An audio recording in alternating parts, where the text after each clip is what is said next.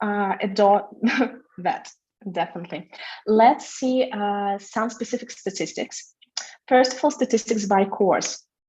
And sorry, I imagine some guys to join us, so I remind everyone that you have to rename yourself in the correct format. Okay, according to these statistics, we see that there are a lot of participants from the first course, 891.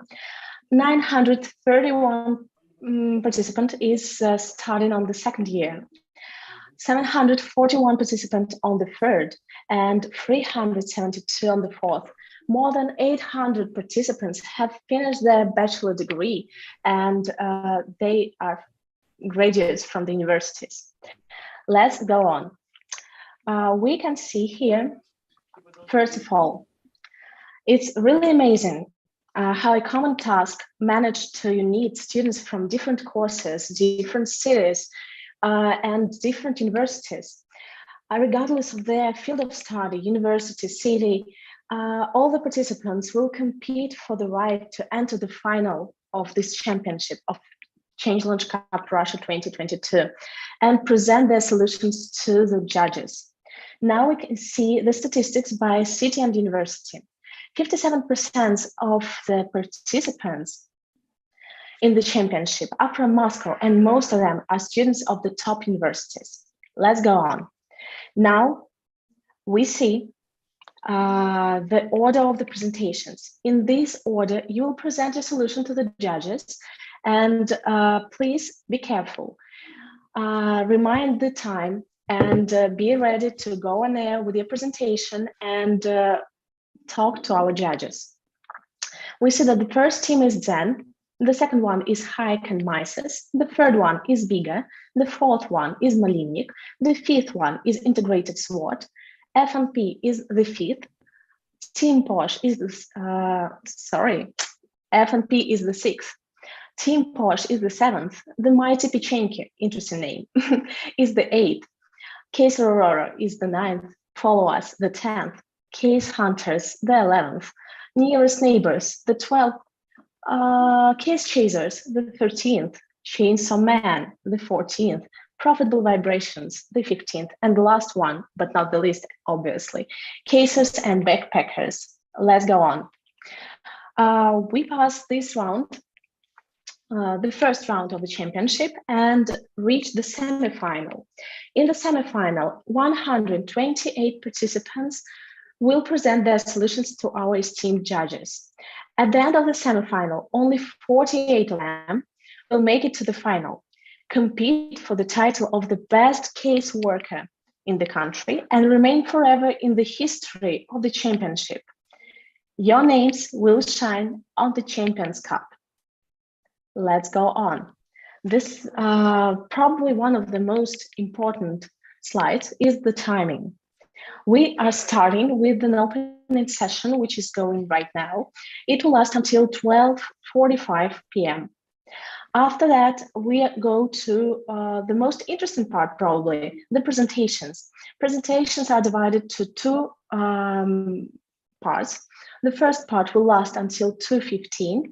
After that, we'll have a small break. And after the break, we'll continue our presentations until 3:55 p.m. After the presentations, the most nervous part, I suppose, for you guys, we will go to the presentation by the Changelent education team. It will last for about 10 minutes. It will be extremely interesting because it's an educational part. After the educational part, we will go to the head talks, which starts at 4 p.m. and will last for about 40 minutes. During the head talks, our CEO of Changelent, Andrei Alyasov, will talk to our esteemed judges, to our partners on different topics. So stay tuned, it will be really interesting. After the head talks, we go to the most, I think, expected and the most, I suppose, exciting part. And this part is the results of the semifinal. After the results, we will go to the feedback from the judges. Our judges will be happy to point out your growth areas and parse your solutions individually. So don't get, stay tuned after the results, I say so. And now, I've told a couple of times about our partners, but now I would like to introduce them to you. We have some general partners: MTS, Henkel, Danone, Sber Students. Also, we have some official partners: PwC, EY, Gazprombank, Mars, and at HEC. One moment, sorry. Yep. I'm just adding some guys to our event. And at HEC Business School. Also, we have two educational partners, and they are Changelog Education and U-Fight. Let's go on. Also, I want to introduce our esteemed judges from these companies to you. We have tonight with us Siravkina Anatolia from Henkel, Haikina Yulia from Danone, Petrienko Ekaterina from Danone, also Lavrentieva Valeria from Danone, Miala Alina from Sber Student, Kulkova Victoria from EdHec, and Aliva Maria from EY. Let's get prepared for the presentation format. The presentation format will be the following. You will have 5 minutes to present your solution to the judges. After that, there will be 5 minutes for you to answer their questions and for them to pose their questions. Dear judges, I would like to note that after each presentation, you'll have 1 minute to write down your scores to the team. And I will talk a little bit about our partners in the meantime. Let's go on. Probably another important slide. We don't have another. Judging criteria. Let me remind you that the jury will evaluate the teams according to 7 equally important criteria. First one is breadth of analysis. The second, depth of analysis. Structure and logic is the third one. Relevance of the solution to the problem is the fourth. Presentation quality is the fifth. Teamwork, the sixth. And the last but not the least, answers to the questions of the jury. Let's go on. This is the conclusion of the introductory part, and we are moving to the presentations. I wish you good luck, and I'm ready, I suppose, to invite the first team to present their sessions. Probably we can make a minute break. I will stop the demonstration for you guys from Zen team to prepare your presentation to go on air. Dear judges, I would like to remind you while the team is preparing their presentation that if you have some questions to the team, you can raise your hand in Zoom or just turn on your microphone and ask your question. If everyone is ready, I think in a couple of seconds we can start.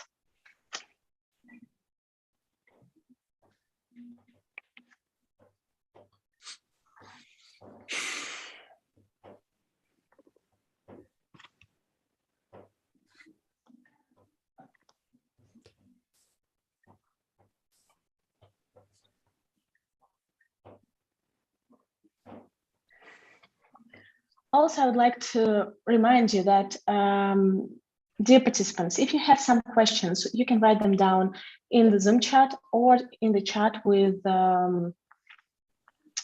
participants of the semifinal in Telegram. I think you guys can start. Dear team, good luck.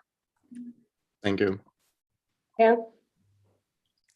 Good day, dear juries. Team Zen is glad to present you our development strategy for Alpra. Artyom, please give us a brief overview.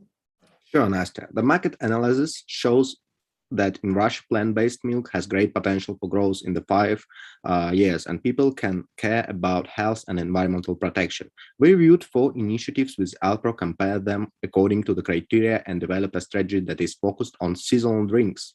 The financial analysis shows that sales have increased by 40%. But why have we chosen neither Danone nor Stishka? Ira will tell us about that in a moment. Thank you, Artem. We analyzed each of 3 brands.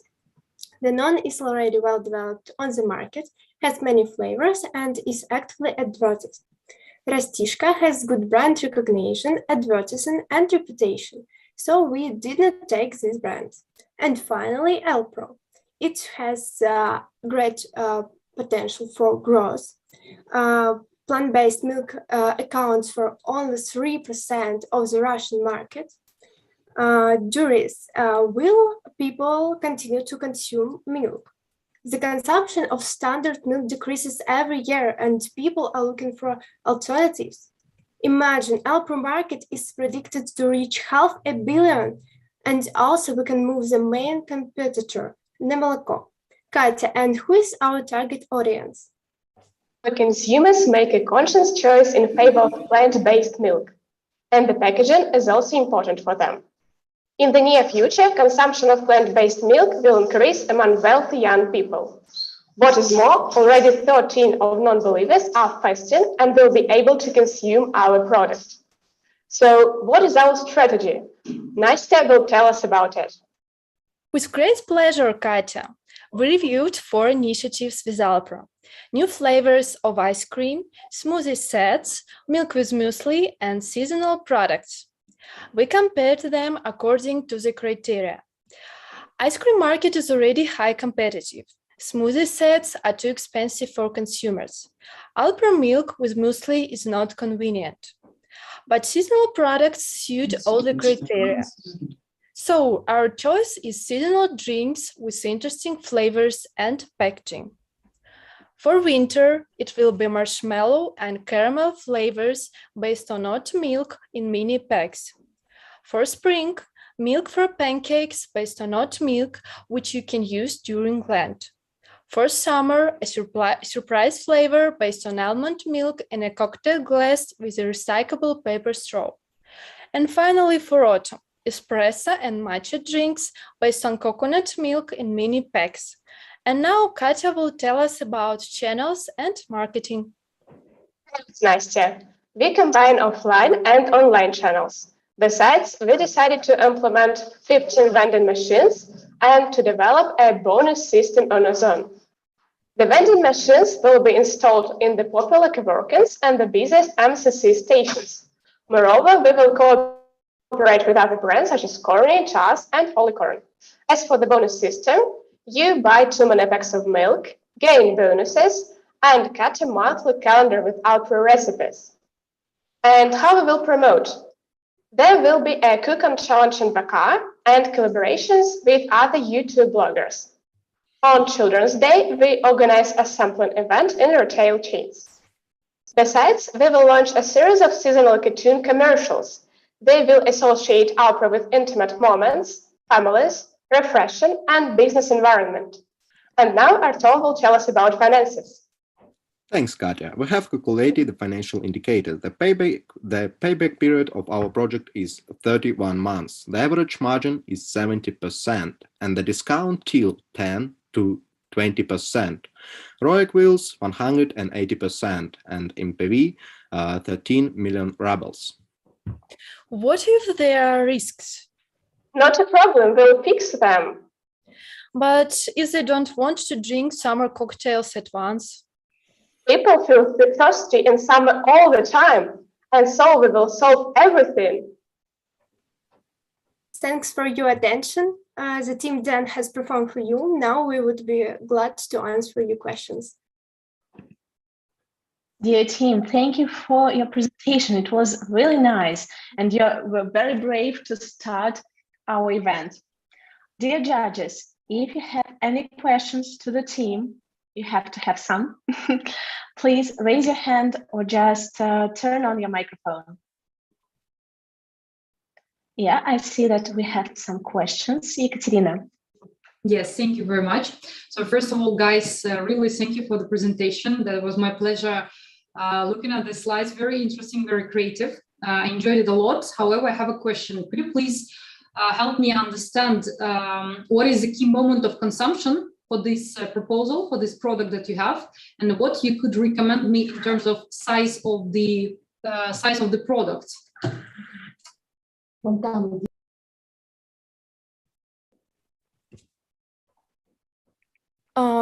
Thank you for your question, Ekaterina. Can you please repeat with more details? What are you interested in? You did not hear it. Do you have connection problems? Last part of question. Can you repeat the last part of question, because we didn't hear it? Okay, yes. So the first one is about moment of consumption that you believe the most important, yes. And the second one is about the size of the pack. What would you recommend us? 1 liter, 100 milliliters, these things.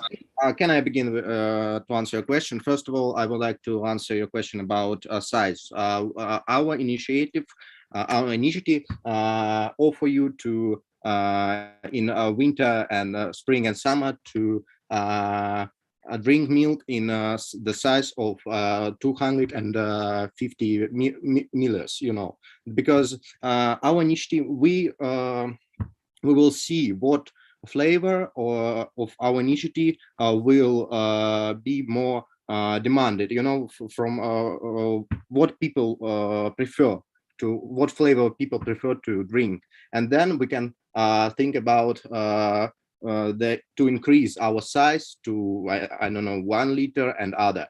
What concerns spring, we offer you to buy 1 liter quart milk, because we have only one flavor, but this flavor is referred to muslins, and that's why this is the main I don't know, the main celebrity which people celebrate all spring, you know, and that's why the size, we think that this size is more demanding in this time. Yeah, girls, if you want to add something, please help me. Yeah, I would love to add that also we've chosen these mini packs because of the trend that people usually drink something like this on the go. There's a trend to eat on the go, and it can be popular among our target audience. Yes, Thank you very much, guys. Yes, I Katya, if you want to add, yeah, I wanted to add that 1 liter package, we used it for cooking, so it is bigger than other packages. Yep. Yes, thank you very much. Ekaterina, thank you for your question. Thank you. Dear team, thank you for your answer. Do you have any other questions, dear judges?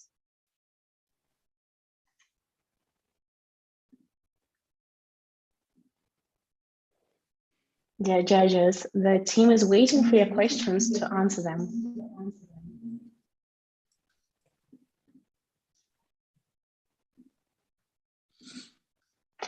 Okay, dear team Zen, I think your presentation was so full that our judges don't have any questions. So thank you very much one more time.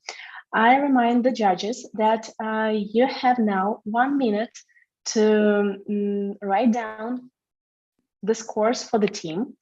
And in the meantime, I would like to present you one of our general partners for the championship.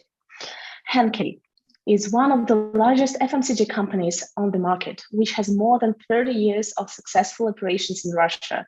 About 2,500 Henkel employees work to make the company's brands available to the consumer. The next team who will present their solution to the championship is Team Hike and Mises. Dear team, I would ask Can you hear me? Can you see me? Hello? Yes, everything is okay. You're on air. Okay. So can you see our presentation? Yes, everything is all right. So, okay. We are ready to begin. Are you ready? Yes, we are. Yeah, sure. Okay, then Good we are luck. ready to start. Good afternoon, colleagues. The High Economics team is on the stage, and today we are glad to present our development strategy for Danone. So let's start. After a SWOT analysis, we concluded that Danone is the most promising brand for a future development. We divided our audience into 3 segments based on criteria affecting consumption. The market analysis revealed that the yogurt market is stagnant, but the low price category could be an advantage for Danone. The best place for offline promotions is the X5 retail group network. To promote our initiatives, we propose a redesign of the packaging and a marketing campaign in 3 stages.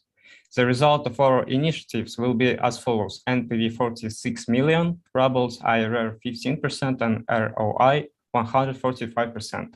Bogdan, how did we choose the brand? Yeah, Alpro is the fastest growing of our brands, but we believe that further promotion will include risks based on high product cost and increased consumer price sensitivity. Rastishka has the largest market share, which is an advantage. But with the stagnant market, there is no opportunity to increase sales because of the difficulty of expanding market share even further. Danone seems to be the optimal brand for development since it belongs to the low price category. It means that despite the stagnation of the market, it can increase its market share with consumer sensitivity to prices. Matvey, who are our consumers? Well, we analyzed our target audience and identified 3 main segments, which are represented on the slide. A common need for all the 3 segments is the need for a healthy and delicious breakfast. We identified several main sales channels and ways to attract customers, which we will discuss in detail later. A survey conducted by the team showed that most people don't eat yogurt for breakfast. But why? The answer is that eating yogurt on an empty stomach is not healthy. However, if you make it a breakfast dessert, it won't lose its nutritional properties. Another important trend in consumption is the high level of consumer interest in brands. The firm is no longer just a food factory, but a public face with its own mission. Therefore, Danone needs to occupy the niche of healthy breakfasts in order to create positive associations with the audience. After the analysis, we concluded that in the stagnating yogurt market, Danone has a low price category and still holds a substantial share of the market. All this gives it opportunities to strengthen its position, but it needs to actively use promotions that are performing well on the dairy market. Now, Bogdan will talk about our sales channels. Yeah, we'll look at both online and offline sales channels equally. The e-grocery market is showing high growth rates and should be involved in our strategy. The biggest players are SB Market, Vkusvil, and Samokat, with whom we will cooperate. A large part of the offline market is controlled by 3 companies that we will focus on. At the same time, it's X5 retail group that we will be our main partner for promotion, as it shows the best results in the industry and has a wide shop base. Our slogan is the nicest morning with Danone. Every letter in the word reflects the features of our products that we cherish and that consumers value so much. N for natural, I for innovative, C for complementary, E for energizing, S for satisfying, and T for tasty. Our key message with Danone every morning is a nice morning. Toля, what can you say about our marketing strategy? Thank you, Bogdan. Through 3 different sales channels, we will conduct a series of promotions designed to increase brand awareness and sales, such as colorful displays in stores and at bus stops. Yulia Savicheva will be our ambassador according to analysis, and hashtags in order to stimulate UGC and create a lasting association with morning. We have concluded that the existing packaging for yogurts and curds has a number of shortcomings that should be corrected. The slide shows an example of a possible redesign. We pay special attention to changing colors. A unique color for each flavor will attract attention, whet the appetite, and be remembered for a long time. Our promotions will be aimed at all channels of communication. In offline, discount promotion in Peterочка on the purchase of 2 different Danone products. In e-grocery, loyalty program with points awarded for purchases. In social networks, a promotion tell about your breakfast with Danone and win prizes. Now our captain will announce the implementations and results. The step-by-step implementation of all initiatives will ensure the best possible interaction with consumers at all stages. The main risks are reluctance to make a first purchase and low interest in packaging. To mitigate this, we will run promotions and competitions and redesign our packaging. We have considered 3 scenarios, and in a realistic scenario, NPV is 46 million and an ROI is 145%. Thank you for your attention. We are ready to answer your questions. Dear team, thank you for a thoughtful presentation. I think that judges are ready to ask their questions. Yulia, please. Yes, so guys, thank you very much for your presentation. It was very full and interesting. I'm really surprised by this analysis. And the question from my side is, what will be the way how to enter the Fusville stores? Because we know that this is quite difficult. Well, thank you for the question. Well, I can answer it. Yeah, Bogdan, please. Our collaboration is aimed at a specific segment of the CA represented by young and rural people. And we think that the Fusville has an optimal conditions for that. So they actively use this service. And we think that maybe some problems that could happen can be solved by change our collaboration. So if Fusville doesn't want, we can change it to Samokat or other variants. So it's not a monopoly on the market.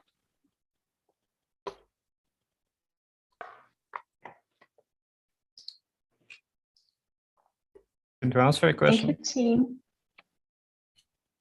Thank you. You're welcome. Anatoly, I see that you have raised your hand. Exactly, yes, thank you. Thanks, guys, for the presentation once again. I have a more general question, I would say. Considering that Danone as a brand is something well established on the Russian market already with a long-term history, can you please elaborate more on why did you exactly choose this brand in terms of the why this you think can be really a game changer for the whole organization? Well, I can answer it too, because it was my slide. So we think that consumer behavior is changing. People have recently started to pay more attention to price and choose products from a lower price category. So therefore, there is a risk that demand for Alpro will fall. So the yogurt market will continue to stagnate. We show you some graphics. And the only way to reach the plus side is to take market share. And in this case, Rastishka is problematic because it's already have a big share. But Danone have a low price category, so it will be popular. And also it have a space to grow because we have only 30% of our market. So we think all these factors should be will help. Okay, yes. Thanks. Thanks for the answer. Fair enough. Thank you. Thank you for your question. Ekaterina, do you have any questions? I have seen that you raised your hand or not. If it is question for me, no, I don't have questions. Okay. That's perfect. Dear team, thank you for your presentation one more time. Dear judges, you have 1 minute to write down your scores to the team. And in the meantime, I will present you our next general partner, MTS. MTS is the largest telecommunication company in Russia and CIS, which was included in the top 5 of the leading companies in the sphere of sustainable development.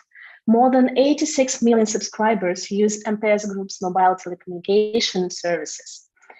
Okay, and we're ready to go on.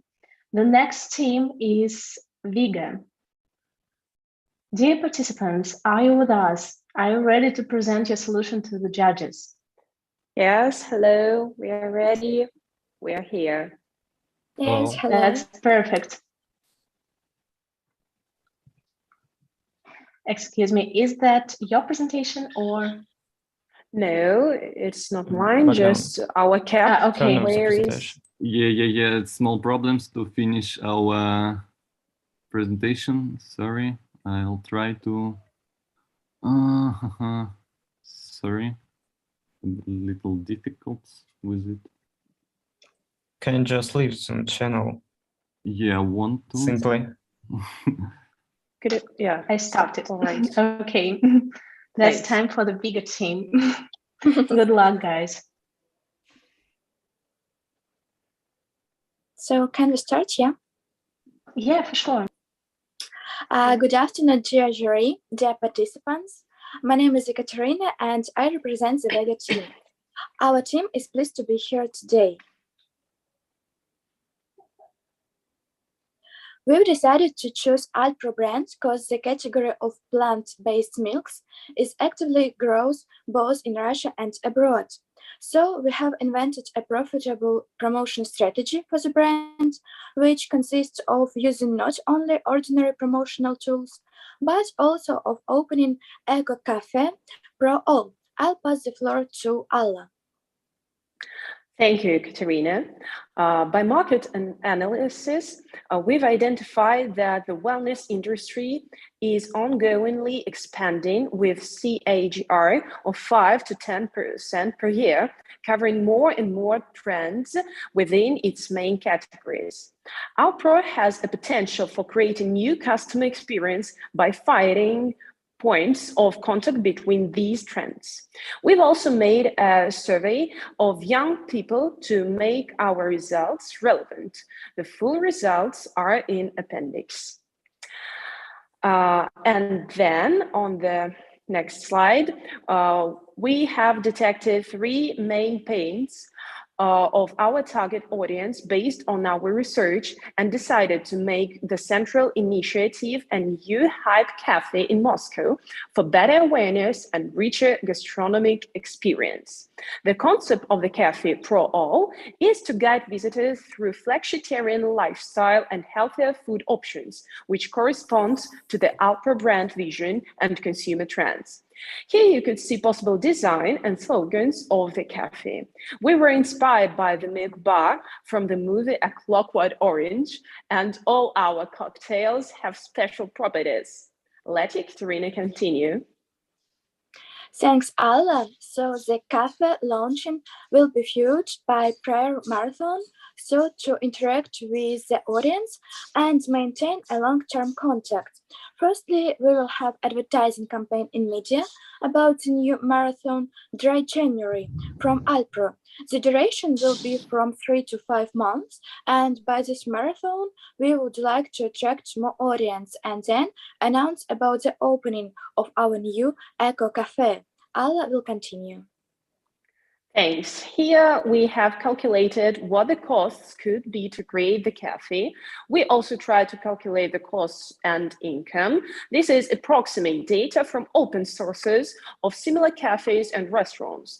As you can see, these mechanics will increase profits by the 1st of January 2025, almost 3 million rubles. Let Gleb continue.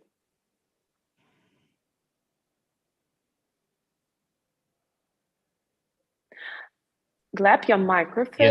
Yes, thanks. And here our team Vega consists of PR, business analysis, and project manager. And next slide, our appendix. Yeah, we've also put the rest of the case study questions in the appendix of the presentation. And for example, here you can see 3 possible options of the design for our cafe.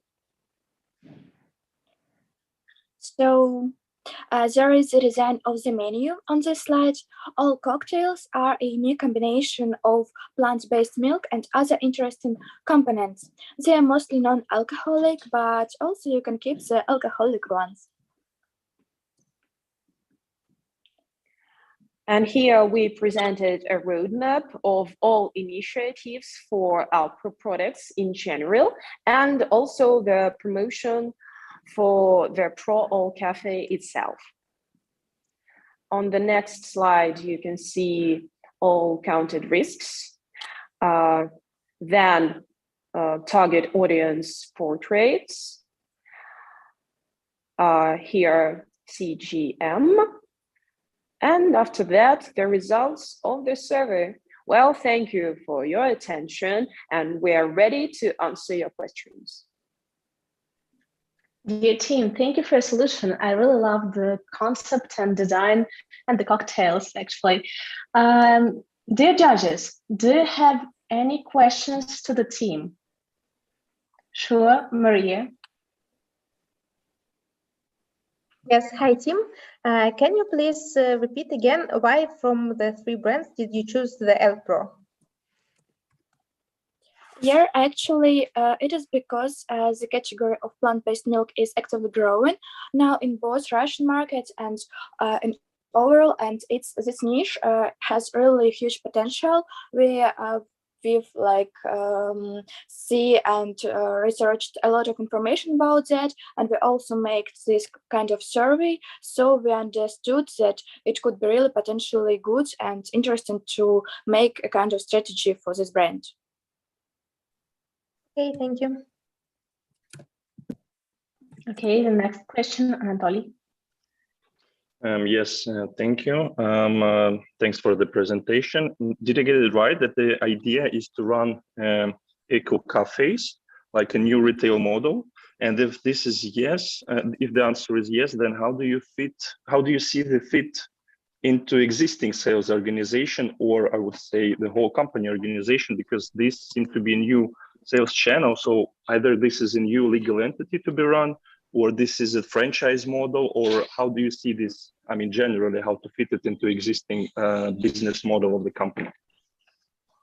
Frankly speaking, we were really thinking about this issue, and we decided that the best option will be opening like a cafe, like not as a franchise, just a cafe where will be all cocktails and all the dishes from the components of Alpro production and so on. And the positioning will be from our brand, but we decided to make the name of the cafe a little bit different from the brand, but still connected. So pro all, it's like pro everybody. And because now ESG topic is really important, and we will like our goals and our like conception will actually be with this like ESG topic, on also about the lactose intolerance that cause skin rashes and so on.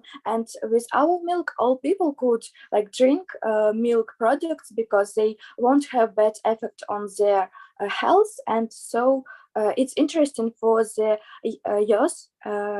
It's like our research, our survey conducted our results. So am I right saying that your idea is to create a new business within the existing Danone organization, run, let's say, separately, but still internally? Yeah. Okay, definitely. Thanks. Thank you very much. Dear judges, do you have any other questions to the team?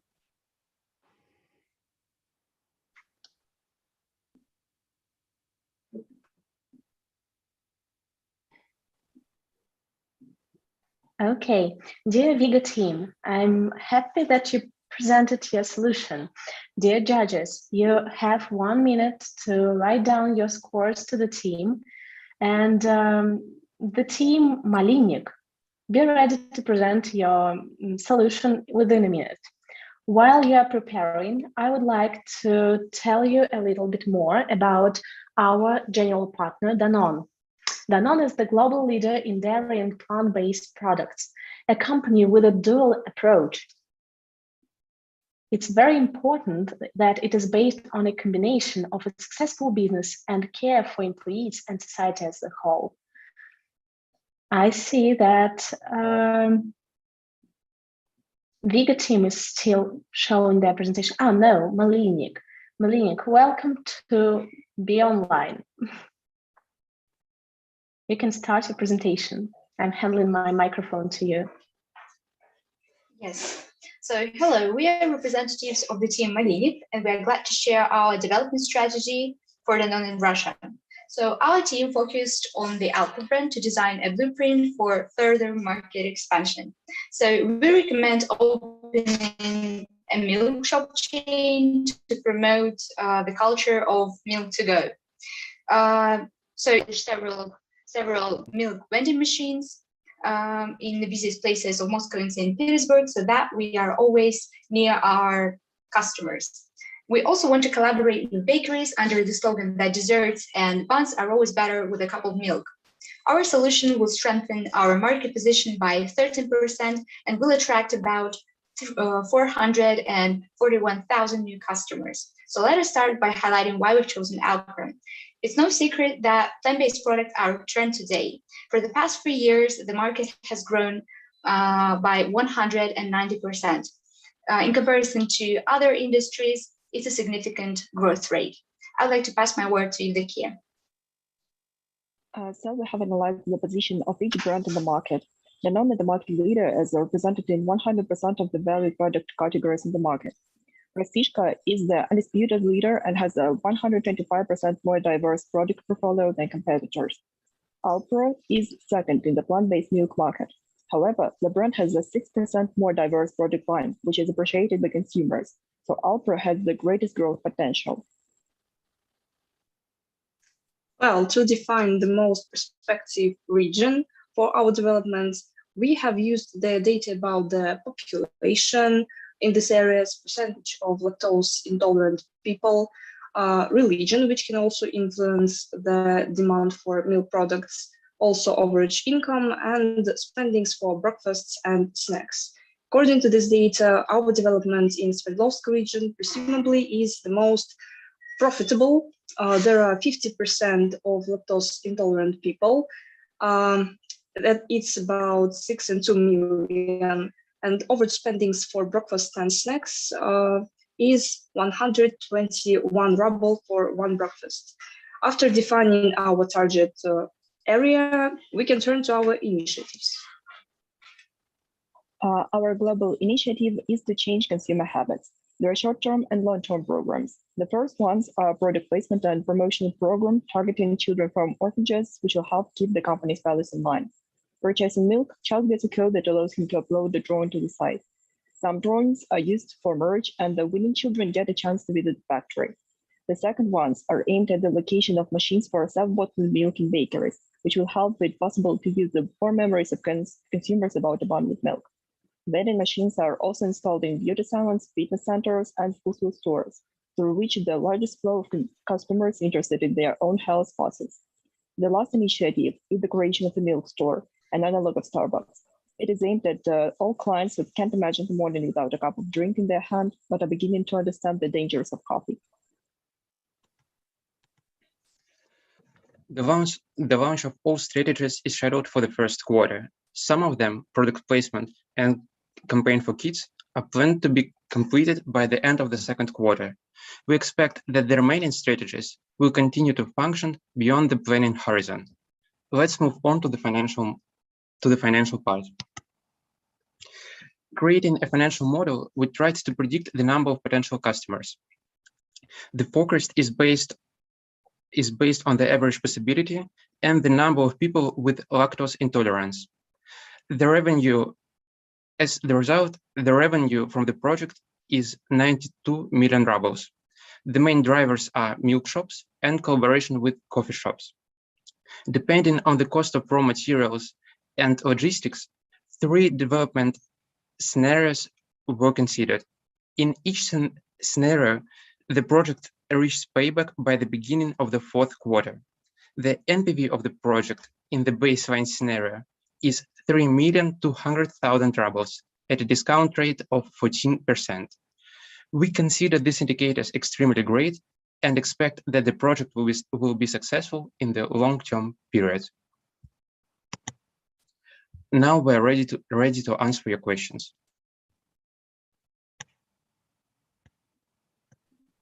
Malinik, thank you very much for your presentation. I love your virtual background. Maria, I see that you have a question for them.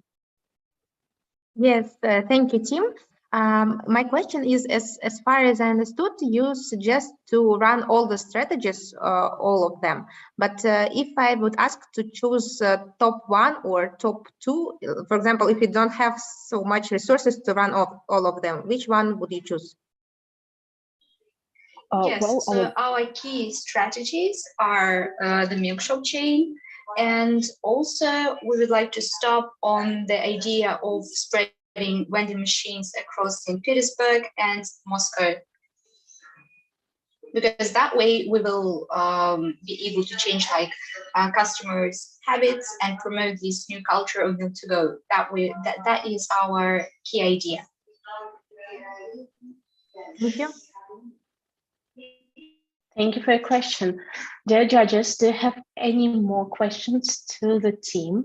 Yes, I would like to ask also. The team, thank you very much for the presentation. It was very interesting. I really liked it that you have a lot of proposals. However, I have a question for top two ideas that you have. The first one was for milk shop. I think you answered already. The second is for coffee shops. Could you please tell me what would be the main challenge for you to drive Alpro in coffee shops? We assume that a lot of resources will be required to ask baristas to promote Alpro in the coffee shops. So we have to collaborate with the top management of these companies, and that might be quite difficult. Mm-hmm. All right. Thank you. Thank you for your question. Do you have any other questions, dear judges?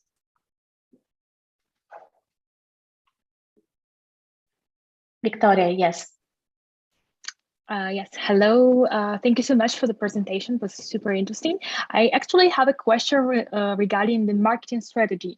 I saw that in some of your solutions you provided, like a brief description of how it could be applied, how different marketing strategies could be applied.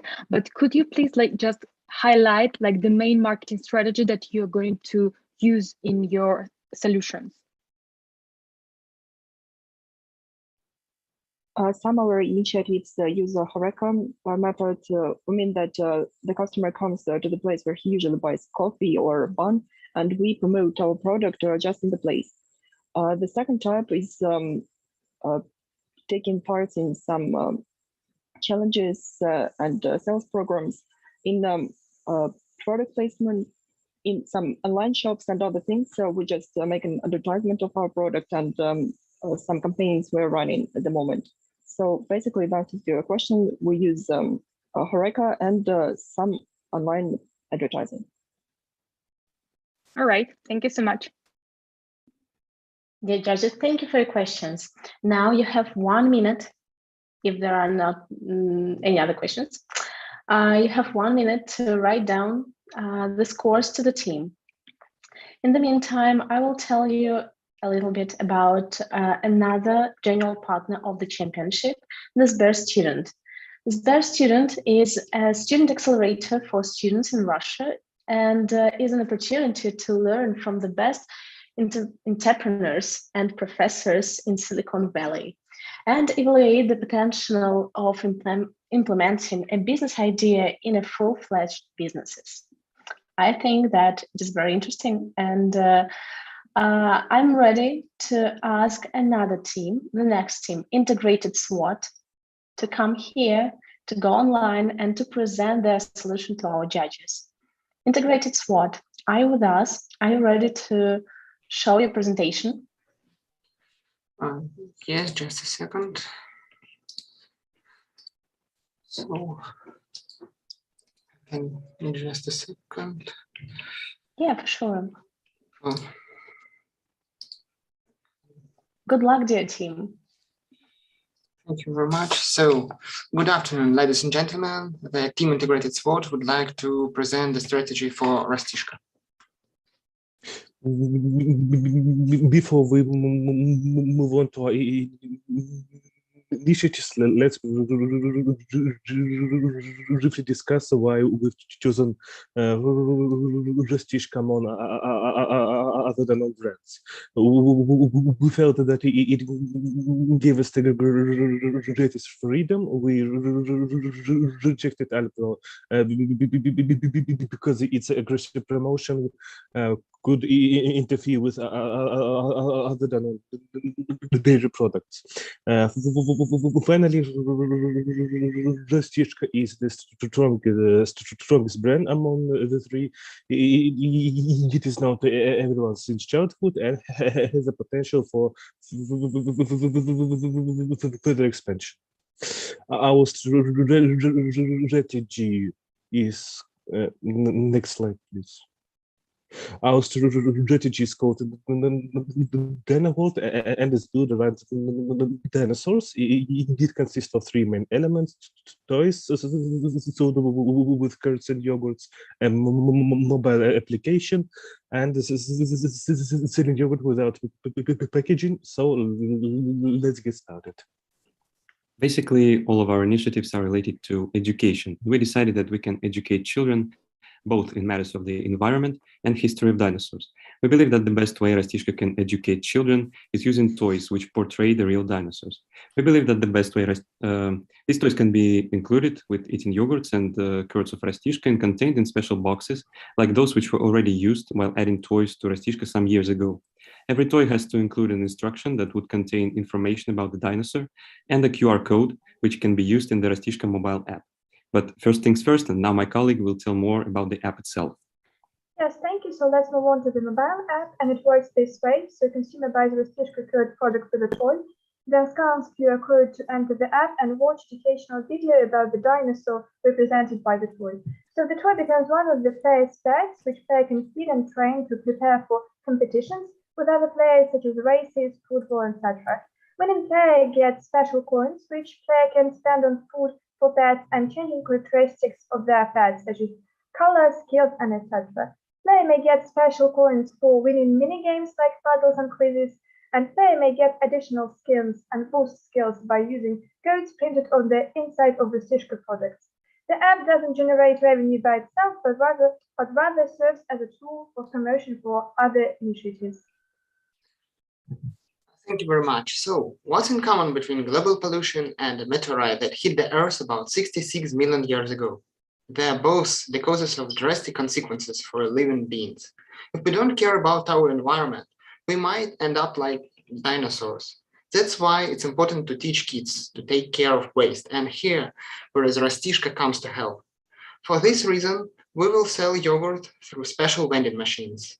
The machine is designed in such a way that it allows you to store up to 80 liters of yogurt for a long time. Our customers will be able to buy Rastishka yogurt during a trip to the shopping center, while the yogurt will be served in a cardboard package that does not harm the environment. Moreover, during the preparation of yogurt, the machine will play an educational video about the extinction of dinosaurs and taking care of nature.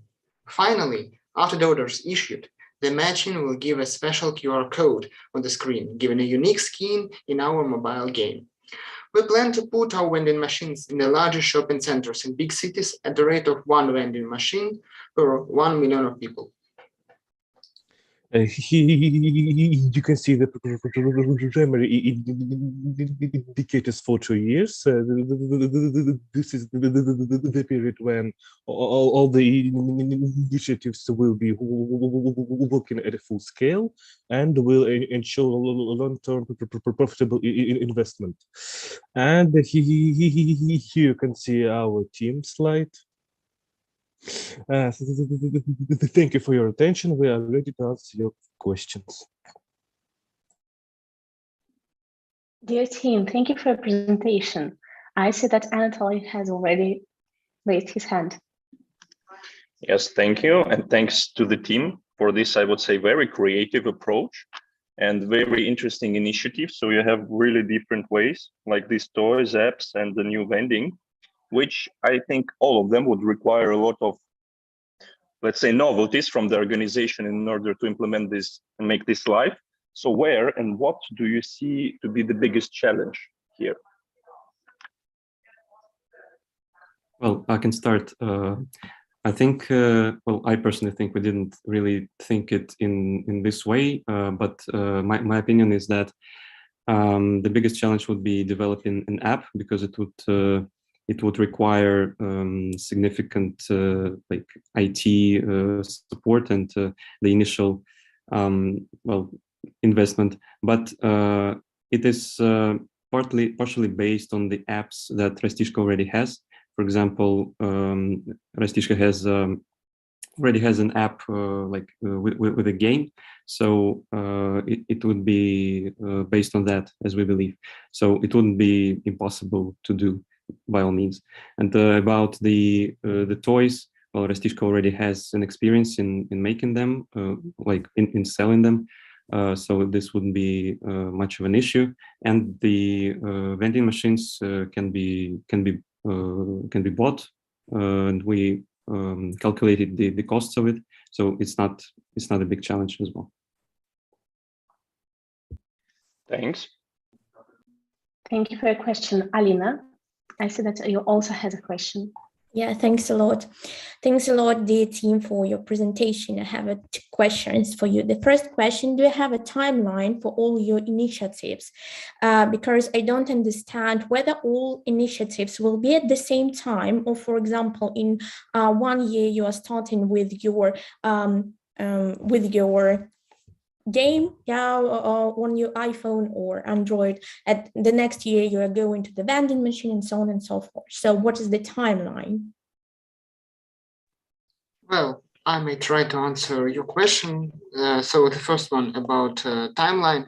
Yeah, we have a plan that the app and toys should be created in the first 3 months, and it's harder with the vending machines. So we had an idea that we should firstly buy about 13 vending machines just for Moscow in first 3 months of our campaign.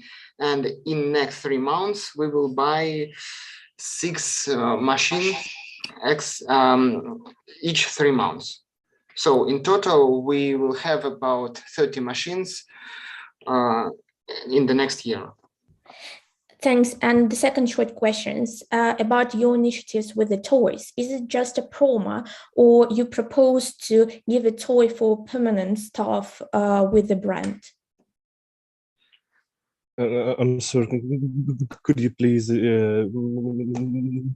make your question a little clear? So whether or not the toy will be for forever in your initiatives, or is it just a promo for, I don't know, some quarter or something like that? We thought about these toys as previous toys which were in Rastishka, so of course they are all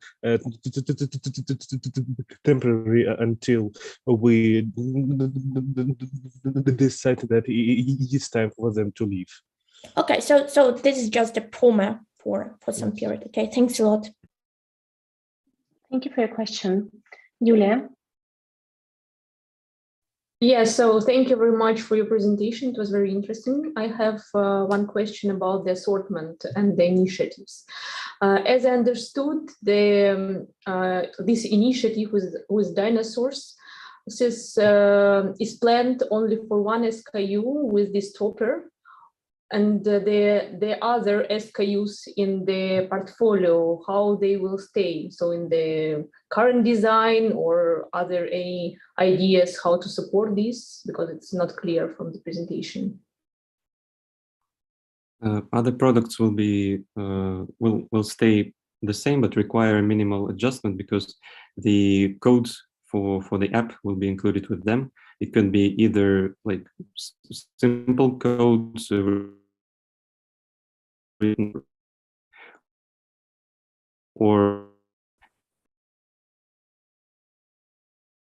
the rest of the products which do not contain toys will also participate in this strategy.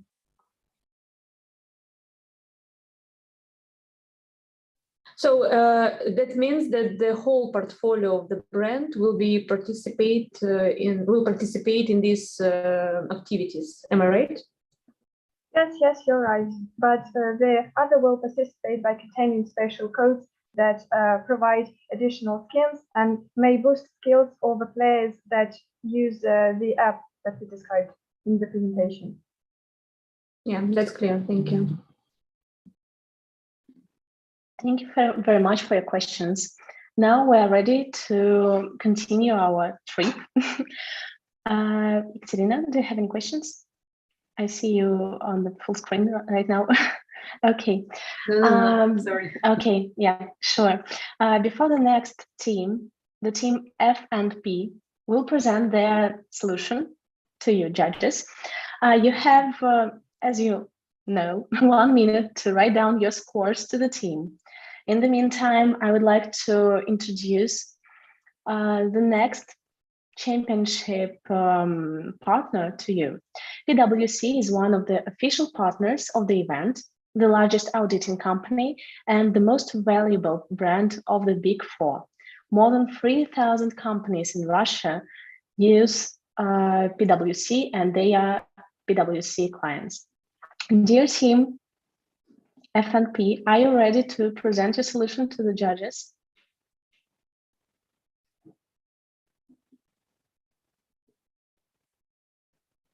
Hello. Can you hear me? Yes, everything is all right. Okay, just a few seconds, please. Some technical issues. Okay, sure. We're ready for your presentation.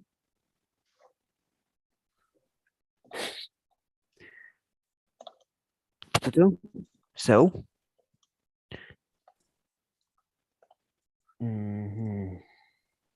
okay. Can you see the screen? Right now, yes, everything is all right. You can start. Good luck. Thanks. Okay, good afternoon. We are F&P team, and today we'd like to introduce a development strategy for the Rastishka. Our strategy is mainly focused on introducing a completely new product for the brand.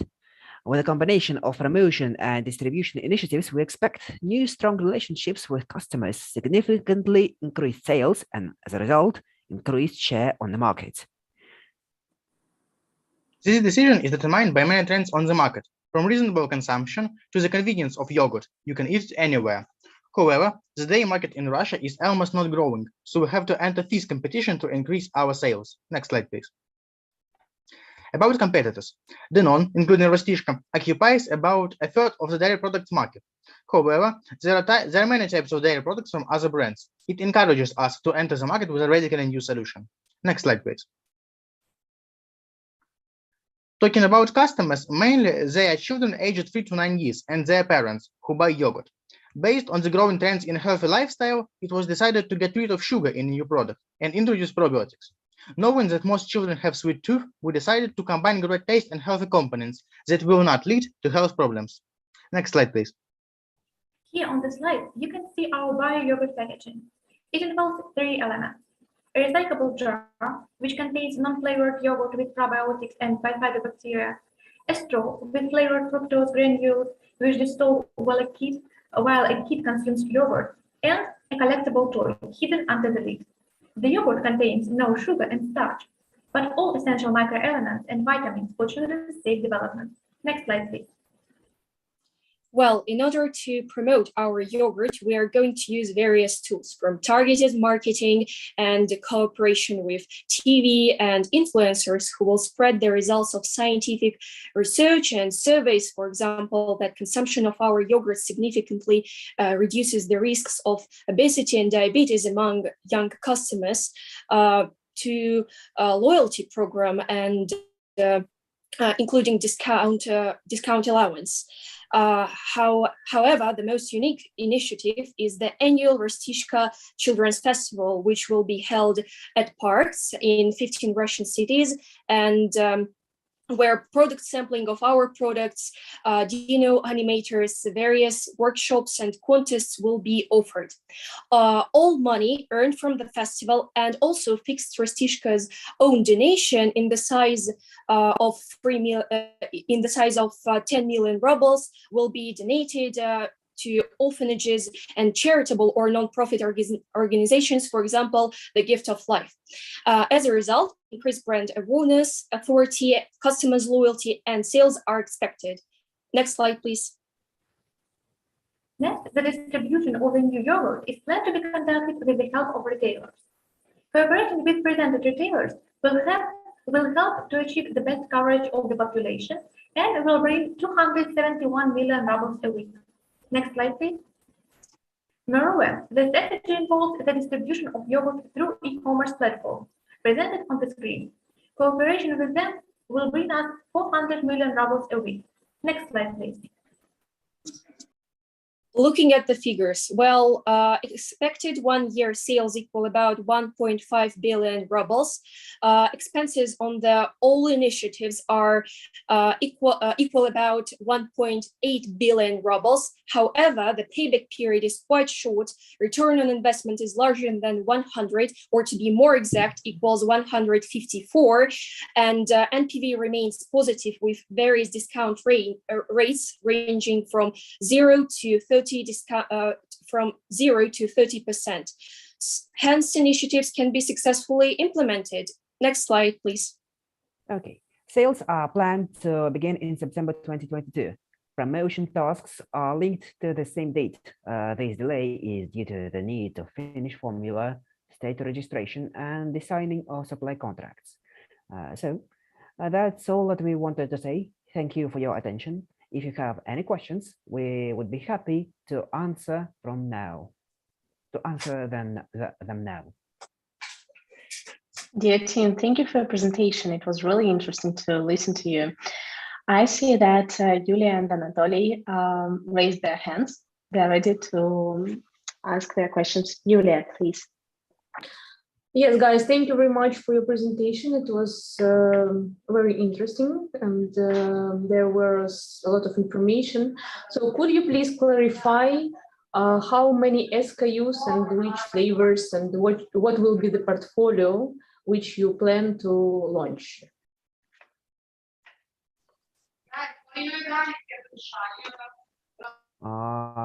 Talking about tastes, we're going to use various tastes, but the main one will be 3. It will be cherry, it will be mango, and it will be strawberry. These flavors were chosen because due to statistics, these flavors are the most popular among young customers.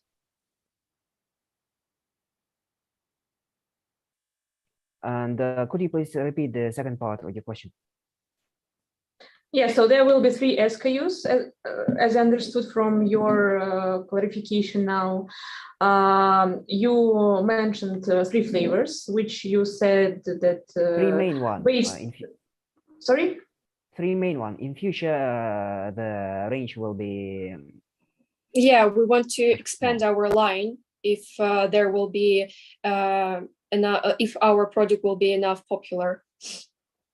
Okay, and out of these 3 flavors, which will be the hero SKU based on your statistics? The strawberry one, because according to the statistics, as we have already mentioned, the strawberry flavor is the most favorite among young customers. Okay, thank you. And one more question. And this fruit straw, this will be like the same in all 3 flavors, or it will be different in each one?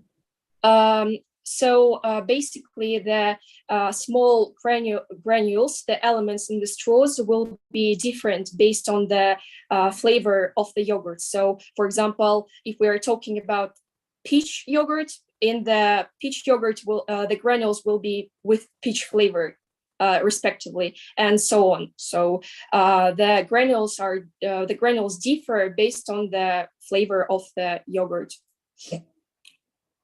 Thank you. Thank you. Anatoly, your question. Thanks. Thanks for the very comprehensive presentation first. My question would be regarding the timeline. that you shared. If you could you go to this slide? As far as I understood from this perspective, the TV and all the other promotion starts within the same time period as the sales start. But how do you find this in terms of, look, I mean, the consumers will see the promotion, will see the TV, and they would like to find the product on the shelves, but the distribution isn't yet there. Yeah, so you would promote something that hasn't yet arrived to the shelves, to the retailers. What's your attitude towards this fact?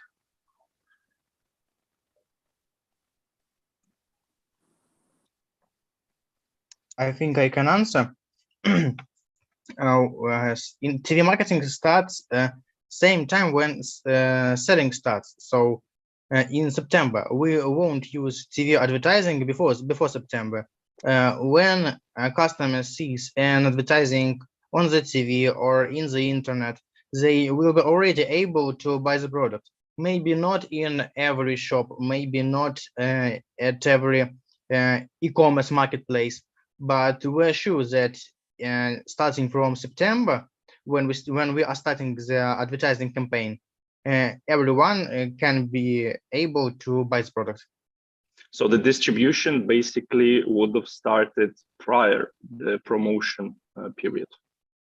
They are starting in September, so you can see this on the timeline. We start manufacturing from August, and by September, our product is already on the shelves. Mm-hmm.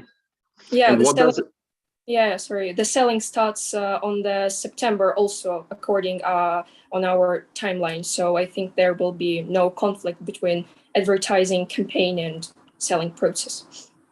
Okay, and also one tiny question in the very same regard. I see that the manufacturing process is basically ongoing together with the sales. How come?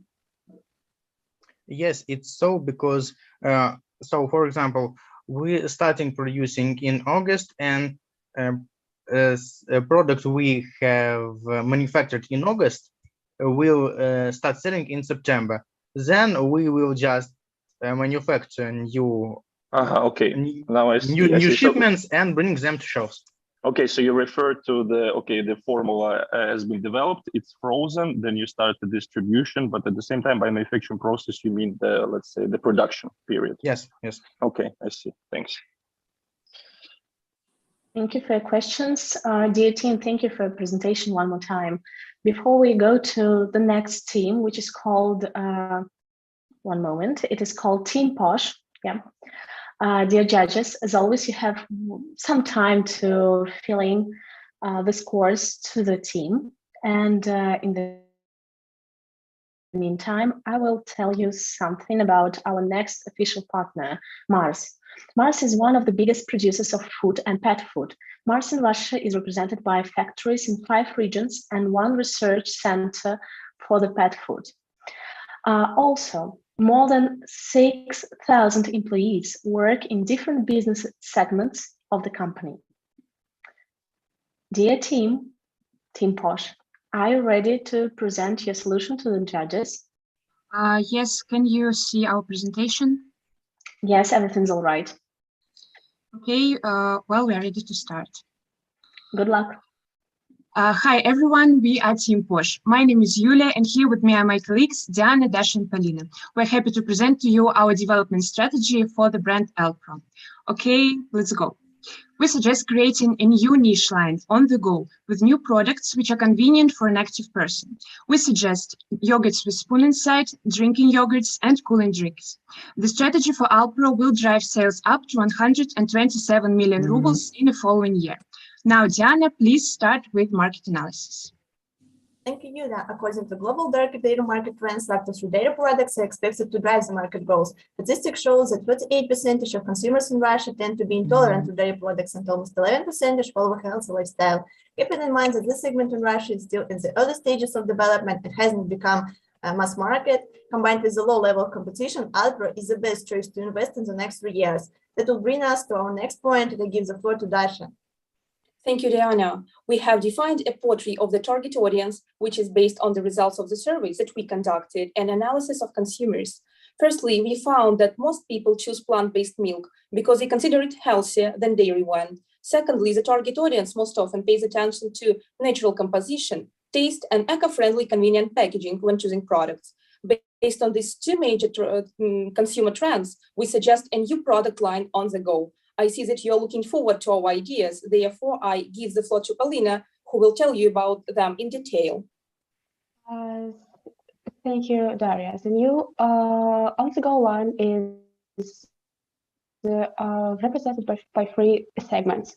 Yogurts with a spoon, drinking yogurts with the most popular flavors, and cooling drinks. Each product is distinguished by convenient packaging, small size, a combination of taste and useful properties, and a low price. We have developed the design of each of them, which you can see on this slide. And now Daria will tell you about marketing. Thank you, Polina. You may ask, how do people find out about our products? To do this, we have developed a multi-channel marketing strategy that includes online and offline channels. Online channels include collaboration with bloggers whose audience matches with the target audience of our product, and buying advertising lines and ads on the first word in the most popular online marketplaces.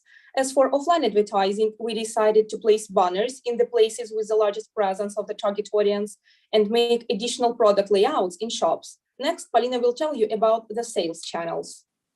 Thank you, Daria. We have selected 4 sales channels: offline stores, vending machines, marketplaces, and coffee shops. We choose offline stores with the presence of healthy food promotion programs. We choose vending machines in business centers because of on-the-go format. We also use marketplaces that are market leaders in sales of the e-grocery segment. In the future, we plan to launch cooperation with coffee shops. And now I give the floor to Diana.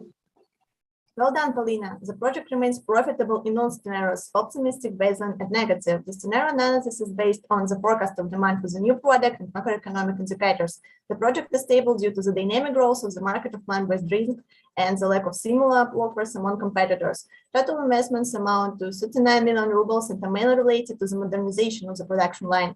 After a year from the start of sales, MPV will achieve almost 50 million rubles, and the project will pay off in 1 year and 1 month.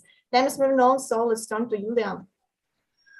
Thanks, Diana. Here's our team that worked on the case. In the appendix, you can also find risk matrix, Gantt diagram, and some more additional market research. That was all from us, and we hope that you enjoyed our concept, and we would be happy to answer your questions. And sorry that the presentation wasn't full screen. I think we have some technical issues here. Dear team, thank you for your presentation. We really enjoyed it.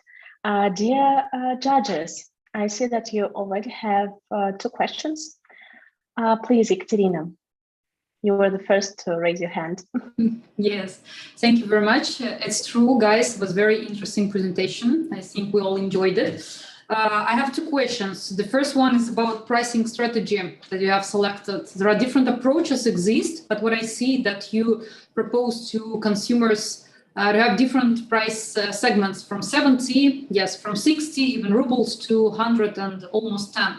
So could you please explain why this different pricing per pack would work better versus having same price for the whole subline of Alpro?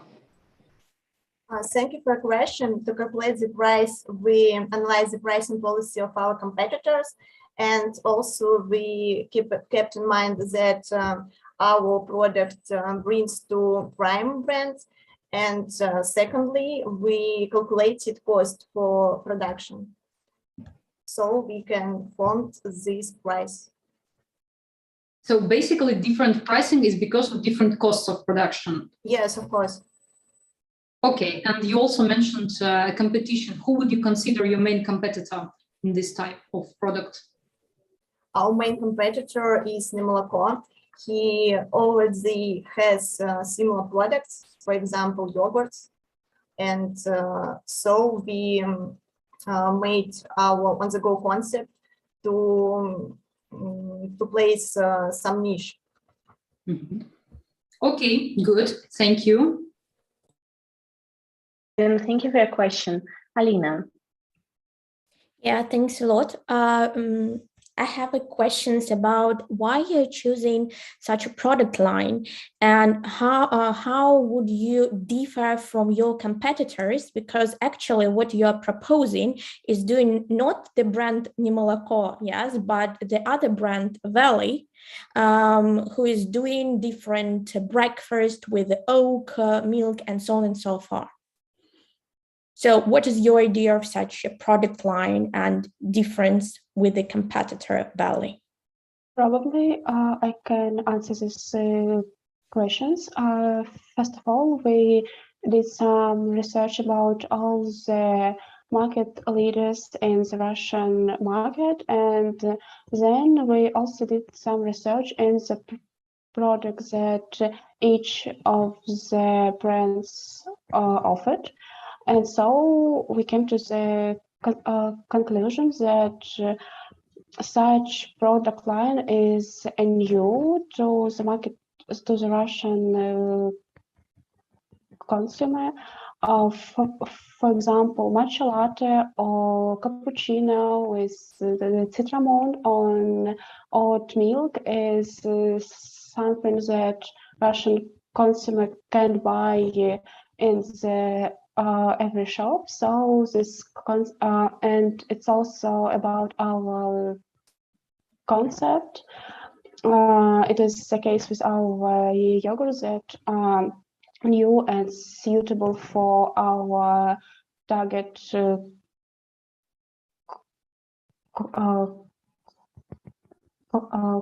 consumers.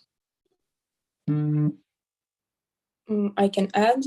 We analyzed target audience and we found out that they prefer active and healthy lifestyle. So that's why we choose on-the-go collection, because it's easy to take to study or to work and eat or drink it right there.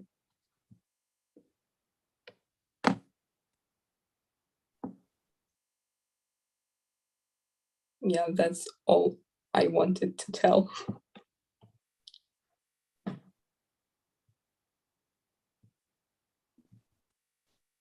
Alina, have the team answered to your question? Lovely. I think we have another questions from Anatoly.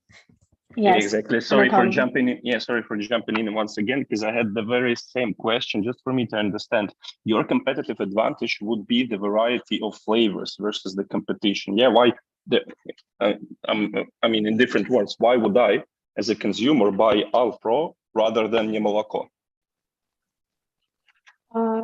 First of all, because Nemoloko don't have such products. The product line of Nemoloko is consists of some desserts, for example, with strawberry, but they don't have this packaging, the convenient packages that we can use in our daily life. They also don't have yogurts with granola and with a spoon, and they definitely don't have such chilled drinks. So our line is more convenient for our consumers, first of all, and secondly, it's also some new products. And they are based on different plant-based milks other than Nemoloko, and all in all, maybe some consumers they are in little different price categories, Nemoloko and Alpro, and mainly many consumers have more loyalty to the brand Alpro. Okay, thank you. Thank you very much for your questions. Before we go to our last team before the break, dear Team Posh, thank you for your presentation. Dear judges, we have, as always, some time to fill in your scores to the team. And before the mighty Pechenki, the last team before the break, prepares their presentation, I would like to tell you something about Gazprombank. Gazprombank is one of the largest universal financial institutions of Russia. It has been successfully operating for more than 30 years and has 5 million retail customers, and also is an official partner of our championship. Dear team Mighty Pechenki, are you ready to present your solution to the judges? Good afternoon. In a moment. Now I'm starting to demonstrate the screen. And please say when you can see our presentation in full. Everything is all right. We see a screen right now. Sorry. And just a few more moments. Yes, everything is nice. Good luck. So, and here we go. So, good afternoon, dear colleagues. Now the Mighty Pechenki team would like to present its solution. We will be looking into the Alpro brand. We will start with validating our choice, move on to proving the benefits of the solution, and wind up with a brief glance into the economic gains. So then, what makes Alpro stand out to us? Ksenia? To determine the most suitable brand for further investment, we conducted a comparative analysis of the given brands. Criteria such as the solid customer base, the stage of the industrial life cycle, and relatively low awareness of Alpro allowed to uncover its full potential with influx of investment. Besides, the consumption of plant-based drinks is constantly increasing, and Alpro is a vice leader on the Russian market with a share of 21%. Nevertheless, Alpro is not the only brand of Danone, and we proceed with further analysis. Daria? Thank you, Ksenia. Our next question is, how do Danone brands compare? Danone and Rostishka have been present on market for quite a long time and have already managed to become well-known and sustainable brands. Moreover, they are already at the stage of maturity. At the same time, Alpro is in a stage of growth. Hence, it is a prospective brand with high return of investment potential. As such, lucrative investment potential and rapid growth rate would justify Alpro choice among these three brands. Next slide, please. Moving on to the market analysis. Alpro has three main competitors, Nemoloko, Vel, and Velio. Using a bistro matrix, we divided competitors into sectors where they currently belong on the market. According to this tool, Alpro has just entered the star sector, which means it has a high market growth rate, and at the same time, the brand enjoys a large market share. Further development will help to reinforce its market position and staying competitive. But how? Polina, please. Thank you. We propose cooperating with Vkusvil. First of all, we suggest launching the production of Alpro yogurts and desserts in Russia in order to reduce the price of the product. Then we will provide exclusive products only in Vkusvil and promote them via popular social networks like TikTok and Instagram. But why do we choose Vkusvil? Well, it welcomes new partners. Then it has a similar mission and similar target audience with Alpro. And finally, Vkusvil's code of business conduct is in compliance with Danone's strategy. So this partnership will be a win-win strategy for both of them. Vkusvil will attract target audience for Alpro and provide different occasions of consumption, ways of promotion, and distribution channels. Such investment is more efficient for Alpro than starting production and marketing from scratch. Vkusvil will also benefit from extra advertising and expanding of its plant-based products range. In prospect, Vkusvil and Alpro may launch cooperative projects and recycling programs. The decision we suggest will result in increasing both of ROI parameter up to 27% and of Alpro's market share. Ksenia? The developed financial model accounts for three possible scenarios, with the key variable being the average check for the new product and gained market share depending on the success of the solution implementation. Essential expenditure and investments, as for the required OBPPC cycle, are also given on the slide. New products in the form of other plant-based meals would have to be distributed exclusively via Vkusvil chain. and higher than average price because of, firstly, the status of premium segment, and secondly, to accommodate for initial investments in the short term. To see more our calculations, we would like you to open our financial model. Andrei? Summarizing, all in all, investment in Alpro is nothing less than promising. Given the successful implementation of the proposed initiatives, the ROI parameter can go up as high as 39% at the very optimistic scenario, and as high as 27% at the down-to-earth, most realistic one. To reiterate, among the key recommendations are product line diversification with the already existing products from abroad, and exclusive multi-aspect cooperation with Vkusvil. Through beneficial differentiation from other kitchen brands, Alpro is sure to solidify its wise market leader position and enjoy significant investment payback in the course of 2023. We thank you for your attention and are ready to answer your questions. Dear team, thank you for your presentation. How many questions already? Alina, you was the first. Yeah, dear team, thanks a lot for your presentation. Am I right that the only initiatives that you are going to propose is the collaboration with the Vkusvil? And what about the diversification of the risk? If the Vkusvil will refuse this line of the collaboration, what you're going to propose? If my Polina? teammates allow me, we don't propose only cooperation with Vkusvil. We propose also launching the production of Alpro's yogurts and desserts, not only plant-based drinks. So in this way, our brand will be more advantageous in front of the customers than others, because in the Russian market, we have mostly plant-based drinks, but not yogurts and desserts. And may I add to the answer of my colleague that we chose Vkusvil especially because of their policy of cooperation with other brands, and Vkusvil is open to new collaborations, and therefore we expect it to approve of the enterprise. Okay, thank you. Thank you for your question, Maria. Yes, thank you, Tim. Actually, I also have a question about Vkusvil. As we know, it has limited geographical expansion, so mostly central Russia. Do you have a plan B or a second choice partner for the rest of regions? Well, if my teammates do not mind, I'll answer this question. And we've looked into that.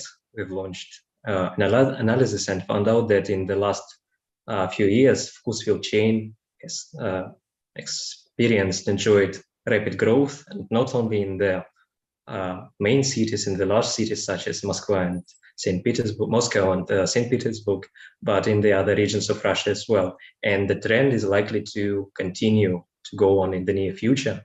And so we expect the Vkusvil to become omnipresent. Okay, thank you. Thank you for your question, Victoria. Yes, thank you so much for your idea. And I'm actually wondering, could you please tell what do you consider as the main challenge of your strategy, of your solution?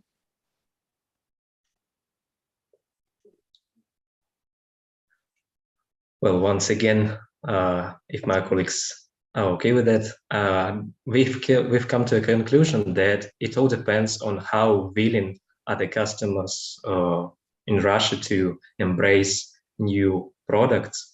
And pretty much this is the very gamble that we'll have to take.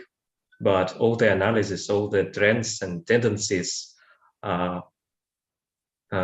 show that people are ready and they are willing to buy sustainable products. They are gaining much more interest in plant-based milk, and we've got some statistics on one of the first slide that the consumption has increased dramatically in the last couple of years.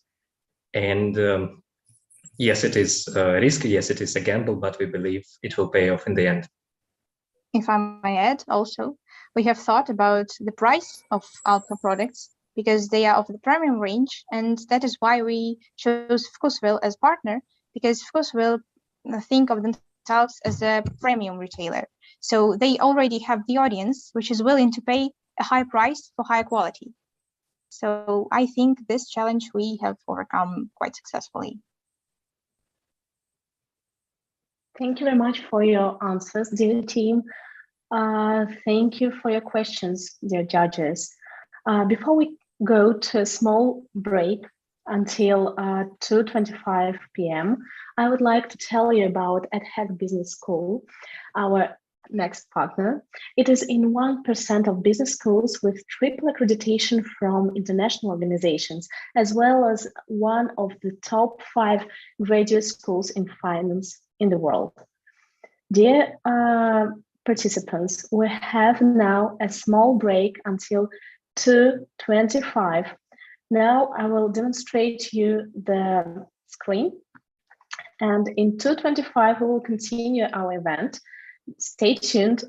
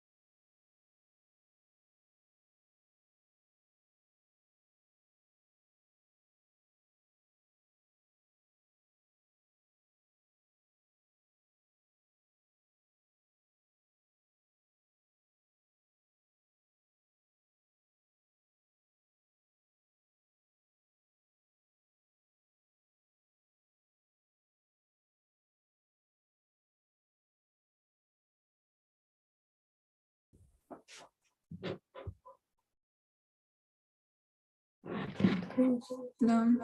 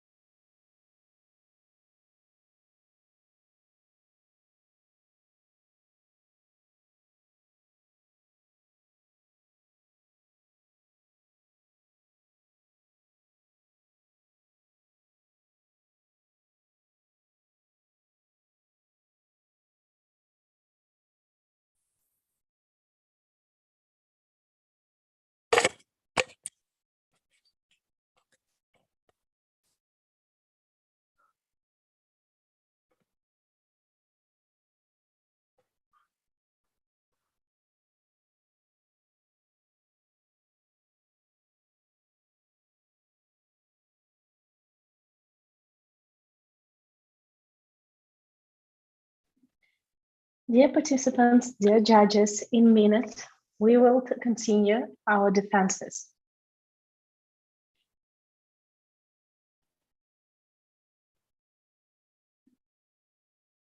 Hello again, and the next team to present their solution will be Kaiser Aurora. Interesting name. Oh, I see your presentation already. You can start.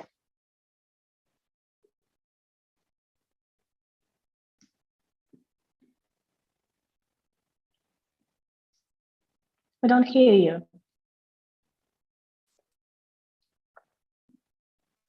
Please turn on your microphones. Yeah, sorry. Thank you. Good luck.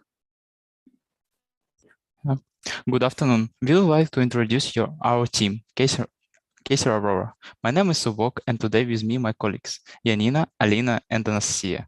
We are going to present you a development strategy for denim brands, Arpro in Russia, which will strengthen in its market position. Let us start with the summary of our suggestion. First, we consider the trends of the Russian market in 2022. We figured out the sports nutrition market is growing rapidly and almost half of the population follows a trend for healthy lifestyle. Then, based on the analysis, we focused on the initiative to launch a new product line, Alpro protein milk. With the help of promotion via social network, the implementation of our initiative will 248 profit, and payback period will be 1 year and 6 months. As a part of analysis, we compare 3 dance brands, Rastishka, Alpro, and Den. By 3 criteria: market capacity, customer base potential growth, each brand's competitors, and capacity of factories. The analysis shows that investing in Alpro has the greatest potential to strengthen its market position, as the 3 million of market capacity allows us to increase volumes of production, as well as valuable Danone's production facilities.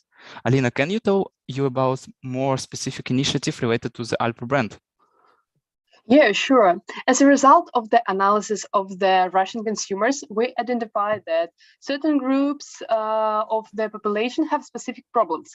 Heart diseases among long-distance runners, protein deficiency among vegans, and inconvenient to carry a shaker to mix protein for athletes.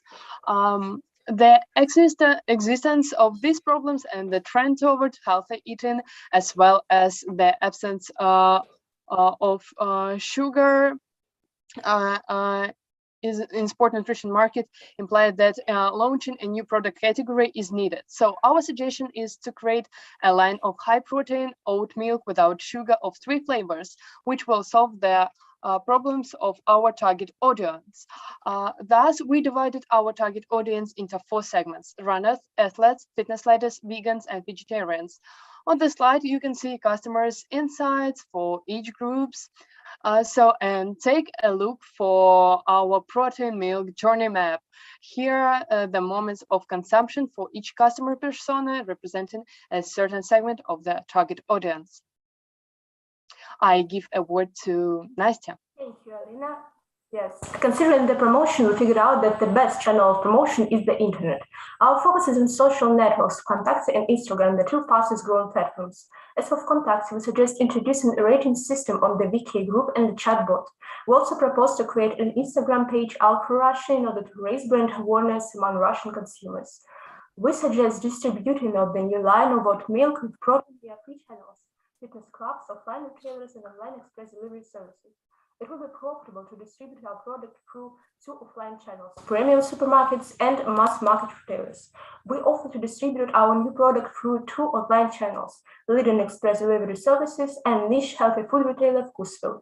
Now I pass the floor to Yanina.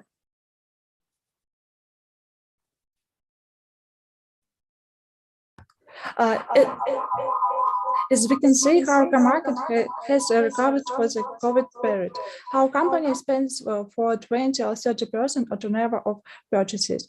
Furthermore, then sometimes lost up to 30% of profit due to low quality supplies. However, we can help to deal with this issue by offering of development of aggregators app that automates by delivery of Alpro and the Danone product by delivering those partner firms. We are sure your initiative will strengthen Alpro potential of the plant milk markets. Thank you for your attention. We are ready to answer questions.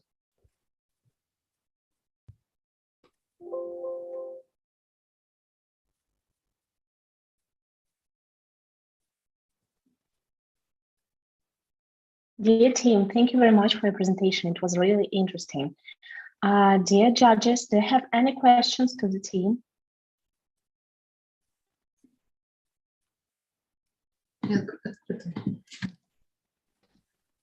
Yes, Yulia. Yes, so guys, thank you very much for your presentation. I have a question about the main, could you please highlight main advantages and benefits of your proposal versus the current range? So how people will understand that this is a really different creature? I will answer this question. How people will understand that our product is different from other product categories of Alpro. So as we have said, one of our initiative was to distribute that protein milk via fitness clubs. But this is not just a way of distribution. It is also a way of promotion, because we will sell those products in refrigerators with the corporate symbolics. Well, by offering this initiative, we imply that customers will see the connection between the protein milk and the healthy lifestyle. And as far as we know, in the all product also, There are no such products that are positioned as for sportsmen or for athletes or something like that. They're positioned as healthy food, but not for the purposes of sports. I will also add to answer this question. Can we switch, please, to brand positioning slide? Thank you so much. Here we may see that our brand not only solve problems, usual problems for vegans and people who lead healthy lifestyle. We also solve problems with the health in terms of heart and in terms of lack of proteins, and no other line of plant products and plant drinks cannot help to deal with this issue.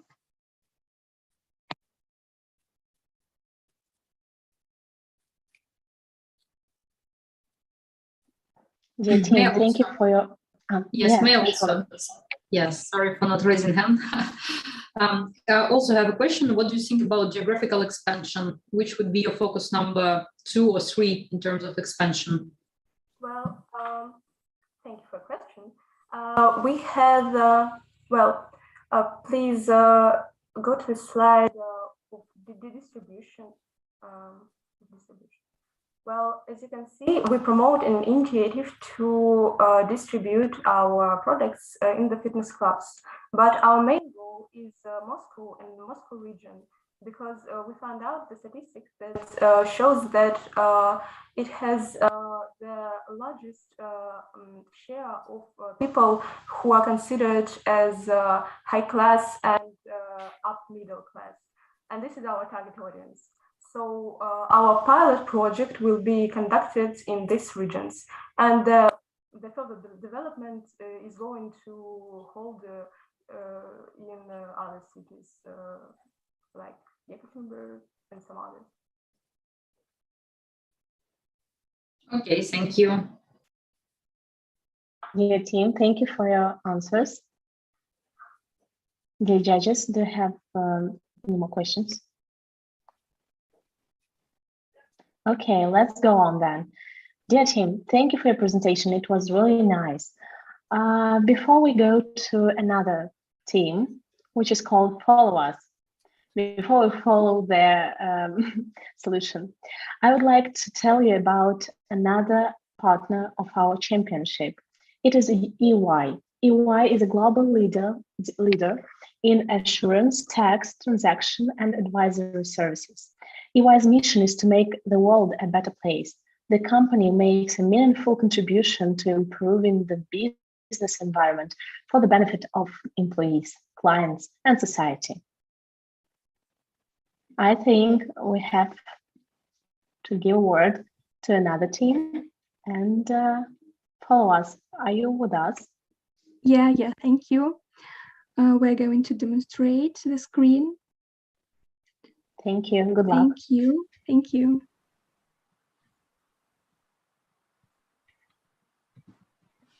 Good afternoon, dear experts and colleagues. Now our team Follow Us will show the development strategy for Danone in Russia. First of all, let's look at the executive summary. As we see nowadays, Danone doesn't have clear positioning. That is why, after analysis of the market and target audience, we decided to develop and offer a unique concept for Danone Natural Tasty Earth for the whole family, for parents, for younger children, and older ones. The results of the implementation of our initiatives will be NPV 9 million rubles, ROI 159%. What about profound analysis? According to the analysis of Alpro, Danone, and Rastishka, we came to the conclusion that Danone, among others, has more growth zones due to having low prices, good site, high but not accurate recognition, with a huge number of competitors, stagnation, and not entirely successful recent promo activity. Kirill, what can you tell us about market analysis? Yes, sure. Analysis of the competitors of Danone brand showed that there is a free niche in the market for positioning the company as a family brand. Taste preferences of Russians remain conservative, and there are trends in the market of a great influence of naturalness, tradition, packaging, and promotions for the consumers. Katya, please tell us more about our target audience. Yeah, we investigated consumer trends in the behavior of younger children, older ones, and adults when they buy yogurts and cottage cheese. In addition, we tracked what time our target audience usually consumes them. As a result, we understood that Danone needs to pay more attention to the packaging, convenience of eating products, and price. Besides, you can find more detailed portraits of target audience in the appendices number 6, 7, and 8. Now, Ksyusha, please explain to us what we suggest to solve such issues. So we have come up with an innovative initiative, Natural, Tasty, Yours. It is a revolutionary concept of brand positions with changes in product design and promotion. This decision is oriented at the whole family as a united target audience. It includes parents, younger and old children. Let's have a look at the initiatives. For parents, a set of 8 natural fruit curds. For children, a redesign of packaging. For yes, an addition of spoons to yogurt. Lisa, may you elaborate on our initiatives? Yeah, of course, sure. Thank you. And what do parents want? Of course, to reduce expenditures. So we offer 2 sets of 8 fruit curds with a 10% discount for 432 rubles. One set with 4 the most popular tastes, strawberry, cherry, raspberry, peach, and another one with 4 unusual ones. This initiative will satisfy needs of parents and strengthen brand loyalty. As for promotion, we offer promo videos, collaboration with the food bloggers, and sets will be distributed in marketplaces and hypermarkets. And now, Kirill, please tell us about the initiative for younger children. Of course, for young children, we offer 8 coloring packages of fruit curds. Each color associates with particular tastes. For client, it will be easy to choose desired taste of curd. And for Danone, attractiveness of product will increase. For promotion, we will attract popular bloggers and TV channels, which are popular with young children, banners and stands in stores. This product will be sold through marketplaces and retail stores. Lisa, and what about the last initiative for older children? Yeah, so as young people often eat out, we offer to them the non-yogurt with a special spoon for 35 rubles for one yogurt, which youngsters can take with as a snack anywhere. This product will satisfy client needs and will be convenient for them and will attract a new youth audience. And we're going to promote it with the help of VK, Instagram, other social networks, and with the help of youth bloggers. Also, yogurts will be distributed in marketplaces, hypermarkets, and mini market also. And now, Ksenia, please conclude and present our results. Implementation of all the initiatives will start in the second quarter of 2022, and they will start operating within 1 year. We propose 3 scenarios: pessimistic, realistic, and optimistic. And in case of realistic scenario, expected NPV is 938 million rubles, and ROI is 159. Thank you very much for your attention. The initiative was proposed by the Follow Us team, and we will be happy to answer all the following questions.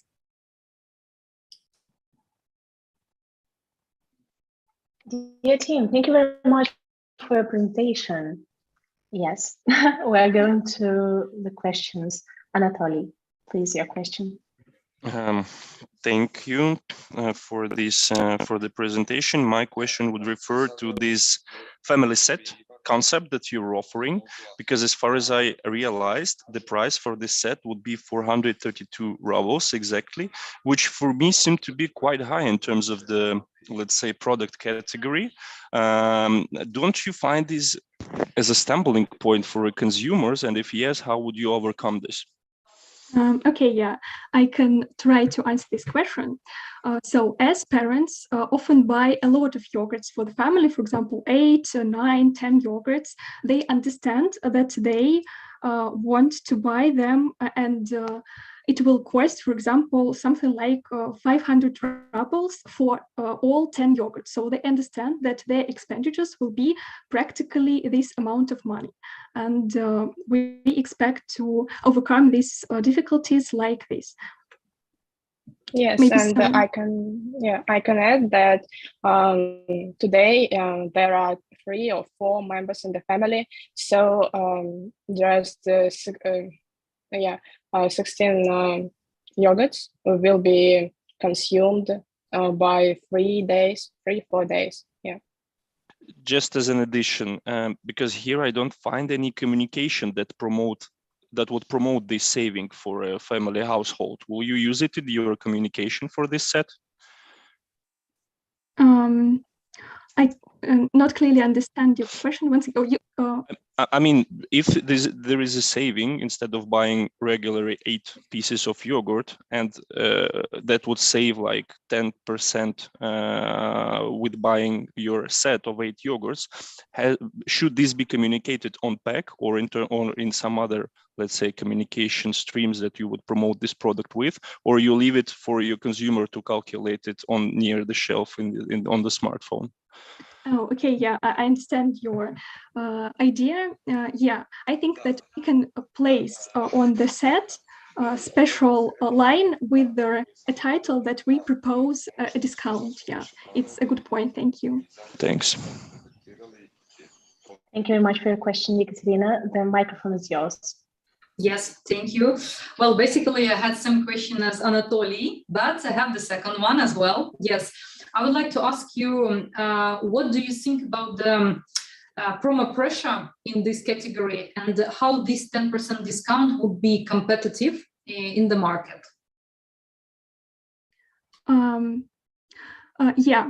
We suggest that we can make the whole concept like natural tasty yours that will be associated with natural product, tasty product, and unique products. So we expect to rise brand loyalty, which will cover all costs and which will be so competitive that a client will choose anywhere our products. And maybe someone else can add something.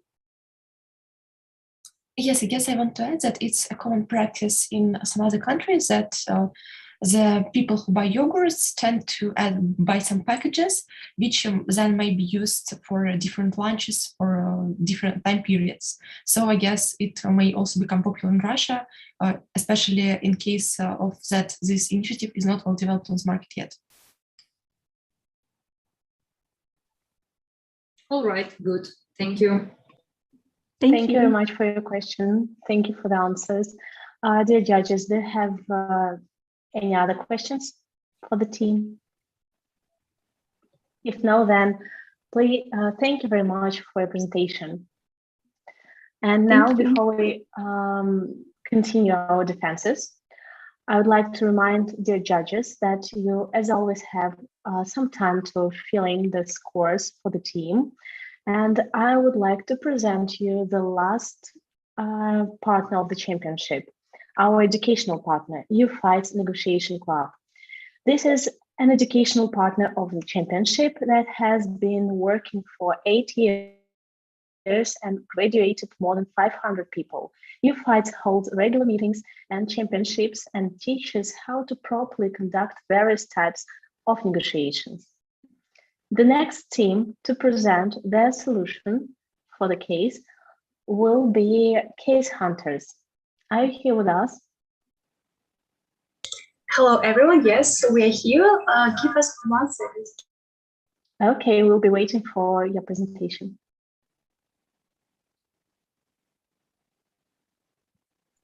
So, let's start. Hello, dear ladies and gentlemen. We are Case Hunters, and we are glad to present you our 1-year Alpro brand development strategy. And you might wonder, why do we even think Alpro is worth scaling? Isn't it just a fancy thing for a bunch of pompous vegans?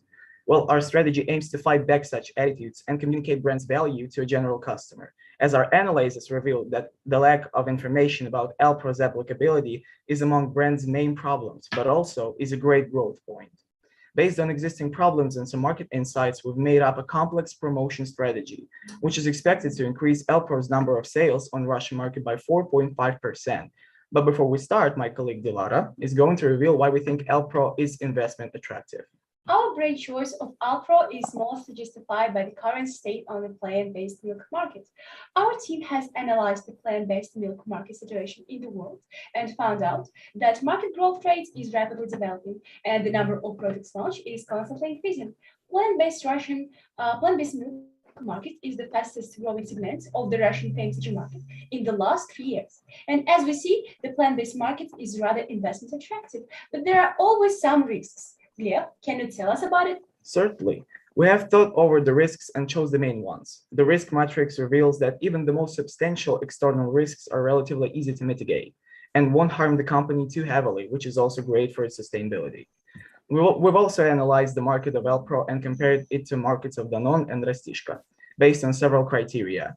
The comparison revealed Alpro's remarkable growth potential due to the huge plant-based milk market increase rate and low base effect. It is anticipated that it will allow for great cumulative effect from marketing campaign. Based on our social survey, we identified 3 insights. We found out that people are enthusiastic about trying coffee, tea, and other beverages with plant-based milk, and most of them gain new culinary ideas from food bloggers. Unfortunately, our audience doesn't know how to use plant-based milk for their dishes. Based on the insights, we've made a holistic strategy about which my teammate Gleb will tell you. Yeah, so the key point of our strategy is the comprehensive development of Alpro as a cooking product, essential in every kitchen, and the popularization of its use in other dishes and beverages. It consists of promotion strategies and initiatives implemented through all 3 Alpro communication channels, be it e-commerce, offline retail, and HoReCa, allowing to scale both B2C and B2B segments. Let's move on to the initiatives. According to the information we have received from Insights, unfortunately, 50% of people don't know how to use plant-based milk in the day-to-day cooking. That's why we offer to add a QR code to Alpro's product packaging, which contains recipes with alternative milk.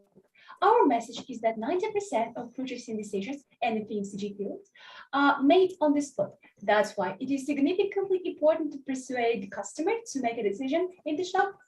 We also suggest launching professional development courses for baristas about coffee making with alternative milk.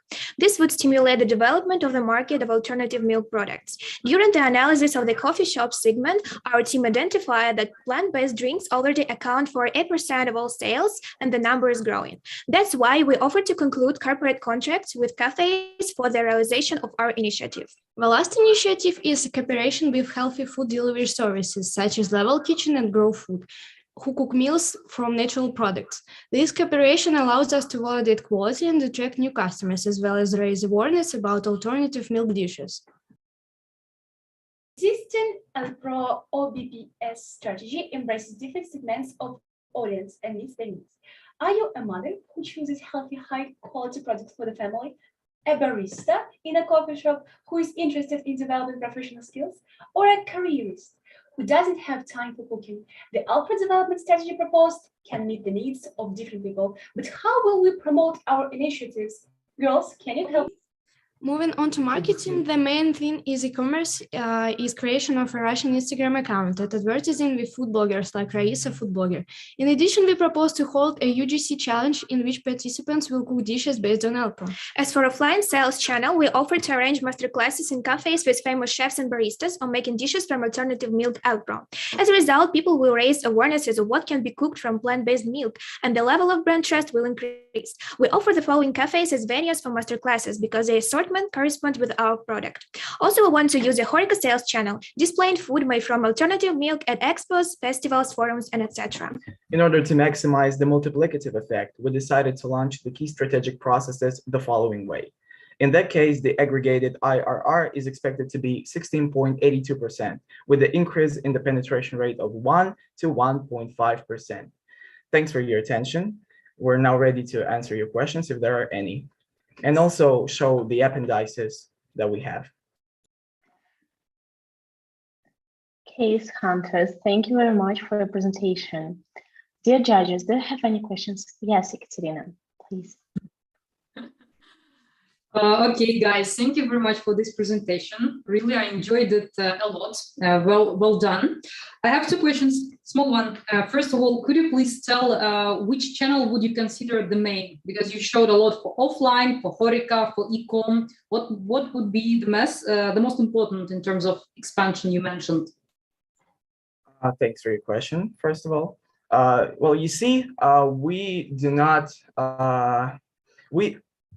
consider all the channels to be a whole parts of a whole compound, so that we aim to achieve a cumulative effect, which is only achieved via promotion through all three channels. This was the main, first of all, it was an objective of the case, and we tried to comply with it as good as we could, so that we tried to include all three channels, so that promotion is balanced, you know, and weighted off between all three of them. All right. You have all rights to answer this way. And what could be the KPIs you would consider to say that the strategy you followed was successful? What would be your KPIs? Well, there are some obvious financial metrics. For example, aggregated EBITDA, or for example, sales rate increase, or MPV, which are generated by this whole strategy realization compound, and they are present on this slide. You're most welcome to acknowledge them. We also have some more additional metrics, but they are in our appendixes. Okay, so it would be mainly financial ones. Okay, taken. Thank you very much. Thank you for your question. The second one was Anatoly. Well, frankly speaking, again, I had almost the same question like Ekaterina had, but I would then rephrase it a bit, since you're saying that the resources that you aim to have would be devoted equally throughout the three sales channels, then what would be then the ratio of sales between those channels? That's a good question, actually. Well, you see, some initiatives are particularly oriented at increasing the number of sales. For example, you know, the QR code one, which is, could you please open the initiative slide? Yeah. Okay. So this particular initiative aims to increase sales at offline retail segment, and it's basically its main purpose to increase sales. So as far as I remember, your question was what's the ratio, of exactly how do you the sale increase provided by the strategies? Well, I believe that first one and the third one account for approximately 70 to 80% of all sales increase. Honestly speaking, we haven't estimated the particular metrics. The particular amount was not estimated. Yet there are some other metrics that you're most welcome to get acquainted with, that also represent the efficiency of the strategies implemented. Fair enough. Thank you for the answer. Thank you for your question. Maria, your turn. Yes, thank you, Tim. I maybe would like you to repeat like why you choose Elpro among the three brands, because most of your initiatives, as I see, can be as well used for other brands too. I think like a lot of good ideas, and some are specific to Elpro, like more collaboration with the baristas, but others can be as well used for Stishka, for example. Okay, thank you for a good question. We've tried to back up our decision on which brand to choose by the first three, I believe, slides. Yeah. So the first one is an overall summary of the market. You see, it's rapidly growing. The organic growth of plant-based milk market is 5 times greater than this of regular dairy products, and we see a huge scale for we see a huge space for scaling and increasing penetration here. And there are some also, could you please provide me with Harvey balls? Thanks. And there are also some key metrics, some criteria based on which we've drawn the conclusion. You see, there are various metrics, and if summarized, they show that Elpro is highly preferable in terms of scaling, in terms of increasing penetration rate, in terms of increasing an overall sales rate. Yeah. Okay, thank you. Thank you very much for your question, dear team, dear case hunters. Thank you very much for your presentation. While the next team, Maria, okay, you don't have a question already. While the next team, the nearest neighbors, are preparing for their presentation, I would like to ask our judges to write down the scores for the team. Nearest neighbors, I would ask.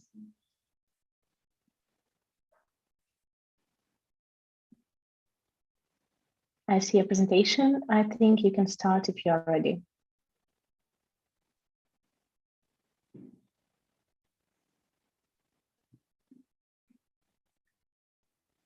Please turn on your microphone. We don't hear you.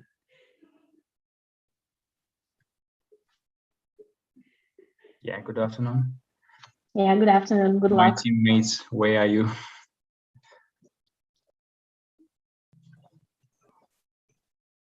Hello, everyone. I'm here. And Roman?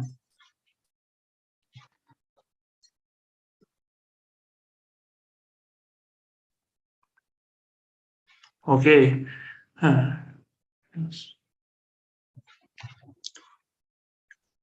We see you, Roman.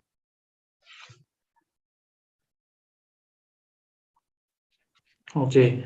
Good afternoon, our colleagues. My name is Roman Pavlov. I represent the Nearest Neighbors team. Today, we would like to present our vision of the development strategy of one of the Danone brands. Our task was to choose one of Danone's brands and develop a promotion strategy for it. We conducted our own research, during which we identified a brand for promotion and some solutions that you can see on the slide. We estimated the result in such indicators as profit and ROI by counting them in 9 possible scenarios. In a realistic scenario, we get 72 million rubles profit, and ROI is 135%. And an optimistic scenario, 310 million rubles profit and 179% ROI. It's worth explaining why we chose the L-Pro brand. We estimated all the benefits and risks associated with each of the brands and came to the conclusion that we can offer the most effective strategy for the L-Pro brand. We have determined that we will be able to cover risks such as probability of non-acceptance by Roman, the wait local a bit, audience. Roman, wait, please. Phil? Please show us our slides. We also see the first slide.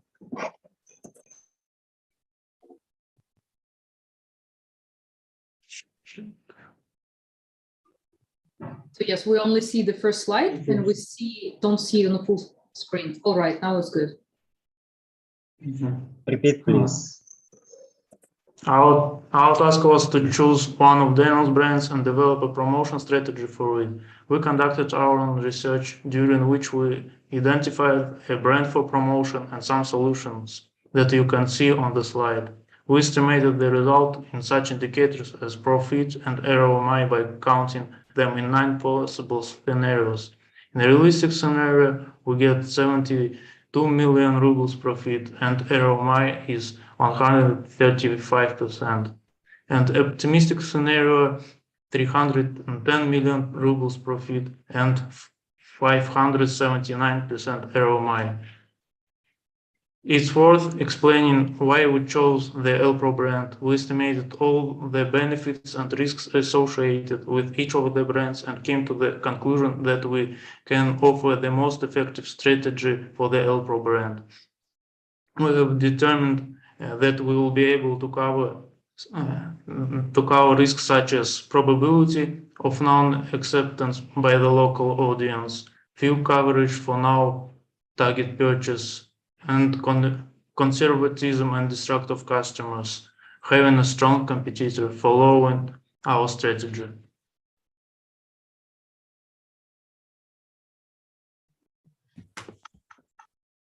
Звук. Роман.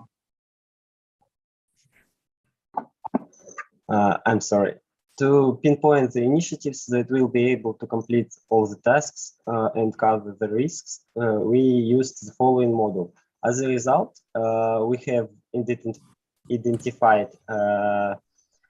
the following aspects of our strategy. First, it's necessary to create a new product for fitness target purchase, move a one-time customer to a permanent one, staying in the middle and high price segment.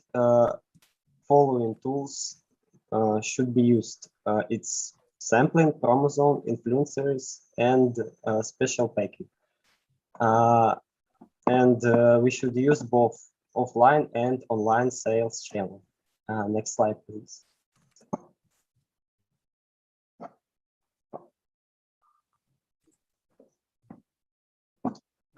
Here we show our vision of package of a new product, soy milk. For example, we used two types of packages, Tetra Pak and bottle from refurbished plastic. These differences are explained by different purposes. The bottle is associated with traditional cow milk and has more trust of local customers. The other side, Tetra Pak has more volume and can be more useful. Also, you can see how these products are integrated into the main site of Alpro. Next, please.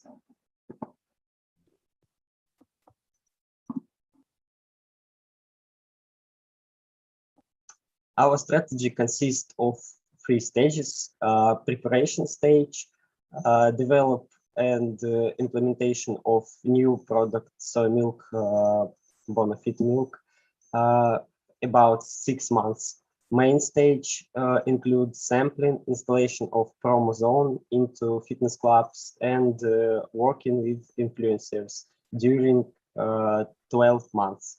Roman, And sorry, let's show last slide because we have 1 minute. Okay. We estimated ROMI 9 probable scenarios and market an indicator line on the chart. If the ROMI value exceeds this line, the marketing campaign is considered effective.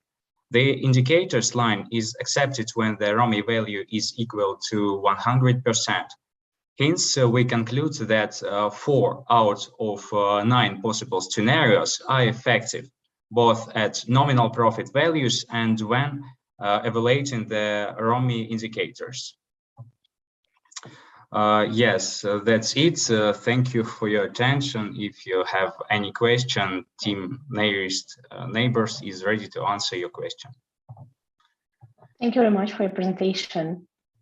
Dear judges, do you have any questions for the team?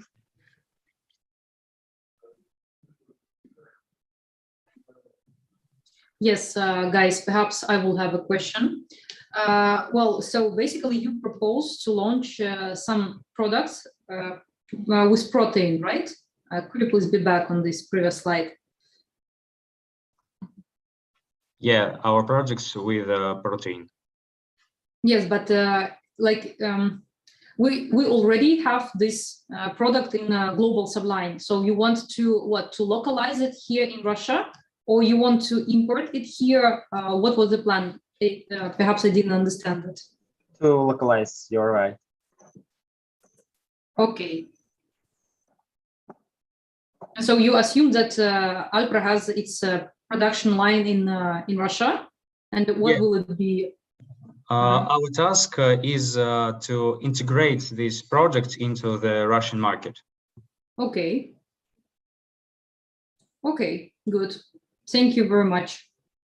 No. So I will continue with the question. Could you please clarify what will be the price strategy for this new range versus the market and versus our current range?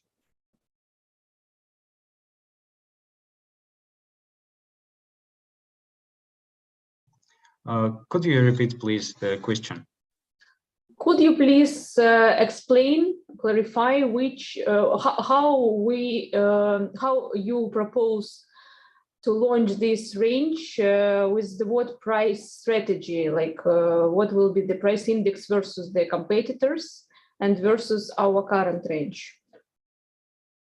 Because as I understood, there are some benefits of this range, like protein and etc. So is it equal price for the same price for these SKUs versus current one, or there are like different price indexes, cheaper, more expensive, and why? Yeah, we have proposed. Roman, could you answer?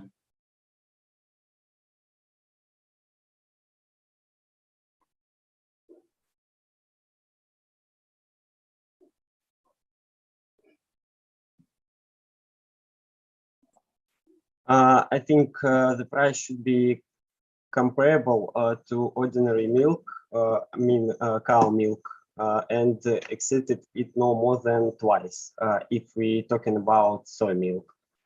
If we're talking about protein milkshakes,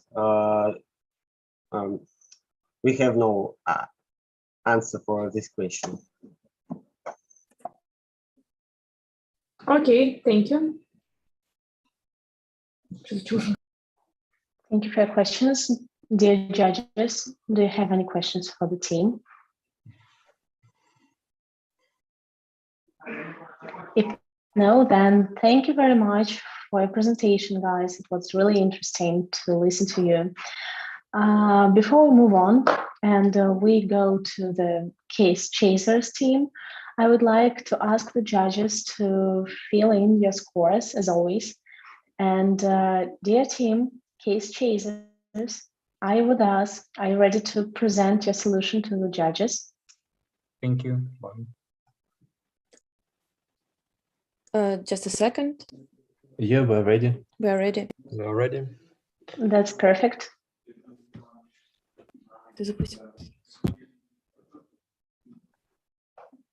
We're waiting for your presentation and we can start.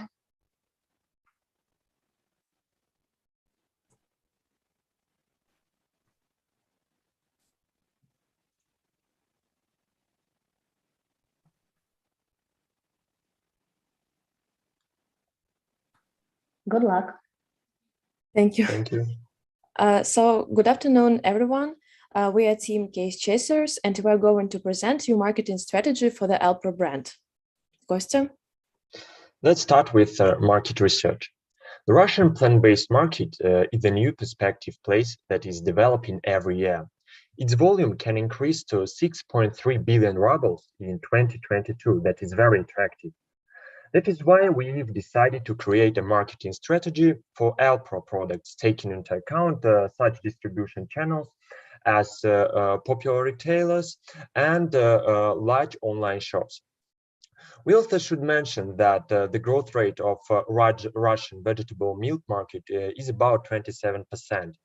And in 5 years, plant milk share in the Russian dairy market will increase to 20%. Ekaterina? Speaking of competitors, we can't but mention the brand that occupies a large part of the market, namely the Nimoloko brand. Based on the information found, this brand has a different target audience because it's in a different price segment. But if we take into account the estimates of the audience using the products of the two brands, we can say that they are quite similar. Analyzing the market volumes, it's worth mentioning other brands such as Valia and Byte, which occupy a smaller share but are able to compete with us to some extent. Now we'll talk about the target audience of our brand. We decided to divide it into individuals and legal entities. Legal entities include coffee shops and restaurants and focused on the preparation of various dishes from plant-based milk. The category of individuals include children from 7 years old who love sweets and mother from 30 to 50 years old who care about the health of the family and buy products in proper nutrition shop in large volumes. Also, the category of individuals can include young people and students who follow trends, sportsmen who monitor their health, vegans who don't consume dairy products of animal origin, and people with lactose intolerance. Additional detailed information about OBPPC of each of their target audience categories can be found in appendix number 5. Nikita. Our initiative consists of two main parts, and the first one is new products launch. We've analyzed Alpro's products assortment in other countries and decided to introduce some new products to our market and diversify our offer in 3 categories. First, milk's flavor assortment expansion. We add chocolate, strawberry, salted caramel flavors, and a special protein milk line. We support new products introduction via culinary blogs and channels, demonstrating new product and recipes with them, and sport bloggers, proving health benefits of plant-based milk. The second one, ice cream launch. We start selling ice cream in summer and promote it via participation in holidays and festivals. We sell ice cream and milkshakes and simultaneously launch discounts on these products in retail. As a result, more people will discover the brand and plant-based products. The last one, yogurt launch. We expand our assortment with plant-based yogurts, promoting them via collaboration with popular food service networks, such as Tutti Frutti, offering plant-based frozen yogurts, and use media support of our sport and healthy lifestyle bloggers. Tatiana? The second group of initiatives relates to promotion of existing products. As each channel plays a specific role for the brand, we decided to implement a promotion strategy in each of them. Starting with HoReCa, we offer integration of trademark into menus and making more dishes with Alpro products. Crucial role in brand promotion play coffee houses, where we propose to offer drinks, breakfast, desserts with Alpro, and in addition introducing special offers on holidays. We've also decided to launch a coffee house's Telegram guide to promote our products and our partners. HoReCa benefit in terms of procurement prices discount, and Alpro shows that a great variety of tasty dishes can be cooked with its products. Moving further, in both offline and online stores, there will be firstly sales promotion within collaboration with Muesli, and secondly, a QR code which allows to send a discount for Alpro products to a friend. Another offline initiative is participating in farmers' trade fairs to attract customers. As regard to online stores, there will be offered sets with sampling to get people to try more products. Nikita? On this slide, you can see the most significant risks and their mitigation, and 3 scenarios for the situation development. The full list of risks you can find in the appendixes. Here is our team. Thank you for your attention, and now we are ready to answer.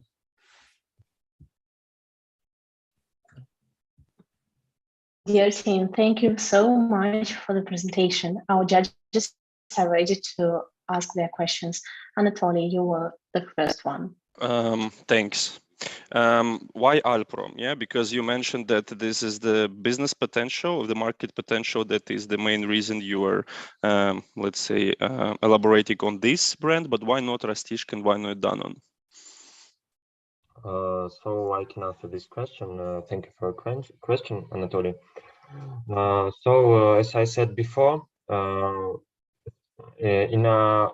after our analysis of plant-based milk market, we've decided that it's more attractive than yogurt market, and that is why the growth rate is also attractive. It's about 27%, and it's the base why we decided to develop a strategy, especially for Alpro products.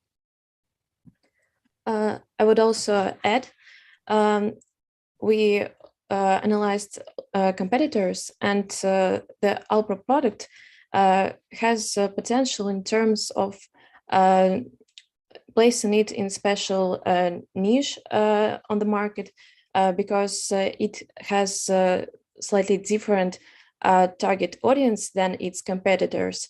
It's oriented on different price segment and can offer more qualified but still at reasonable price products.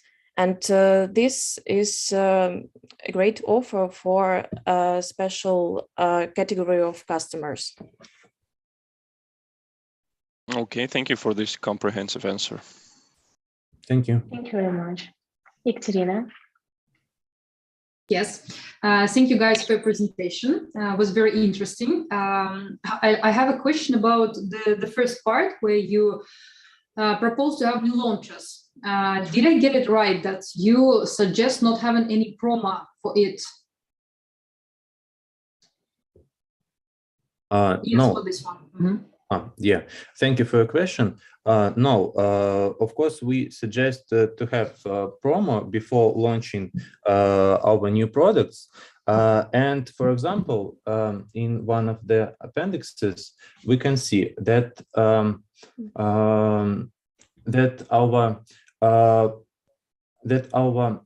launch of, for example, ice cream that is connected with the summer holidays and festivals should be just a few months after promotion, starting with our with selected bloggers, Telegram channels, announcing events and announcing that new products are about to occur. Yeah, and we also mentioned special pricing strategy, low penetration, and we've chosen it for new products lines because this product, for example, ice cream market in Russia, it's full of competitors and different firms, and we understand that it is hard to launch a new product there, but considering these terms, we decided to choose low prices at the start and promoting campaign at the same time with this summer holidays. Thus, we can launch new products successfully. Okay. So you will back up the launch with advertisement, like affordable price offer, no promo, like promo moratorium. Okay, good. I understood it. Thank you. Thank you. Thank you very much for your question. Maria, your turn. Yes, hi team. I also have a clarification question about new products. You mentioned that, for example, for ice cream, you plan to participate in festivals. Does it mean that it will be the proposed sales channel, like sell during the festivals, or it's a promotion marketing channel and ice cream will be sold like everywhere as it is now?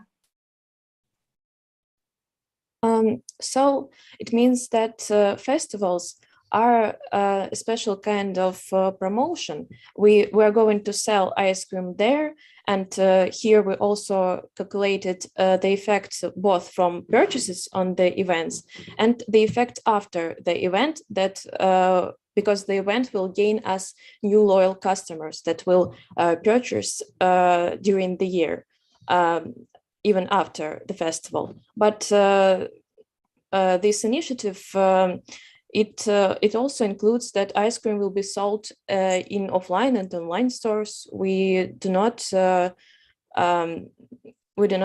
forget about this also. So it is both. It has financial benefits and promotional opportunities to increase brand awareness mostly. Thank you. Thank you for your question. Thank you very much. The last question is from Yulia. Yes, so guys, again, thank you very much for your presentation. It was very interesting and full of different ideas. And I also have some questions about the ice cream.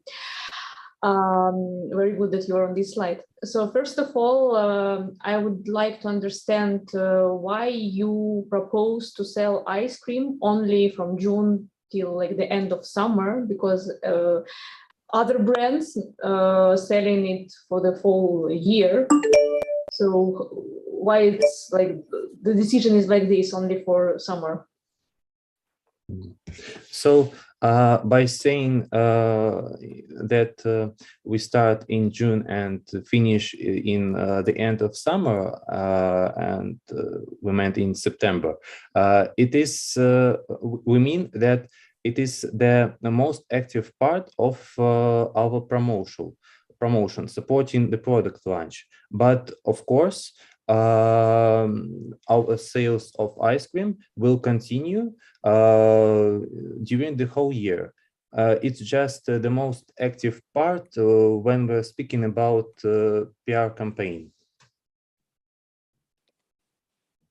Clear from the beginning. I thought that you proposed just to launch it in June and then stop sales, and each year, like, you know, to make it again and again. Okay, so in this case, what will be the assortment of ice cream? So is it like the individual packs or family packs, or it's just like the longer type of ice cream, Eskimo, I don't know, horns? What are you thinking about the assortment? We think that the brand sells healthy food, and I think that different addings like chocolate, or when we talk about ice cream, it's like waffles. It should be checked on its composition, if it's healthy and if it matches our brand. Because of this, we think that at the event we will offer just our ice cream of different tastes without any addings that can confuse our customers who are looking for healthy and qualified Alpro food.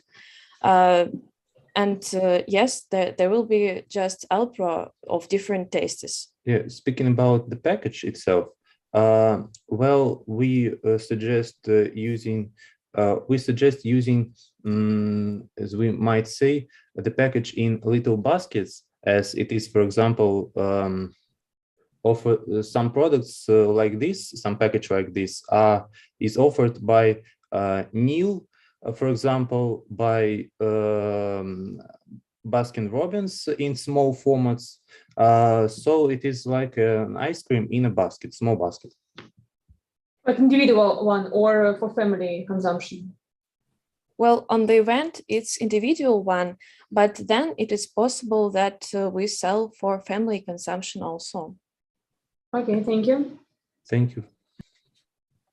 Thank you one more time for your presentation.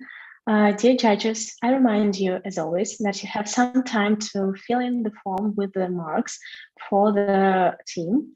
And now I ask the next team, Chainsaw Man, be prepared to present us their solution. Yes, we're ready, but yeah, I'm going to set the demonstration on. Can we ask operations team turn off their microphones? Sorry, what? Was it to me? To Natalia, the operations team. Yeah, yes, please, if it is possible, so judges can focus on our team right now, and then on yours. So, 1 second. I'll set on the demonstration. We'll check if it works. Yeah, it works. It works perfectly. So we are ready to start. Good luck. Thank you. Good afternoon, ladies and gentlemen. We are Chainsaw Man, and we are ready to present you our solution to this case. Let's kick things off with the executive summary. Please look at the highest left corner. We started to solve this case with market analysis. As the task was to maximize one of the brand's position during only 1 year, we realized that according to current market situation, Danone is an optimal choice. As for promoting solution, we decided to create a classic marketing campaign divided into 2 target audiences, busy and sporty people. There are several initiatives which include website rebranding, promos in retail stores, tryout stands, giveaways with presents, online marathons of sports breakfasts, and more. According to our calculations, NPV for 1 year will be 22.5 million rubles, IRR will be 30%, and discounted payback period will be only 5 months. Now let's go deep into the solution. On this slide, we have made a comparative analysis of plant-based and traditional dairy products markets in Russia. Please pay attention to the monetary valuation. Dairy products market is 568 times bigger than alternative milk products market. Consumption of dairy products increased by 4.6% in 2021. Moreover, alternative milk products are twice more expensive than traditional milk ones. All mentioned statistics and production graph confirms that it is worth investing in traditional milk market during next 5 years. While making decision it is important to consider the decline in purchasing power amid the crisis, transformation toward digitalization, and healthy lifestyle tendency. Let's dive deep into the non-brands analysis made by usage of Python programs. Firstly, we've identified 14 regions where the popularity of Danone is quite high. Look at the Appendix 2 for more info. Secondly, according to EDS model, seasonal factor takes place, as at the end of summer there is a growth in number of queries. Lastly, user interest in Danone is stagnating, while Alpro is growing and Brastishka is being stable. However, Alpro's milk is 23% more expensive than competitors, and we won't be able to collaborate with Western cartoons during 2023 for Brastishka. Therefore, Danone brand is our final choice that has potential in 69% market growth. As the non-target audience is wide, we suggest narrowing it down to two key segments. The first one includes busy people who work a lot, are always in a hurry and need a quick, not costly snack for them and family. An excellent choice for them is the non-fruit yogurts and family packs. The second segment are sporty people who are conscious of their health and diet. Perfect products for them are the non-thermostatic and classic yogurts. Prices are on the slide. Now let's switch to a promoting solution. There'll be a set of starting initiatives. Firstly, rebranding of the website. You can see visualization on the right side of the slide. There will be new recipes, reviews from consumers, and social media links. Secondly, packaging rebranding. We suggest start using minimalistic packaging and return to original blue color in its design. Also, active summer promotion and offline marketing in the regions with the highest popularity of Danone are needed. For busy people target audience, we suggest Busy Day Easy Breakfast campaign, starting with the release of family packs and business app. To maximize brand position, we use online and offline marketing. For e-commerce, we firstly suggest Danone at home marketing campaign. Shoot a video and win a year's supply of yogurts. The challenge will be promoted via our website and partners marketplaces. Secondly, stimulation of reviews in marketplaces to gain customers' trust is also needed, as well as online advertising in social networks. For offline channels, we suggest promotions in retail stores and try out stands with degustation of different flavors. For sales funnel, look at Appendix 8. For sporty people, we developed I Choose a Healthy Option promo with a Sporty 8. It includes a giveaway that presents for both channels of sales. Consumers will be able to participate by using QR codes on the packs, which will increase brand's popularity. We also recommend organizing a cooking contest marathon in Telegram. As a source of inspiration, participants can use recipes from our renewed website in collaboration with the chef. Another initiative will be a winter running marathon with famous sportsmen and hoodies as a present. Finally, in calculations, we described two scenarios, and the positive one showed that sales increased by 21%, with ROI estimated at 196%. These and other indicators that you can see on the slide show high investment attractiveness of the marketing campaign. There are also revenue graphs right in the middle. That was our solution. Thank you for your attention, and we're ready to answer all of your questions. Dear team, thank you for your presentation. Judges, do you have any questions?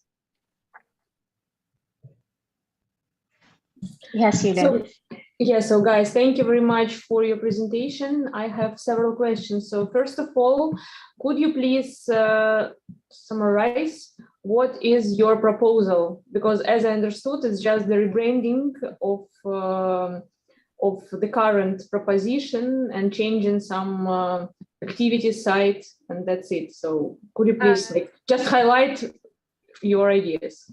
Yes, so I'll start and probably somebody will add. So here you can see Gantt chart. First of all, let's start with the fact that we had only 1 year, and the task was to maximize brand's position during only 1 year. Danone is a classical brand, right? It has a history, a huge history, 100 years of selling yogurts. So we decided to focus, because we have only 1 year, to focus on classical marketing.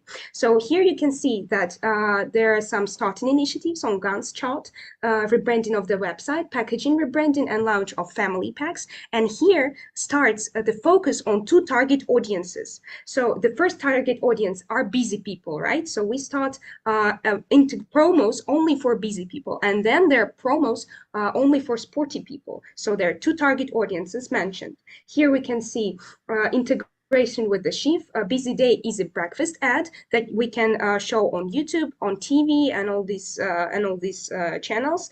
We've calculated everything via our financial model. You can look it up.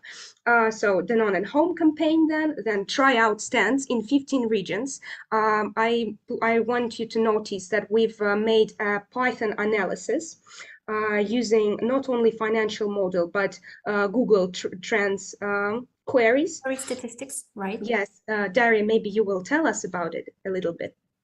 Yeah, so we used, as Maria said, Google Colab statistics and analyze it. We used two models. The first one is EDS model and ARIMA model to make two forecasts, negative and positive.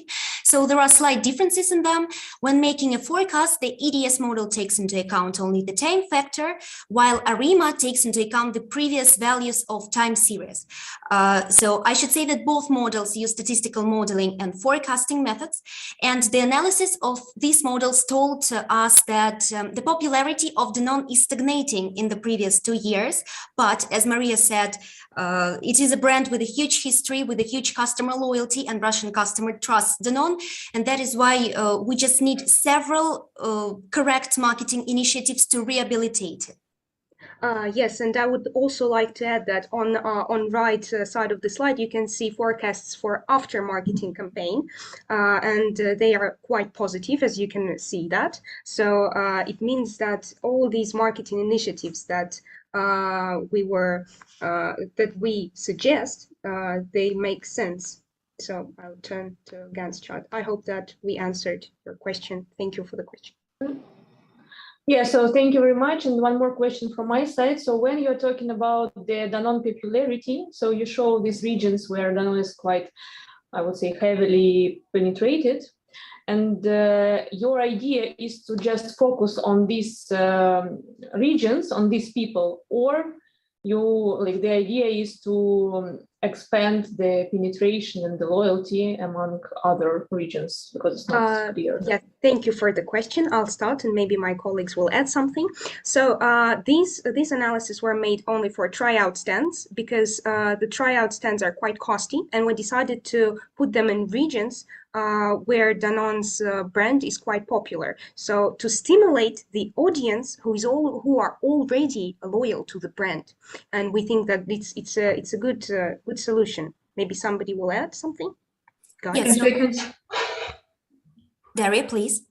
Yes, we consider not only those regions. Those regions are only for the campaign tryout campaign, as Maria said. So yes, our analysis is wide.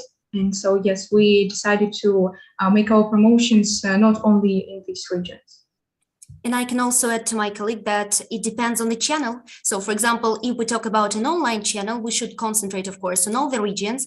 But if we talk about offline promotion, like tryout stands and promos in retail stores, we should concentrate on the regions with the highest Danone popularity. It's more advantageous. I hope we answered your question. Thank you. Thank you. Thank you very much. And the next question is from Maria. Yes, thank you very much for your presentation. You have a lot of interesting ideas, but if I have asked you to choose top 1 or top 3, let's say, from all the lists, which one would you choose?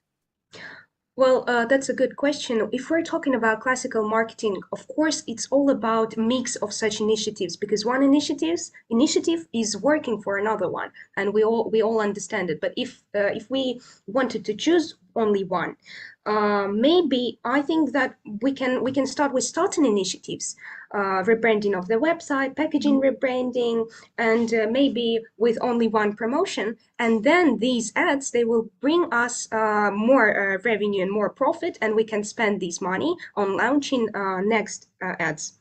Yeah, so you can also see that we calculated that moment. So I will show you the appendix. Here it is. So yeah, it's a revenue graph. Oh, discounted cash flow. Sorry, but revenue is up upstairs. Yeah, that's it. Okay, thanks. Thank you very much. It was really interesting to listen to you. Thank you for your question. Thank you for your question. Thank you. The next team is profitable vibrations. Before we go to them, before the team presents their solution, I would like to ask the judges to fill in the scores for the team. Profitable vibrations. Are you ready to start? Just a second, please. Yeah, sure. I think that we are ready to start. That's perfect. Good luck. So, good afternoon, colleagues. We are Profitable Vibration team, and we want to present you our business solution for Danone. Let's get started. We decided to invest next year in the Danone brand to strengthen its market position. We identified several potential targets audiences and developed 2 products for them, a family format and a mini format that will help develop new consumption situation from home and on-the-go use. For the 2 formats, we identified the relevant offline and online distribution channels and set the price. As a result, we evaluated the key financial indicators and realized that the project will be profitable. First of all, we conducted a market analysis, as a result of which we revealed that Danone is the most attractive for investment, that based on the trends, we need to focus on natural yogurt, customizing and functionality, and that we need to use large pack and a number of flavors. I think now, based on the information received, we need to create an OBPPC cycle. Diana, where do you think we should start the analysis? First of all, I think that we should start with the research of the target audience. We identified 3 potential groups of consumers, all of which have the demand for yogurt that is tasty, natural, and healthy. The only difference is that the 3rd group usually has a demand for higher volumes of yogurt than the first 2, due to them having children. Given the needs of the audience, we refined the Danone brand identity and formulated new positioning for it. Danone is positioned as a friendly brand that will keep your company in any situation. Our slogan is that all tasty moments with Danone. At the same time, we also emphasize environmental friendliness. Danone equals tasty plus healthy. Based on this, we have developed 2 new products for different groups of potential customers. The first is yogurt in the family format with a weight of 550 grams, along with 5 sticks with natural gems and vitamins. The second one is 25-gram mini packs that are also geared to out-of-home, on-the-go consumption by young, active audience, which maintain an active lifestyle. We also calculated the cost and margin for each new product item. You can also see them on the slide. Michael, in what situation do you think people will consume our products? Thank you, Diana. The family format opens up a wide range of new consumption situations. For example, yogurt can be conveniently added to pancakes, granola, fruit salad, and even a face mask. The mini formats is easy to take with you to add snacks, cookies, purchases, complement for prepared meal. As a result of the last step of BPPC cycle, we selected offline and online distribution channels for each format of yogurt. Family formats will be presented in all of channels listed. Mini formats we plan to represent in all channels except convenience stores. But now we need to think about the implementation of this project. Natasha, what we are going to do first? Thanks, Michael. I think we should start with communication strategy. In the Q1, we plan to use both outreach tools, such as TV ads and e-com banners, as well as discounts. For the family format, we are launching a Telegram bot with recipes, and we are adding mini packs to Azbek of Kusa products. In Q2, we use influencers to launch the flash mob, raffle prizes, and activate branding sticker packs. In Q3, we created ear mask, give discounts, and do collaboration with Oreo for mini formats. In Q4, we use OLV ads, post material, collaboration with Meti, raffle prizes for family format, and e-com banners and discounts for mini format. We also selected brands for cross-category collaboration of new yogurts. It's important that the audience of Danone and the selected brands overlap, which means the joint actions make sense. Vlad, could you please show us our MVPs? Thanks, Natasha. The last point the last point of our implementation is the MVPs. We developed mascots for the Danone brand, a Telegram chatbot, sticker packs to engage the audience, and create new brand touchpoints with consumers. You can use the QR code to test our MVPs. Yes, try this. And we also created the promotional banners. The final step is our financial model and risks. As you can see, our plan is profitable and risks are leveling. So that's all that we wanted to say. Thank you for your attention. We are ready to answer your questions. Dear team, thank you for your presentation. Maria, you are the first one to raise your hand. So please, your question. Yes, maybe not the question yet, but can you go back to QR codes? I just didn't manage to do Okay, it. just a second, please. Okay, thanks.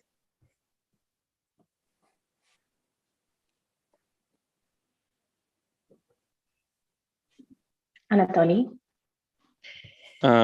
Yes, thanks. Kind of a clarification question from my side, because I was a bit lost in the concept. So you started with the kind of a consumer-based insight that your consumers would require a product to be healthy and tasty, as far as I got it. But at the end of the day, the main concept would consist on changing the packaging and more, let's say, interesting formats of packaging. So I honestly didn't see a link between the consumer insights and then the relaunch concept. Maybe you could elaborate a bit more on this. Yeah, we can comment this. So the main thought was on this slide, all tasty moments with Danone. And we try to make link between our target audience and our occasion situations. So as you can see, for our first target audience, this is young men and young girls. We made on-go mini packs, and they can use it easily. And for the family package, we made occasions like for muesli, for like a mask even, and something like this. So it's more about how to use the product rather than what are the characteristics of the product, because I'm still not able to, I'm having a bit hard times to link this, sorry. We made products founded on insights of our market analysis. I may show this. So we made an development. Sorry, can I, guys? Can you help me? I just try to explain how we find the links between trends in the. Yes, I also would like to add that the point is that of our new format is to allow the customers to make the dose of yogurt for themselves. As you can see, there are five sticks of jam that you can mix in proportion that you like. And it means that customers will have more control over the flavor of yogurt in family format. Mm-hmm. Okay. Okay, thanks for the explanation. Thank you for your question, Maria. Yes, maybe a small clarification. When you showed the distribution channels, you said that the small one will have the same apart from the convenience stores. Yes, here. Like, is there any specific reason why small one should not be in convenience one? Because of guys, if you want, you can answer. Okay, this is due to this low demand on these products because of we think that we have information, and we know that in these small markets, it's impossible to sell expensive products, yes, like ours. Okay, I see. Okay, thanks. Thank you very much for your questions. Thank you, the team, for your answers. The last team for tonight will be Casers and Backpackers. Yes, guys, are you ready to present your solution for the judges? Yes, ready as never. Okay, so we are going to That's perfect. We're waiting for your presentation and we can start. Okay, can you see it? Yes, everything's perfect. Okay, it's gorgeous. Good So luck. we're ready to start. Hello, everyone. Our team, Cases and Backpackers, including such flaming personas as Anastasia Shepeteva, Anastasia Grishina, Anastasia Maximova, and Samsonova Anna, are going to present you our idea for the non-company. So, according to the conducted brand target audiences and market analysis, we decided to choose the non-brand as far as this idea is going to bring more profit in short time and gain recognition for the company. Let's look at the points closely. Well, the target audience analysis has shown that the most prospective segments nowadays are people who regularly do sports and lead a healthy lifestyle. Nevertheless, today we struggle with the decrease in the population income, but this segment is still ready to pay more for the healthy food. Moreover, it is highly active to participate in different events and is effectively influenced by the diverse channels of promotion and distribution. So, to win their hearts, our product should answer their top one question: what and how it should be done to be healthy and keep fit. Nastya, could you please give us some suggestions on the market trends and its key players as well? Here we go, Asa. On this slide, you can see the analysis of the markets of the three brands of the company.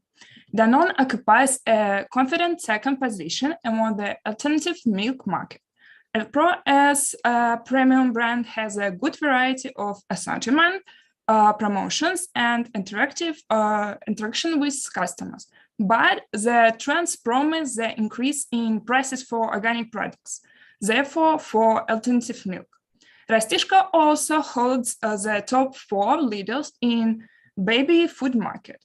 It has brightest and most memorable advertising and a lot of entertainment for children. But unfortunately, the assortment suffers greatly and the market is overwhelmed. So it's hard to influence a customer now. The yogurt market, as we think, is the most promising for now due to the growing significance of the healthy lifestyle for customers. However, the Danone's growth point is in positioning. Please your mother, eat healthy and healthy foods. That should be clear and brighter to stand out amongst competitors' brand. And that's what we are going to do. How? Anna, will you share with Anna will share with you some of our ideas. Won't you? Sure, I will, Nesta. So what we offer our customers to support their health and fitness is, first of all, new Danone yogurt with nutritional supplements such as granola, seeds, nuts, and cereals that is possible to use for dressing your healthy dishes. In autumn and spring, there will be a special line of vitamin yogurts with fruits and berries to help our clients stay active at this time of year. Not only updated flavors, but also the brand new packaging we're offering with its sunny, warm, and energetic orange shade to make a brand eye-catching and enthusiastic. In addition, we suggest the yogurt sets to provide you with dairy products for the whole day and therefore vary your daily menu.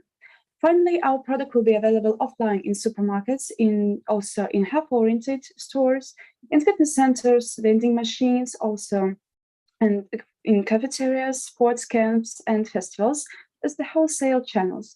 Also, you will be able to buy the products itself or with ready-to-eat food online or marketplaces with a convenient delivery. But how to form a habit to eat our products regularly? I guess Anastasia knows the answer. Yes.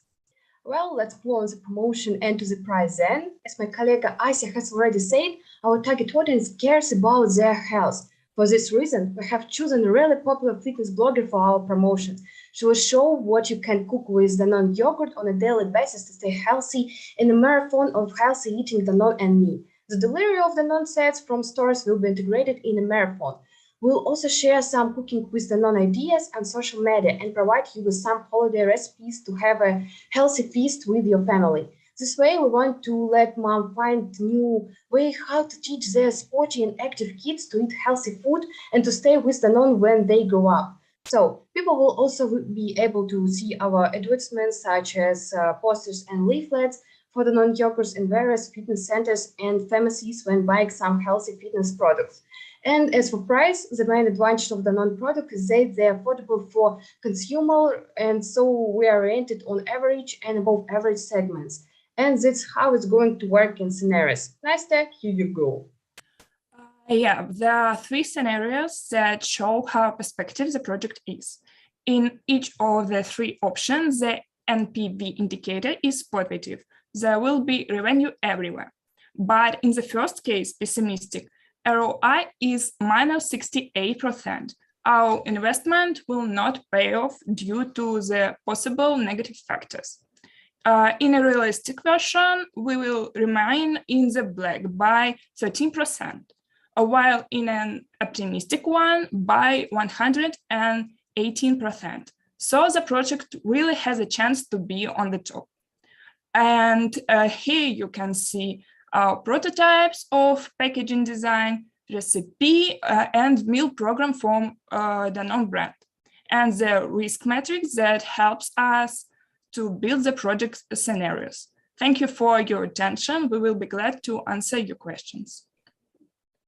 Dear team, thank you very much for your presentation. Ekaterina, your question for the team. Yes, girls, thank you very much. That was really interesting, but I did not understand one point. Could you please be back to the slide with initiatives? Next one. Yes, this one. I did not understand the point at the right side where the price. The price varies depending on the distribution channel, the season and ingredients. Okay, season ingredients can understand, didn't get about distribution channels. So like you plan that there will be one price in retail, another price in e-com, in other channels. What do you mean by this point? Oh, okay, girls, I'm going to answer. So, as we said before, we suggest to provide some wholesale distribution channels like sport camps for children and other different sport festivals. And so as far as it is a wholesale, we are talking about wholesaling. So the price will be a little bit probably less than in other distribution channels. And also we consider the possibility to make the price a little bit higher because of the delivery issues. So like in Vkusville and some other fitness stores, like health stores. So yeah, that's what we were talking about. All right, but anyways, you already know that the price offer will be higher versus average in that segment or above average, yeah, as I see from the previous point. Mm-hmm. Yes, and okay. I would like to add something to the Asa's answer. I think, so we thought that people, despite of any effects that affect their income, they still are ready to pay a little more in order to be healthy, to get the best and natural food, organic, so-called organic food. So it's not, it will be not a problem to pay a little bit more, but for really good and trustworthy product, like our new Danone yogurt. Yeah. Okay, good. Thank you very much. Thank you very much for your question. Yeah. Thank you, cases and backpackers, for your presentation. That was the end of the presentations for today. You guys were really great. all of you. The hardest part is over, so we're heading towards the most interesting one. We will have head talks in a little bit later, and now I'm ready to ask my colleague Veronica to join us. She's from Changeland Education, and she'll be on air. She's going to talk about the Changeland School. Thank you, Olga. Hello, everyone, and let me speak Russian. Сегодня я вам расскажу о том, какие у вас есть преференции в качестве участников полуфинала чемпионата, и немного о том, какие есть еще возможности по развитию ваших компетенций, в том числе для того, чтобы успешно пройти на стажировку или выиграть уже в дальнейших чемпионатах, в которых вы будете участвовать. Я очень верю в то, что вам видно сейчас мою презентацию. Если да, то, пожалуйста, поставьте плюсики в чат, либо какие-нибудь реакции. Здесь в Zoom есть что-то вроде реакций. Сначала немного представлюсь. Меня зовут Вероника Потапова, и я продакт-маркетинг-менеджер образовательных программ в Changeland. И отвечаю за такие программы, как школа Changeland, профессия финансового аналитика, также за маркетинг спецпроектов и за дизайн с недавнего времени. И сейчас я вам предлагаю провести небольшую рефлексию по участию в кейс-чемпионате. Вот вы прошли уже 2 больших, сложных и крутых этапа. Напишите, пожалуйста, в чат или, может быть, скажите голосом, у кого хватит смелости, какие у вас были сложности во время чемпионата.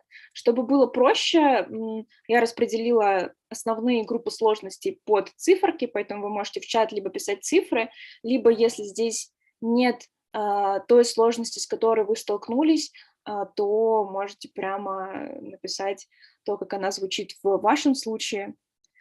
Класс, я вижу пока что только плюсики в чате. Вот, если... Data research. Data research, да, это всегда большая, скажем так, проблема. Непонятно, откуда брать данные и как с ними потом работать. Да, я когда участвовала в кейс-чемпионатах, тоже возникала такая проблема. Есть ли у кого-то еще мнение, какие сложности у вас возникали? Вы, если боитесь сказать, то можете написать в чат. Это менее трудозатратно. Поддерживаю своего коллегу, который говорил до этого. Вот, на самом деле есть проблемы с поиском информации, вот, иногда бывают, а именно с тем, с поиском статистики, вот, по продажам, по прочим вещам. Вот есть, некоторые сектора экономики, которые не укладывают подробную информацию, вот, и когда ты начинаешь искать, возникают такие проблемы. А как вы справлялись вот с этой проблемой сейчас? То есть на каких сайтах вы искали, возможно? Бывают сайты просто какие-то абсолютно неизвестные, они там находятся на 5-х страницах поиска, и там выкладывают слитые там исследования компаний, которые стоят там по 100 тысяч и так далее. Да, понимаю, класс. Окей, спасибо. Есть ли еще у кого-то какие-то сложности помимо data research? Никто даже не скажет, что не хватило времени доделать последние 5 слайдов презентации.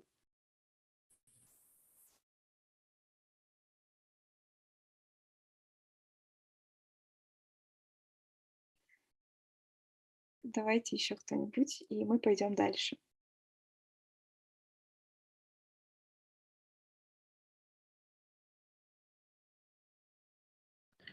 Да, я поддержу своего коллегу, коли надо дальше идти.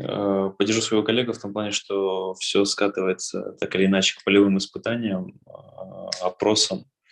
Вот, информации крайне не хватает в последнее время. Многие, скажем так, статистические данные были утеряны впоследствии последнего месяца. Вот. Да, понимаю. Окей, спасибо вам большое, что отреагировали, откликнулись и рассказали. Тогда мы пойдем дальше к следующему вопросу. Как вы думаете, какое главное преимущество дает участие в кейс-чемпионате? Даже не только, возможно, победа, а именно еще и участие.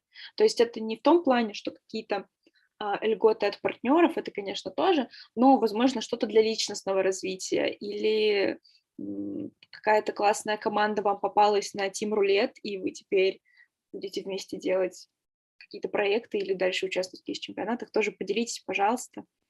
Я так поняла, что удобнее всем голосом, потому что сегодня все весь день говорили, поэтому можно голосом, давайте.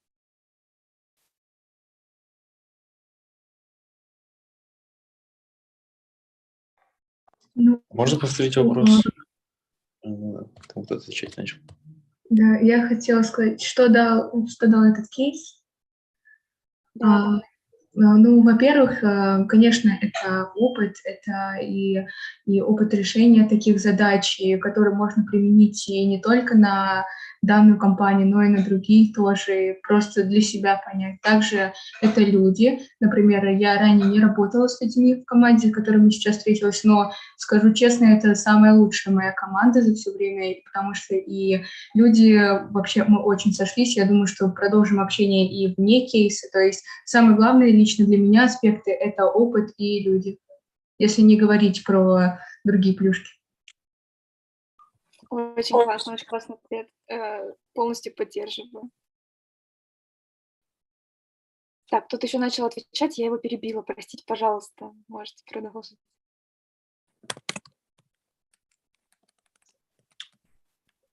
Я просто не понял вопрос. Можно еще раз повторить вопрос?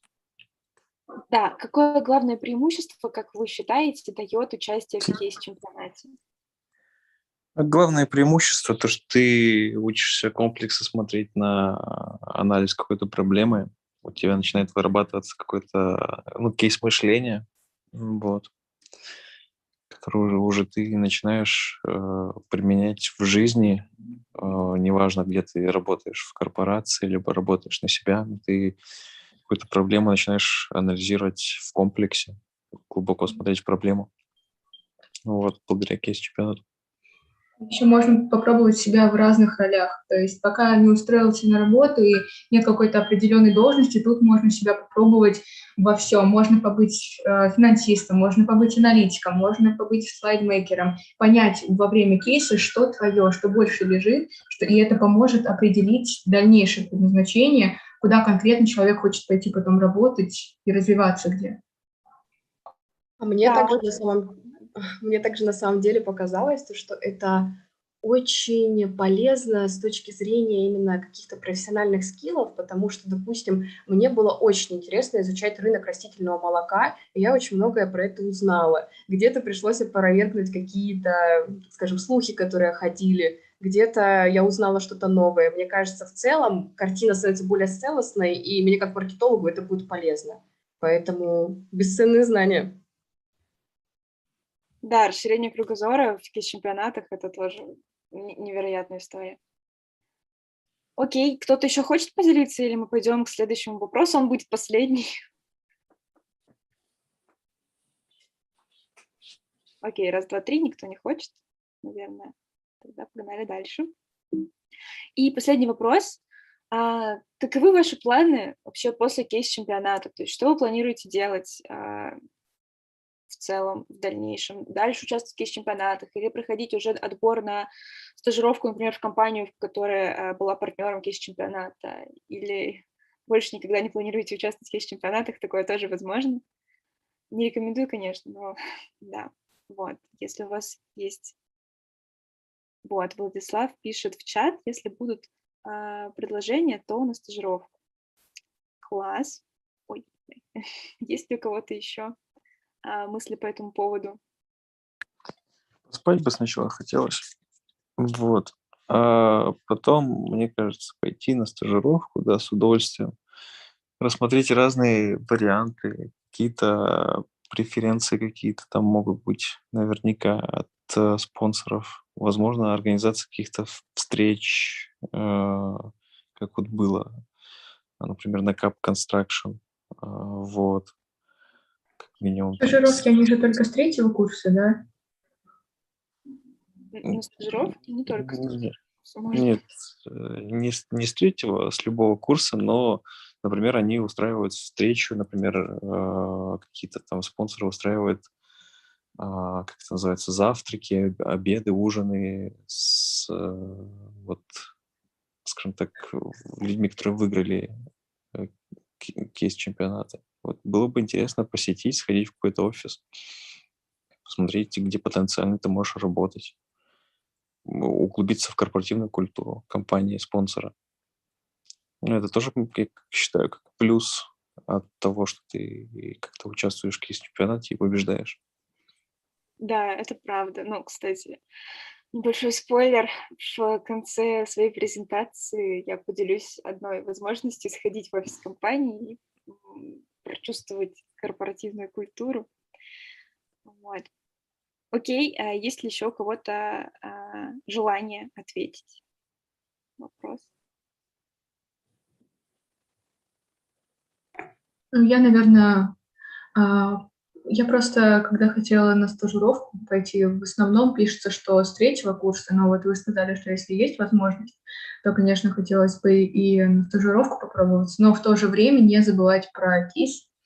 Хочется в них еще больше развиться, потому что в чате, в нашем Телеграме, есть молодой человек, который, даже имея большой опыт, все равно участвует в кейсах, и все равно участие в кейсах, я думаю, продолжится лично у меня.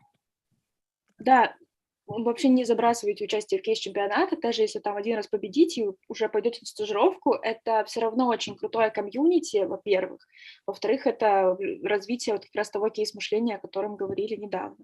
И касаемо стажировок, да, очень много стажировок есть для ребят там 1-2 курса. Понятно, что они в большинстве своем не оплачиваются, но это, опять же, тот же самый бесценный опыт. Потому что, например, я пошла в Change.Link на стажировку на 2-м курсе, и была безумно счастлива, очень много всему научилась, поэтому чем раньше, мне кажется, вы пойдете работать, стажироваться, тем больше у вас будет потом возможностей развиваться дальше в своем карьерном треке. Окей. Давайте, тут, мне кажется, у меня уже заканчивается время, оно закончилось 5 минут назад, поэтому я постараюсь очень быстро рассказать про то, какие у вас есть плюшки от участия, и в целом завершусь на этом. Во-первых, я являюсь представителем Change.Link Education, а Change.Link Education — это департамент, который занимается разработкой образовательных программ для того, чтобы наши студенты могли строить успешную карьеру. То есть у нас есть огромное количество в целом продуктов, и есть как карьерные курсы, так и полноценные профессии, которые там длятся 6 месяцев, вы действительно осваиваете профессию, например, бизнес-аналитика, и потом уже вместе с HR идете до непосредственного трудоустройства. И есть также навыковые курсы короткие, это онлайн-курсы по каким-то базовым вещам, то есть даже не то, что базовым, например, у нас есть углубленные финансы, у нас есть углубленный питон, то есть это те навыки, которые вам нужно быстро освоить для того, чтобы успешно и классно работать. Например, не знаю, поставьте плюсик в чат, у кого были проблемы с финансовыми моделями во время чемпионата, потому что когда я участвовала, для меня это было всегда что-то невероятно сложное и загадочное. Вот. Касаемо того, какие навыки вы можете еще получить на курсах, то есть это помимо всяких углубленных Excel, SQL и так далее, это, разумеется, продуктовая маркетинговая аналитика, это бизнес-сенс, это работа в команде и так далее. Также вы получаете на наших образовательных программах полную поддержку в подготовке к отбору и полное ведение до оффера. То есть у вас есть свой HR, свой карьерный консультант, который вас дальше, вы с ним готовите резюме, вы с ним готовите сопроводительное письмо, он поддерживает вас на этапах интервью, и вы с ним уже идете непосредственно до заветной должности. И если мы говорим, например, о том, что у вас, например, нет опыта работы или нет релевантного опыта работы, или, например, вы студент 1-2 курса, и вы хотите на стажировку, вас спрашивают, а какой у вас опыт работы? А вы такие, в смысле? Вот, то есть вы можете также на наших образовательных программах получить тот самый опыт работы с реальными проектами. Например, у нас есть такая программа, как школа Change.Link, и это в целом такая большая кейс-школа, кейс-подготовка для студентов именно с упором на карьерную поддержку. Она состоит из 3 блоков. Первый блок — это базовый блок, где вы учите, да, я скоро буду завершаться, рассматриваете основные навыки, которые вам необходимы при решении бизнес-задачи, и решаете 4 бизнес-задачи. В карьерном блоке вы проходите все этапы отбора, и в практическом блоке вы решаете реальную задачу от клиента, которая потом идет к вам портфолио. В целом, я закину потом ссылочки в чат, вы все сможете почитать на лендинге. И также я хотела сегодня рассказать про профессию бизнес-аналитика, буквально 2 слова. Это комплексная программа, которая готовит вас уже непосредственно к самой профессии бизнес-аналитика. И у вас на все эти программы есть скидка 10 тысяч рублей, так как вы молодцы, вы полуфиналисты, поэтому подавайте заявки, и вы можете обучаться по сниженной стоимости. В целом, также хотелось бы пригласить вас на офлайн мероприятие. Мне кажется, у меня уже заканчивается время, я очень сильно извиняюсь, я скину все ссылки в чат, и в пятницу, 22 апреля, у нас будет офлайн кейс-марафон в офисе Мегафона. Обязательно все приходите. Передаю слово коллегам. Veronica, thank you so much. We're moving forward and we're ready for the head talks with CEO of Change Launch, Andrei Alyasov, and the experts of our partners. We'll be starting in about a couple of minutes. Be sure the next 40 minutes will be very exciting. After that, we will go to the final part, the most exciting part of our event, the final results.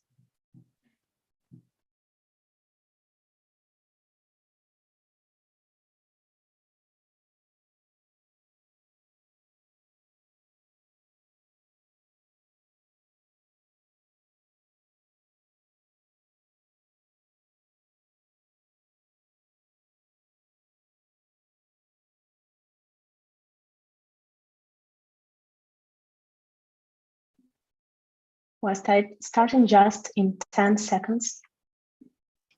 Be ready for that.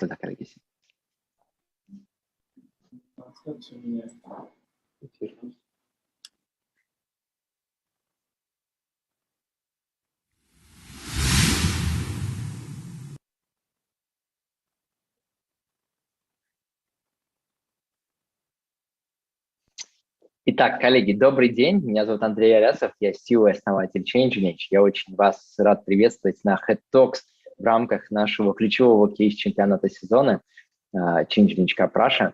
И сегодня вместе с нами на линии представители наших уважаемых компаний-партнеров, без которых этот чемпионат был бы невозможен. Давайте я представлю наших коллег.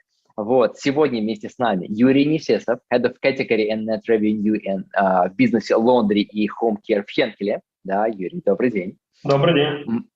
Максим Гашков, руководитель Центра внутренних инноваций МТС. Добрый день.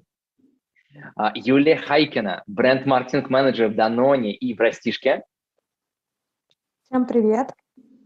И Антон Никифоров, руководитель направления по партнерам в Аспер-студенте. Да, привет всем. Ну что, коллеги, наша дискуссия должна быть максимально открытой и посвященной текущей карьере, тому, как ее нужно делать прямо здесь и сейчас. Я постараюсь ее действительно сделать дискуссией. А в дискуссии есть 2 составляющие. Составляющая номер 1 – спикеры, которые будут спорить друг с другом. Мы уже проинструктировали наших спикеров, попросили их максимально поштормить, поспорить друг с другом, потому что темы у нас могут быть разные. У нас есть и вторая составляющая дискуссии – это аудитория. И я очень прошу всех ребят, кто нас слушает, напомню, нас слушают и ребята в наших Zoom-чатах, участники, и ребята в онлайн-трансляции. Ребят, пожалуйста, пишите в чатах любые ваши вопросы. Коллеги нам будут сюда их скидывать, и мы с огромным удовольствием будем и на них отвечать, потому что, безусловно, наша основная задача – это ответить на ваши вопросы, а не на те, которые я себе подготовил заранее. Поэтому обязательно пишите ваши вопросы. По времени мы будем рассчитывать где-то на 30-40 минут, может быть, чуть больше, может быть, чуть меньше, да, и в ходе этого мы постараемся действительно рассмотреть практически все возможные вопросы, связанные с карьерой в текущий момент времени. Но начнем мы с очень простой вещи. Я хотел бы, чтобы наши уважаемые коллеги представились, вот, и немного про себя рассказали, да, тем более, что я знаю, что здесь есть и наши бывшие участники, да, вот я надеюсь, что коллеги в том числе расскажут, в каком году они участвовали. Ну что, давайте начнем, да, я прошу каждого из спикеров представиться в следующем формате, кто вы, чем занимаетесь, и одна крутая вещь, в чем вы круты. Да, давайте начнем с Юрия. Юрий, расскажите, пожалуйста, про себя. Спасибо, Андрей. Еще раз, меня зовут Юрий Нетесов, я работаю в компании Henkel. У Henkel есть 3 направления, это клеевые технологии, это бьюти-care, все, что связано с красотой, и третье подразделение, которое я представляю, это чистка и уборка дома.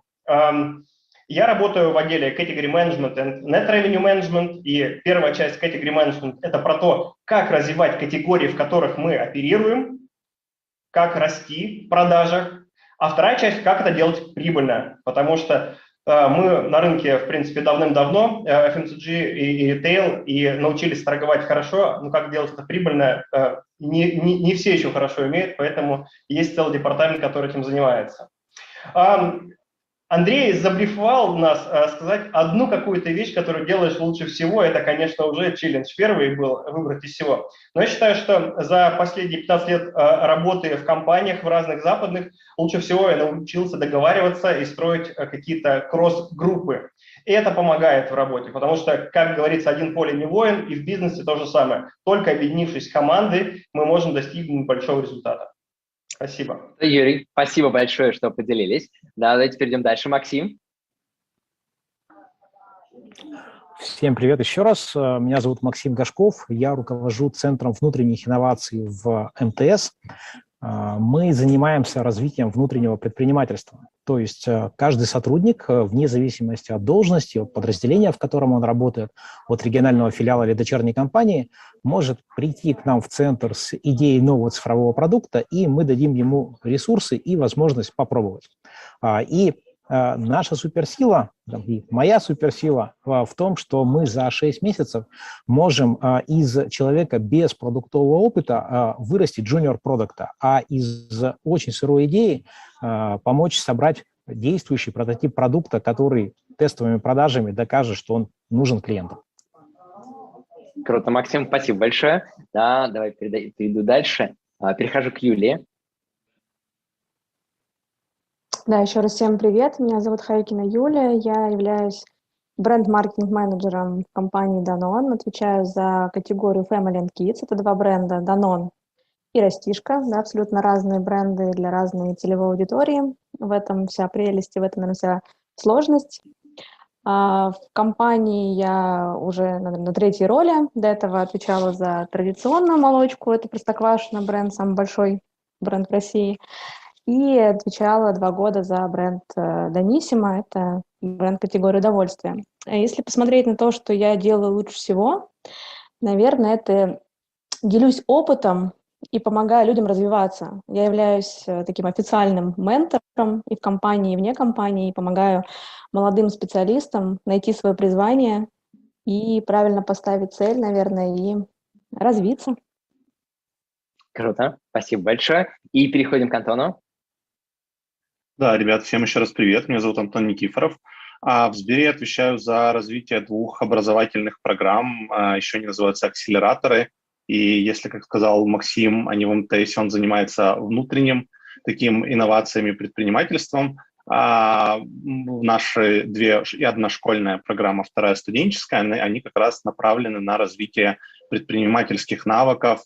То есть мы так глобально стараемся учить и давать возможность студентам и школьникам создавать свои первые стартапы.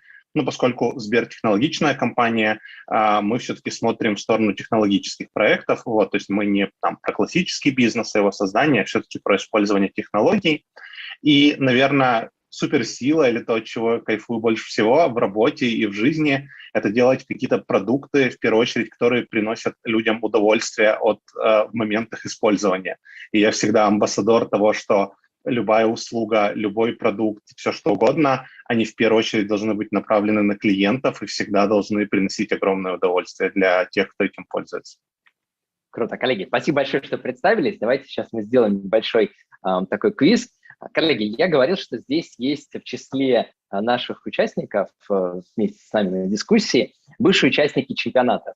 Пожалуйста, в чате напишите ваши варианты ответа. Да, напомню, можно писать в чате и в Zoom для участников, и там в тех местах, где проходит трансляция. Пожалуйста, пишите, да, кто из текущих участников дискуссии до этого участвовал в чемпионате, и можете даже написать, в каком чемпионате Change этот человек участвовал.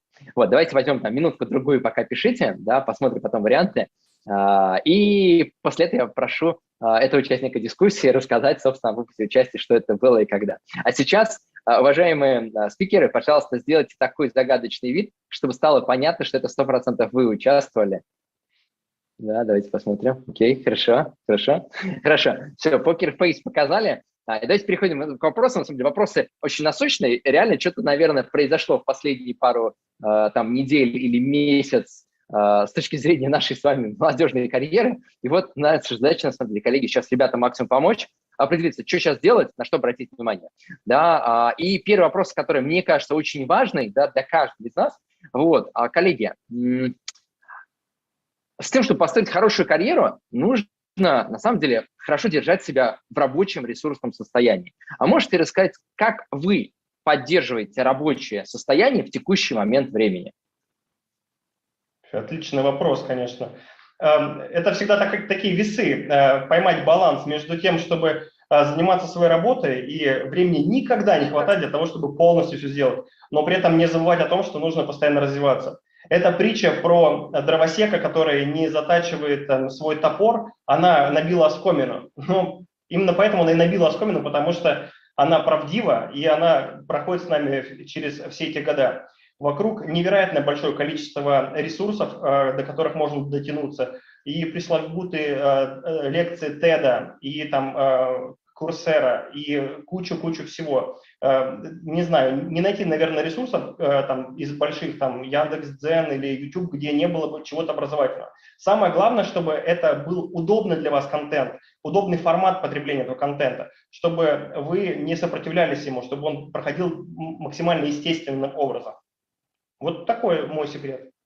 Я, кстати, здесь попросил бы немного сконцентрироваться на то, что вот именно в текущей ситуации реально постоянно куча там, факторов, которые нас отвлекают. Условно, мы можем там, не работать, а условно зависать и там, в различных телеграм-каналах. Да, плюс, безусловно, ну, наверняка в текущей ситуации любой сотрудник компании есть чувствует какой-то определенный риск в текущей ситуации. Вот, коллеги, те, кто спикеры дальше будут отвечать, вы можете чуть-чуть в эту сторону сфокусироваться. Да, как повысить свою продуктивность в текущий момент времени? Давайте, наверное, я продолжу здесь. Я, наверное, скажу, что в текущей ситуации самое главное – это, наверное, ловить моменты и посвящать себя именно моменту. То есть не рассеивать свое внимание на новости, на кучу разных событий, которые происходят вокруг, а именно выделять и приоритизировать те события, которые в данный момент у вас происходят. Да? Если это какой-то проект на работе, то просто сосредоточьтесь на этом проекте и вот посвятите свое время, всю свою энергию этому проекту. Если это, например, встреча с друзьями, то просто насладитесь этим моментом и будьте в этом моменте. Потому что новостей много, событий много, да, а у нас энергия, как говорится, и силы не безграничны. Поэтому вот лучше всего, чтобы сосредоточиться на чем-то, не отвлекаться и не рассеивать свое внимание, а именно быть в моменте и получать от этого удовольствие, давать какую-то продуктивность, и от этого будет всем лучше, и вам, и компании, и окружающим. Коллеги, давайте еще кого-то послушаем. У кого есть что добавить, мы переходим дальше к следующему вопросу. Давайте продолжим. На работе важно много коммуницировать с командой, с окружением. С одной стороны, это позволяет четче понять задачу, обсудить все ее аспекты. С другой стороны, это устанавливает хороший эмоциональный контакт между людьми, и таким образом их понимание друг друга тоже повышается. За пределами работы это спорт и медитации. Очень часто, когда у человека фокус внимания смещается куда-то, то начинаешь задвигать на вот эти вещи, потому что они кажутся, потом пропущу тренировку. А на самом деле это такой способ восстановиться, потому что физическая активность запускает другие химические процессы в организме, снижает кортизол, гормон стресса, и сил становится сильно больше. Я бы еще добавил немножко про... Андрей, у тебя выключен микрофон. Да, конечно. Ага. Я бы еще добавил немножко про регулярность привычек, не знаю, каких-то утренних ритуалов там, или пробежки, или просто заваривание кофе. Вот у нас была большая турбулентность в 2020 году, сейчас тоже не самое простое время, И вот тут немножко, как и Юля и Максим уже сказали, немножко хочу такой сделать уже референс в эту сторону, в том, что если вы хотите прокрастинировать немножко, это нормально, найдите для этого время, но вы просто выделите для себя это время. Я часто ничего не буду делать, и это абсолютно нормально. А если вы работаете, сосредоточьтесь на работе. Как еще, мне кажется, как я лично справляюсь, как какие-то убирать свои внутренние переживания, которые нас постоянно и в новостном потоке, и в личном сейчас затрагивают, я бы посоветовал как можно больше планировать свой день. Физическая нагрузка и спорт, там, встречи с друзьями, походы в театры, походы в музей, чтение книг, оставлять меньше места для какого-то свободного времени. Я недавно был на спектакле в одном из театров, вот, и я получил дичайшее удовольствие от того, что я 2,5 часа не брал в руки телефон, и я после этого вышел, и я еще час просто не хотел брать этот телефон в руки. Я потрясающе перенесся вообще в другую какую-то реальность, если так можно назвать. И мне кажется, вот в такие турбулентные моменты хочется полежать, полежите, но не забывайте о том, что нужно сфокусированно работать. Окей, насколько я понял, один из самых крутых советов – это выбросить телефон куда подальше. Это очень здорово и сильно помогает. И, кстати, знаете, есть такая корпоративная практика, она сейчас в онлайне тяжело применяется, но в офлайне все время было. Ты заходишь в комнату, там есть такая вот коробочка, написано «для телефона», и она закрывается. Все люди, которые заходят, кладут туда телефон, закрываются на ключ, выдается только после встречи. Продуктивность встречи резко возрастает. Ну что, коллеги, давайте перейдем к следующему вопросу. Слушайте, как вы посоветуете студентам 3-4 курса выпускникам строить карьеру в текущий момент времени? На что обратить внимание? Давайте, наверное, я здесь начну. Вообще, я считаю, что любой челлендж – это opportunity. Всегда. Да? То есть кто-то может найти много рисков и слабых сторон, а кто-то может воспринять этот челлендж как некую возможность развивать себя, показать себя и найти себя в данной ситуации и развить себя. Поэтому, как мне кажется, да, лучше всего сейчас участвовать в различных вот как раз кейс-чемпионатах, в различных стажировках, получать больше и больше практики в различных компаниях, причем лучше всего это начинать там, со 1-го курса и каждый год, каждый там, сезон, каждый семестр смотреть на разные компании, чтобы посмотреть, может быть, даже разные отделы, да, будь то, например, продажи, не знаю, финансы, какие-то аналитические структуры, маркетинг. И дальше, спустя вот несколько таких стажировок, каждый человек для себя понимает, что, во-первых, его это и не его, да, большая компания это вообще его, либо же я не хочу работать в большой компании, хочу где-то в маленьком стартапе. Второе, этот отдел, куда я изначально хотела, например, да, многие говорят, я хочу маркетинг, приходят и понимают, что вообще не их. Это и твое или это не твое? Потом, например, там, такая-то позиция твоя или не твоя? И вообще компания, куда ты всегда мечтал попасть, это твое или не твое? Или тебе вообще хочется в другую? Поэтому не стойте на месте, а просто пробуйте на бесплатные, куча платных стажировок. Стажируйтесь, и дальше уже там, на 4-м курсе вы поймете, что я хочу быть именно вот здесь, в этой сфере, я хочу показать себя в этой специальности, и я хочу развиваться вот так вот. И таким образом, да, заканчивая институт, вы уже будете, во-первых, квалифицированным специалистом, не просто с нулевым опытом, который прошел там практику где-то в одном месте и в целом приходит, да, таким зеленым, как я говорю, а уже прям с большим опытом, с большим багажом знаний и некой экспертизой, чтобы показать себя. И дальше, когда вы попадаете с таким вот грузом, как говорится, хорошей информации и опытом, и знаниями, вы очень можете быстро вырасти внутри любой, я бы сказала, компании. Поэтому используйте это время для того, чтобы проявить себя, научиться чему-то, и все получится. Золотые Спасибо слова. большое. Хотелось бы только добавить, будьте смелыми, ребята, и не бойтесь вот во все эти вещи впрыгивать. Увидели где-то возможность, не теряемся сразу. Там, как есть старая древнегреческая поговорка, не боги горшки обжигают. И вы почувствуйте в себе смелость, уверенность для того, чтобы увидели какую-то крупную компанию. И ничего, взялись и пошли попробовать. Смелее, смелее. Дополню ребят, очень важно интересоваться разным и постоянно пробовать новое, потому что невозможно понять, это твое или не твое, нравится тебе это или не нравится, если ты об этом вообще ничего не знаешь. Поэтому пробуйте, то есть перебирайте, то есть пусть это будет небольшой опыт, стажировка или какой-то видеокурс, или общение с человеком, который уже в этой сфере работал, или хотя бы просто визит в какую-то компанию гостевой, чтобы понять, как у них там все внутри. И таким образом сможете умом, сердцем почувствовать, лежит, не лежит. Коллеги, хотел бы... Да, Антон, может быть, есть что добавить? Кстати, не всем обязательно. Нет, коллеги довольно полно сказали. Единственное, я могу вот подтвердить, наверное, особенно поскольку вы и так участники кейс-чемпионата, например, для меня, когда я смотрю какое-то резюме, это всегда очень важный триггер на то, что человек что-то делал в момент обучения в университете. Это люди, которые чего-то достигают или хотят достигать большего. Поэтому то, с чего начинала, в принципе, Юля в своем ответе, подобные чемпионаты, любые другие, любые образовательные программы и так далее, вас всегда будут, конечно, очень выделять. Вот, но это с точки зрения целеустремленности. А все остальное, мне кажется, коллеги довольно хорошо ответили. Окей. Коллеги, тогда давайте я немного конкретизирую вопрос еще дальше. Вы сказали такие общие принципы. Но сейчас половина стажировок просто закрылась. Там 1/4 компаний просто ушла с российского рынка.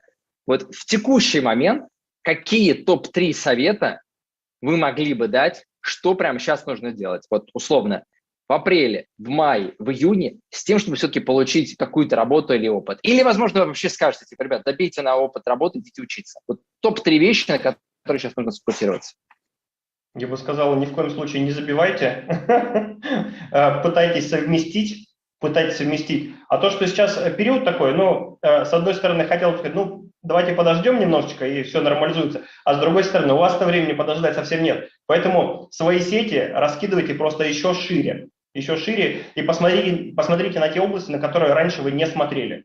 Понятно, что сейчас каждая конкретная отрасль сократилась, в какой-то степени, может, и не сократилась. Просто обратите внимание на те отрасли, которые раньше не казались вам самыми топ-1 для вас приоритетными. Коллеги, еще советы? Я здесь, наверное, согласна с Юрием. Наверное, добавлю здесь, что очень важно не бояться. То есть, если вам нравится какая-то компания, и вы очень хотите там стажироваться, не ждите, что вас там будут где-то искать и приглашать. Возьмите сами и найдите возможность попасть. Напишите, на официальном сайте компании есть почта. Найдите в Фейсбуке или ВКонтакте или еще в каких-то социальных сетях представителей компании. Просто напишите, что вы там очень хотите туда попасть и спросите совета, как это сделать.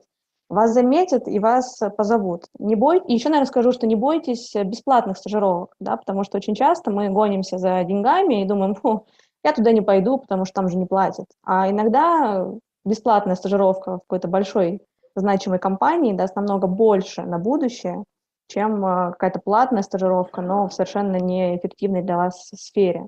Поэтому смотрите, не вот сегодня и сейчас, я вот сейчас пошла, поработала, получила X тысяч рублей и радуюсь этому, а смотрите на перспективу. Сегодня вы можете не получить ничего, но через год вы получите в 25 раз больше, чем получили в тот день.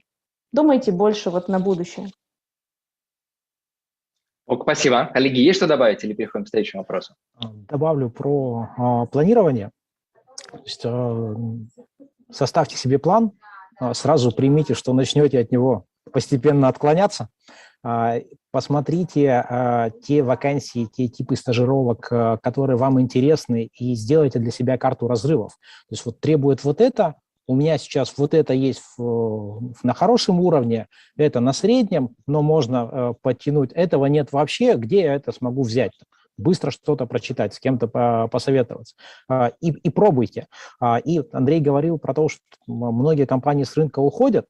Это так, но многие оставшиеся компании увидели эту бизнес-возможность, и, может быть, они на этом рынке пока вообще не присутствуют. Вы об этом даже не знаете. Но у них появляются планы запустить какой-то новый продукт на этой освобождающейся нише. И, может быть, об этом можно будет узнать только уже придя в компанию, начав разговор с HR-специалистом или там, с руководителем, который ищет себе подчиненных. Поэтому не бойтесь задавать вопросы, потому что пока не спросите, не узнаете. Ну, давайте тогда с другим мнением приду, что делать, поскольку мы еще занимаемся программами по предпринимательству и стартапами. Идите, делайте свои проекты. Сейчас прекрасное время, и правда освобождается много ниш. И я знаю очень много студентов, которые принимают участие в кейс-чемпионатах Change Challenge. Они прекрасные, умные и могут дать фору очень многим. Попробуйте что-то сделать свое. Если мы раньше говорили о том, чтобы там сделать сайт, нужны навыки программирования, HTML и всего прочего, теперь есть миллион лоу-код, ноу-код сервисов, и даже без этих навыков, как всегда спрашивают меня, а могут ли социологи, ну, давайте так, гуманитарии делать технологические стартапы? Я всегда говорю, могут. Вот, поэтому попробуйте еще что-то запустить свое.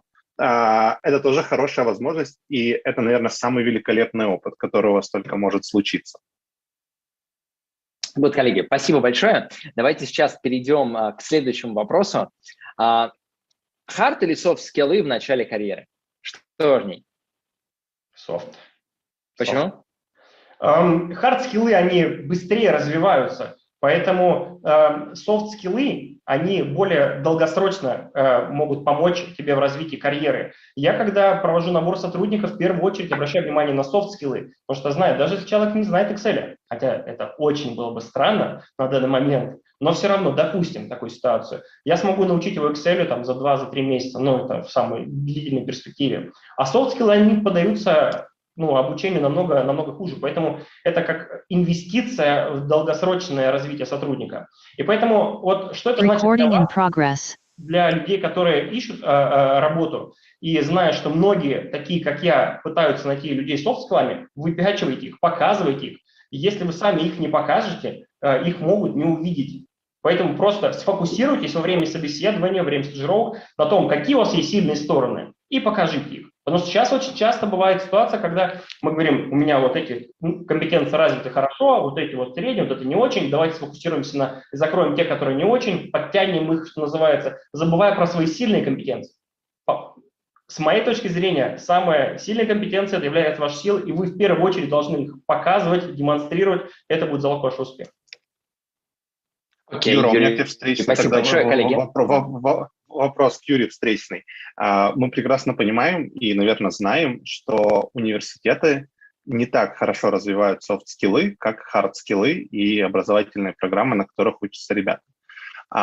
Где тогда ты бы посоветовал студентам развивать софт-скиллы? Или, например, не где, а каким образом? Потому что это очень важно, я 100% поддерживаю, но, наверное, нам еще нужно дать ответ на вопрос, а где это можно сделать. Любая внерабочая деятельность, например, я, когда был студентом, был в профсоюзе студентов, я был профоргом курса, и эта работа меня очень сильно закалила общаться с большими коллективами. Я был в стройотряде, ездил, там строили мы и в Москве, и за пределами Москвы какие-то объекты МГТУ имени Баумана. И всегда находилась куча каких-то активностей. Да тот же самый КВН, в котором участвовал, это невероятно повышает коммуникативные навыки, и ищешь какие-то любые лазейки для того, чтобы действовать нестандартными дорогами, а искать какие-то альтернативы. Я бы, может быть, добавил, да, потому что я, честно, в свои студенческие годы был затычкой в любой дырке, да, и как раз этот подход очень хорошо работал. Потому что такое развитие софт-скиллов? Это коммуникация с большим количеством людей в разных ситуациях. Да, по-другому soft-skill никак не прокачивается. Да, то есть, условно, тебе нужно большое количество случаев, когда тебя face them up table в той или иной коммуникативной ситуации. Вот. И если ты участвуешь в большом количестве активности, тебя и тут, и там, и тут ты себя так показал, и тут себя так показал. Как результат, к 4-5 курсу меня условно чуть-чуть обтесали, и я стал гораздо более коммуникативным чурбаном, чем был до этого. Вот. И мне, по крайней мере, это очень повезло. Для меня что это было? Это, соответственно, была ассоциация студентов, для меня это было житие старостой, для меня это было, соответственно, на всех парах я обязательно выступал. Ну и запуск своей собственной какой-то активности, да, Change Challenge изначально это был абсолютно такой как бы про-боно проект, где мы просто с ребятами делали кейс-чемпионаты в 2007 году. Ну, это был просто возможность организовать команду. Каждый год мы набирали 12 человек. с нескольких сотен заявок, да, и потом, не платя никому ничего, мы убеждали ребят круглые сутки фигачить, работать, да, там, в течение года с тем, чтобы чемпионат произошел. Мне очень понравилось выражение у Андрея «Face up table», сразу вспомнилась картинка, как бы теория обучения. 10%, 20% и 70%. 10% то, что мы постигаем из учебников, знаний, это 20% это то, что мы смотрим и наблюдаем за другими, как они действуют, и 70% это самое прикладное, то, что ты в Face up table пошел, попробовал, сделал, научился на своих ошибках. Поэтому это действительно самое-самое прям действенное. Да. Коллеги, кто еще расскажет? Кто считает, что харды важнее, чем софты на старте карьеры? Смелых нет. Слушайте, давайте я тогда покидаю помидорами. Мы в Change часто делаем как бы исследования, да, и реально вот самый частый ответ типа софты. На старте карьеры софты нужны. И одновременно после этого мы приходим в компании, мы во многих компаниях запускаем программы стажировок, мы собираем с нанимающих менеджеров требования. И как вы думаете, что в эти требования попадают? Харды. Вот. И причем харды разные, от каких-то прям хардовых нормально, ну, человек должен там в Excel в том же самом разбираться, до конкретных хардов, типа, особенно, например, в металлургических компаниях, вот если человек не с этой кафедры, не с этого направления, типа, вообще типа без вариантов. И после долгих обсуждений когда-то получается, но когда-то и нет. Поэтому в реальности я бы подкинул такую идею, что на старте карьеры реально важнее харды, по ним берут на работу, но через год, через два без нормальных софтов происходит просто хард-стоп. Человек просто не двигается никуда, и он не может никак не развиваться. Фишка лишь в том, что, как Юра сказал, харды можно качать относительно быстро, ну, кроме некоторых хардов, да, а вот софты качаются реально 3, 5, 7 лет. И если ты во время учебы их не прокачал, они тебя на нулевом уровне, то реально тебе очень долго придется расти дальше. Коллеги, прокомментируйте, кто-нибудь, завалите мою точку зрения, либо что-нибудь подкиньте. Я здесь... Точка зрения... Да, я уступлю. Нет, я могу сказать, что хороший человек не профессия, и поэтому, конечно, без хардов. Мне кажется, этот ответ был в поле того, что мы все, например, подразумеваем, что все обладают на должном уровне хардами, и потом на второй уровень принятия решений немножко вот все-таки перевесит тот, у кого софты уже лучше. Да, Юль, прости, вот что я так... как раз хотела про это сказать, что, во-первых, очень зависит от сферы деятельности, да, потому что есть профессии, где без таких strong hard skills просто невозможно работать, потому что на этом все строится, на каких-то определенных знаниях. Есть профессии, где то есть все равно нужна какая-то база, потому что при отсутствии каких-либо хард-знаний, тоже научиться можно, но это, соответственно, все равно должна быть какая-то хотя бы light такая база. И вот, как сказал Антон, полностью вот как раз поддерживаю, то есть при прочих равных, если есть два, например, кандидата на какую-то вакансию с примерно одинаковым уровнем, не знаю, там, английского языка, Excel, какого-то там маркет-анализа и так далее, то, конечно же, выберем того, у кого развиты софт-скиллы, потому что человеку будет просто проще адаптироваться в компании, даже на самых начальных позициях, и проще расти, потому что развитие будет зависеть его внутри компании от как раз-таки его скиллов. И опять же, скиллы тоже бывают, вернее, софтов, и софт-скиллы тоже бывают разные. И опять же, то есть вот здесь нужен баланс, я бы сказала. В начале карьеры нужен баланс, чтобы была какая-то база, и хотя бы начиналось развитие каких-то своих сильных сторон. Коллеги, давайте пойдем дальше. Спасибо большое за ответы. Можно все-таки не будем далеко бегать? Мне просто очень хотелось ответить Антону, потому что Антон показал эту ситуацию так, что вот как бы base – это technical skills, это харды какие-то, и вот эта вишенка на торте, которая может перевесить этот софт. Я кардинально не согласен, потому что мы говорим сейчас о ребятах, которые заходят в организацию. Каких можно ожидать хард-скиллов невероятных от человека? Я считаю, что вот есть две абсолютно какие-то оси, которые живут своей жизнью в разных плоскостях. Первая ось – это перформанс человека, который может здесь и сейчас выдать результат какой-то. Это он багаж знаний, который тащит. А вторая ось, которая совсем в другую сторону, это вот долгосрочный потенциал.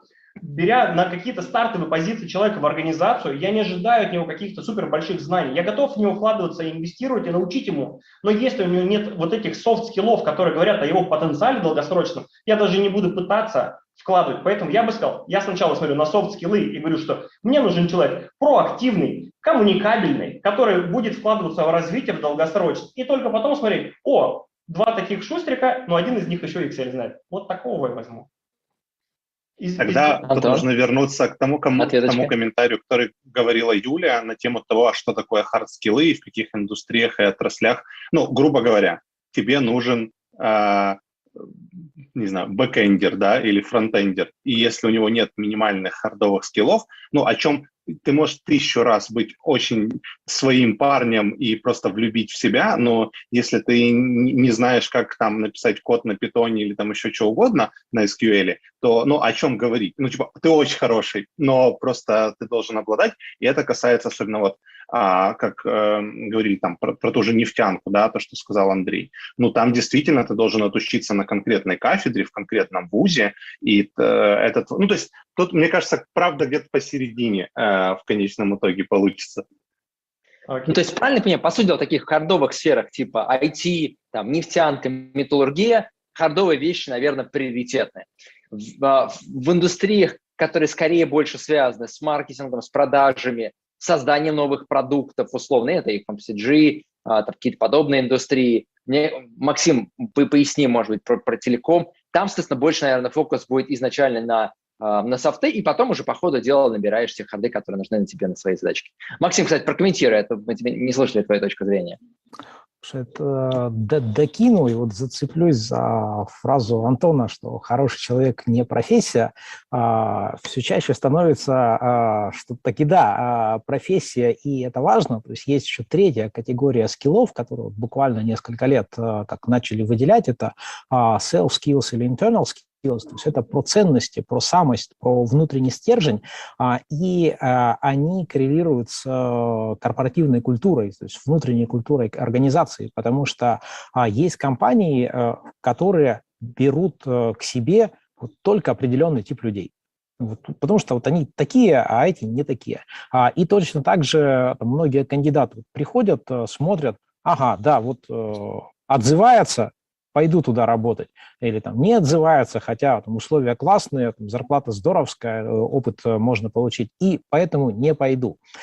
И вот это тоже важно в себе качать, и это еще сложнее, чем качать софты, потому что, ну, по сути, это такой путь длиной в жизнь. То есть вот уметь понимать себя, уметь понимать свои ценности, соотносить то, что ты делаешь с ними, ну, то есть такая внутренняя мера правильности совершаемых действий и то, что позволяет удерживаться, несмотря на какие-то сложности, с которыми ты неизбежно сталкиваешься в работе, в достижении этой цели. То есть вот для предпринимателей, то есть вот мы сейчас работаем с внутренними предпринимателями в МТС, это очень важно, потому что там каждый день что-то идет не так. И то есть, это такая деятельность в очень высокой неопределенности, поэтому вот это умение удерживать себя, удерживать фокус на своей цели, падать, но вставать и продолжать идти, он очень важен. И вот это тоже нужно уметь качать, и на это тоже какие-то работодатели могут обращать внимание. Коллеги, мы подходим так к концу дискуссии. У нас есть еще пара вопросов. Я сейчас хотел бы перейти к таким более личным, что ли, персональным историям. А можете, пожалуйста, рассказать какую-то историю, которая произошла с вами в вашей компании, которая вот на вас оказала самое большое влияние? Любую. Это может быть какая-то маленькая история, да, а может быть какая-то большая и прямо серьезная. Что на вас, какая история больше всего оказала на вас влияние в вашей компании? Кто хочет начать? Давай уточним, влияние на что? Просто на отношение к компании или на... На тебя. На тебя. Это может быть и отношение твое к компании, может быть отношение тебя к жизни. Вот просто больше всего на тебя повлияло. Это такой глобальный вопрос, к нему готовиться нужно, наверное, я не знаю сколько. Но вот сейчас, когда вот ты говорил про тебя, как повлияла там какая-то ситуация на работе на меня, у меня почему-то, не знаю, вспомнилось, я работал в компании Марс, занимался продажей кормов для животных, и у нас появилось волонтерское движение. И я влился в него, и для меня это было тогда большущее открытие, насколько корпоративный бизнес в принципе заботится о таких ценностях. Мы поддерживали детские дома и много вот, где участвовали. И для меня почему-то тогда это сильно меня изменило, потому что я до этого никогда не думал, что коммерческие структуры в принципе могут как-то влиять на социум, на жизнь, помимо чего-то за пределами полки или там рекламы по телевизору, что реально есть какой-то эффект. И я долго занимался вот этим волонтерским движением в организации, сейчас уже в другой организации тоже всячески поддерживаю. Вот. И на меня это произвело большое впечатление. Все эти усилия, Круто. которые делаются. Спасибо, спасибо. Кстати, про развитие софт-скиллов. Коллеги, кто еще поделится? Да, наверное, Давай. я расскажу. Да, в один момент я работала в компании Unilever, ну вообще, да, в целом я всю карьеру построила пока в 2 компаниях, 5 лет работала в Unilever и потом перешла в Danone.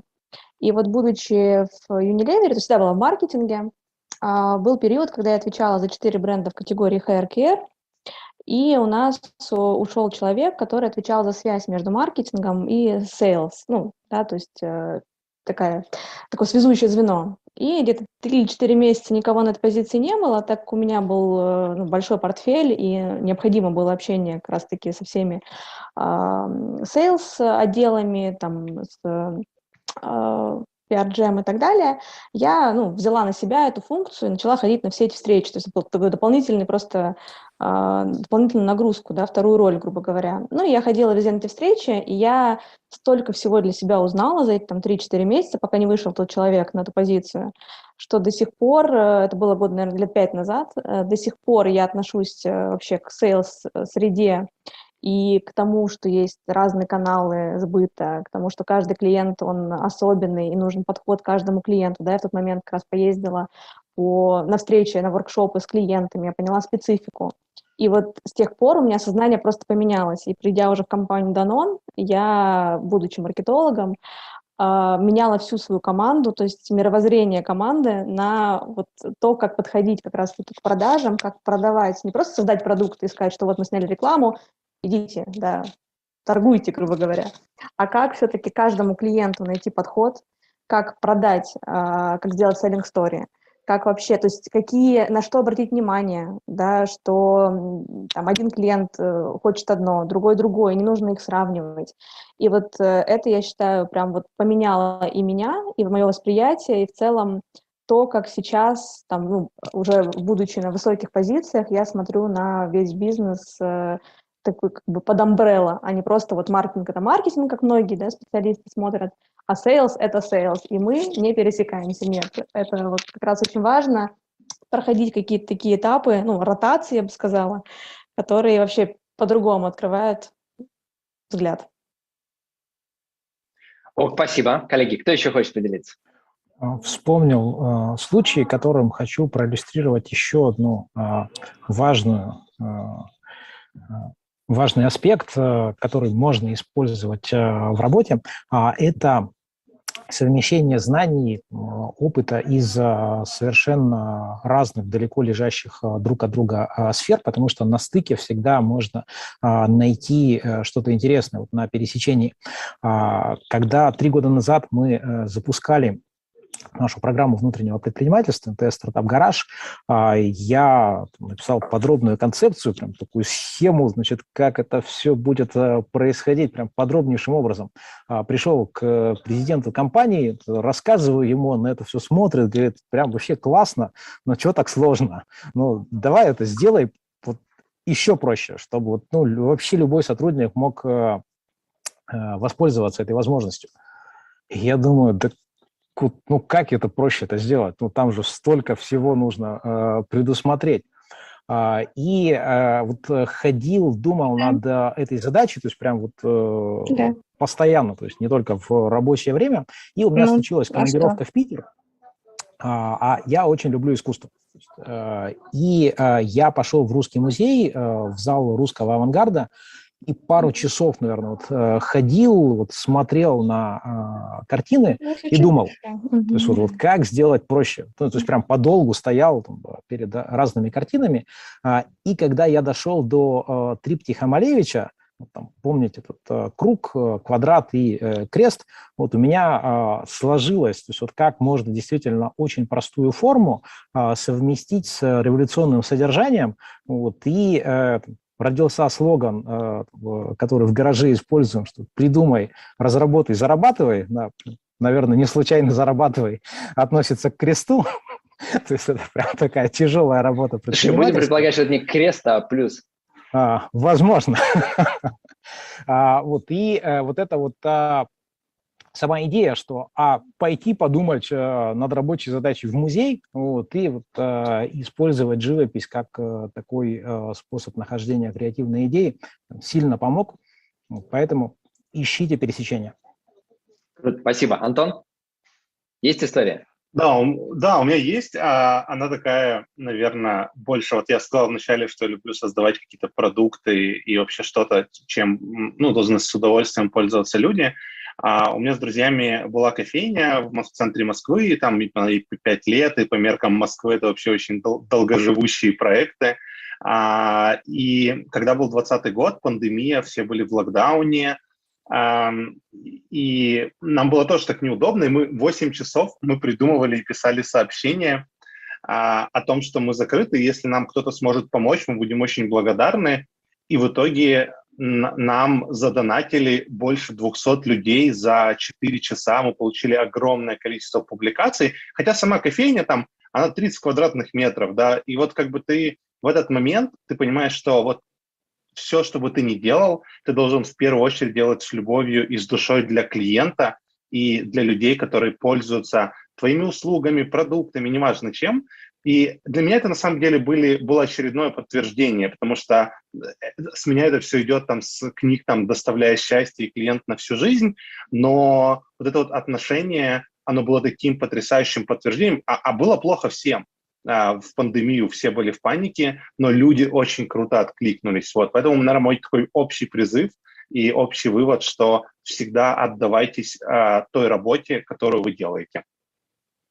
Круто, коллеги. Спасибо большое, что поделились этими историями. Мы подходим к концу, и в конце я хотел бы попросить, чтобы вы поделились еще одной вещью, такой тоже очень персональной, которая имеет отношение, связывает вас и вашу компанию, в которой вы находитесь. Расскажите, пожалуйста, почему прямо сейчас, прямо здесь вы работаете в этой компании? И на этом мы завершим. Можно начну первый, потому что через 2 минуты начинается следующая встреча. Надо успеть дойти. Это для меня МТС Стартап Гараж, то есть наша программа внутреннего предпринимательства, это про мечту и про создание нового. То есть я на протяжении всей своей карьеры, недавно об этом думал, по сути, занимаюсь одним и тем же. Я через новые знания и опыт даю людям возможность реализовать их мечты. То есть когда-то это была кафедра в одном из федеральных университетов, сейчас это акселератор. И, по сути, сам акселератор для меня является таким стартапом, в котором я могу пробовать разное, вот, тем самым помогая людям. Круто. Спасибо большое, что поделился. Вот. Да. Счастливо. Коллеги, кто следующий? Да, Максим, пока-пока. Я хотел бы завершить. Тогда давайте Юлия я или скажу. Антон? Да, давайте я скажу. Ну, наверное, здесь немножко похоже с тем, что говорил Максим. Да, это нести пользу людям. Это Danone, это все-таки такие essential продукты, которые помогают людям и несут пользу в общество. И вот мне нравится политика компании, мне нравится о чем говорит компания, о том, какие продукты создает уже на протяжении более 100 лет. И в целом мне это очень близко, потому что я тоже люблю нести пользу людям. Как я уже вначале сказала, что одна из моих самых сильных таких сторон — это развивать людей. и это действительно так. То есть не просто, да, получать знания и копить их в себе, а делиться, потому что рассказывая что-то, отвечая на какие-то вопросы людей, понимая, что вот ты сейчас направил человека, и он вырос, ты получаешь какое-то, ну, я получаю, не кто-то, а я получаю от этого удовольствие, я получаю, наверное, удовлетворение от того, что вот все, что было там на наших сессиях, например, на наших разговорах, не просто так. Поэтому вот, наверное, как-то так. То есть нести пользу людям и получать от этого некий, ну, профит, да, как любая компания коммерческая получает профит от продаж своего продукта. Я также получаю некий, наверное, нематериальный, да, такой энергетический, эмоциональный профит от взаимодействия с людьми, коллегами, студентами, кем бы то ни было. Круто, спасибо большое. Антон, Юра? Да, Юра хотел закончить, поэтому Давай. моя очередь. При этом то, что я работаю в Сбере, я, конечно, абсолютно не связан с банковскими продуктами напрямую, которыми пользуется там большая часть, ну и, в принципе, там Сбер — это огромная экосистема абсолютно разных бизнесов. Для меня это потрясающая возможность через те программы, которые мы делаем, дать знания и возможности попробовать себя в чем-то новом огромному количеству людей, школьников и студентов, поскольку для меня, в принципе, тема образования — это мое родное, я в ней там 10 лет работаю, вот, и, конечно, мои желания с такой некой... Для меня очень важна социальная составляющая в работе и польза, которую я приношу, и приумножено это на масштабы возможности Сбера. Мне кажется, если таких будут программ появляться все больше, будет все прекрасно в будущем. Поэтому для меня это такое объединение возможностей и желаний сделать для большого количества ребят какие-то образовательные программы. Круто, спасибо большое. Юра? Спасибо большое, что дали мне возможность в конце закончить на этот вопрос. Я просил в конце, потому что вот у меня как-то родилось ответ на 3 последних вопроса. Вот сейчас вот последний вопрос про то, почему ты работаешь в компании, предыдущий какая-то история, которая случилась в компании и что-то изменила, и даже предыдущая, когда мы говорили hard или soft skills. Я всю свою карьеру практически работал в качестве salesperson, то есть я работал селзом, занимался продажами. И компания Henkel, где я сейчас работаю, в середине моей карьеры, просто делает мне предложение по переходу в совершенно другой департамент. Суппортирующая функция, которая занимается развитием категории, занимается трейд-маркетингом. Это абсолютно никак не связывается с тем опытом, который был у меня до этого там, в течение, допустим, 10 лет.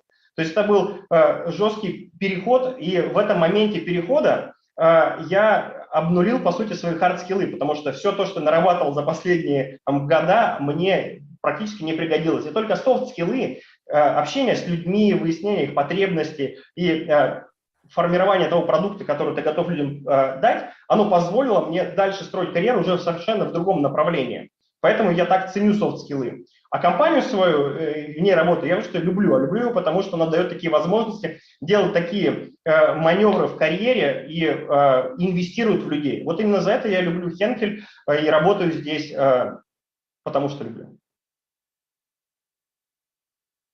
Круто. Спасибо большое, коллеги, что поделились этими историями. Спасибо большое, что были вместе с нами. Давайте напомню, что с нами были представители наших генеральных компаний-партнеров чемпионата. Да, коллеги, спасибо большое, что были вместе с нами. Были Юрий Нетесов, Head of Category Net Revenue Management в бизнесе Laundry and Home Care в Henkel. С нами был Максим Гашков, руководитель Центра внутренних инноваций МТС. Была Юлия Хайкина, бренд-маркетинг-менеджер в Даноне и в бренде «Растишка». И Антон Никифоров, руководитель направления партнеров Сберстудент. Спасибо большое, коллеги. Ну и в конце, кстати, давайте расскажите, а кто участвовал в чемпионатах до этого и кто это? Расскажите. Ну, я участвовала в свое время, учась на 4-м или 5-м курсе института. Юль. Да, я участвовала, причем так забавно было, Какой чемпионат? Кейс был от компании, я не помню, какой конкретно был чемпионат, это было давно, да, уже, но это был, мне кажется, 13-й год, и компания была Unilever, то есть партнером кейса, кейс был от этой компании. Тогда я еще даже не планировала туда идти, я еще была, то есть, студенткой, Мы решали этот кейс с командой, и после этого, буквально это было весной, а в августе я получила оффер на начальную позицию в эту компанию. Совпадение? Возможно, но вот так получилось.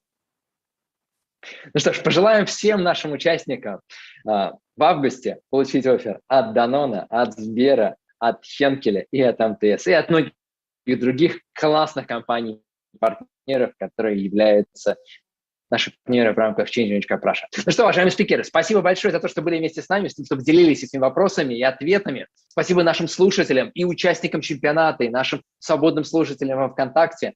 Коллеги, я передаю слово нашим ведущим. Они сейчас перейдут к церемонии объявления результатов полуфинала Cup Russia. Уважаемые спикеры, спасибо большое, что были вместе с нами. Пока-пока. Спасибо. Всем хорошего дня.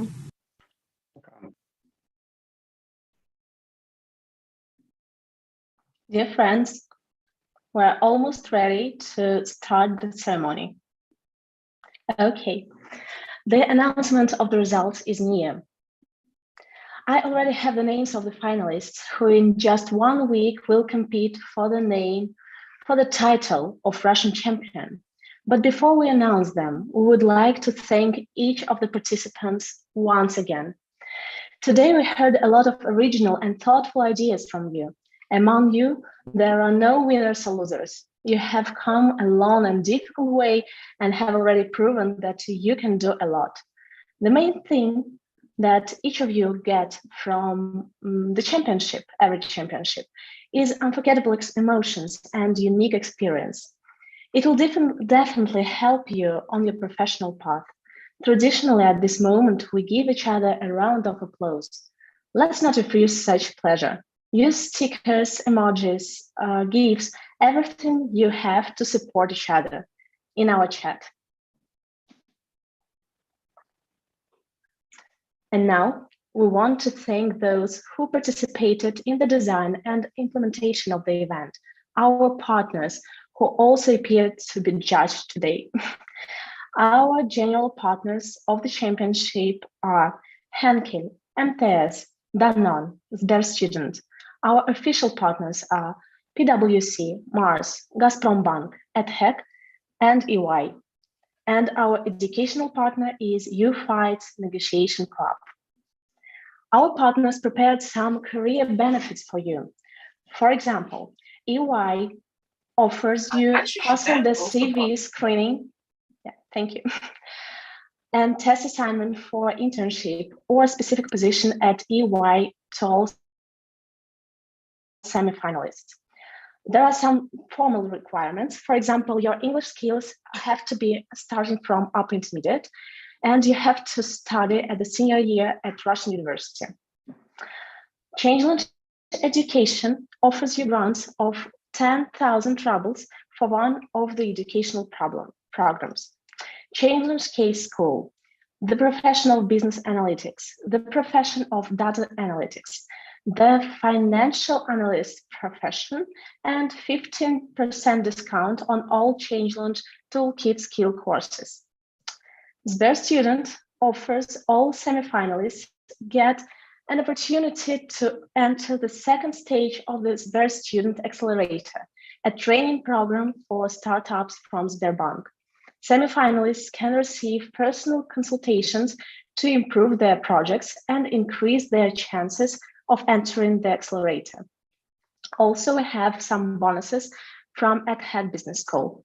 EdHec offers 50% discount or scholarship for their master programs. MTS offers fast-track internship for all semi-finalists, as well as a tour on the company and a masterclass on career management. Well, it's time to move on to the results of the semi-final of Changeland Cup Russia 2022.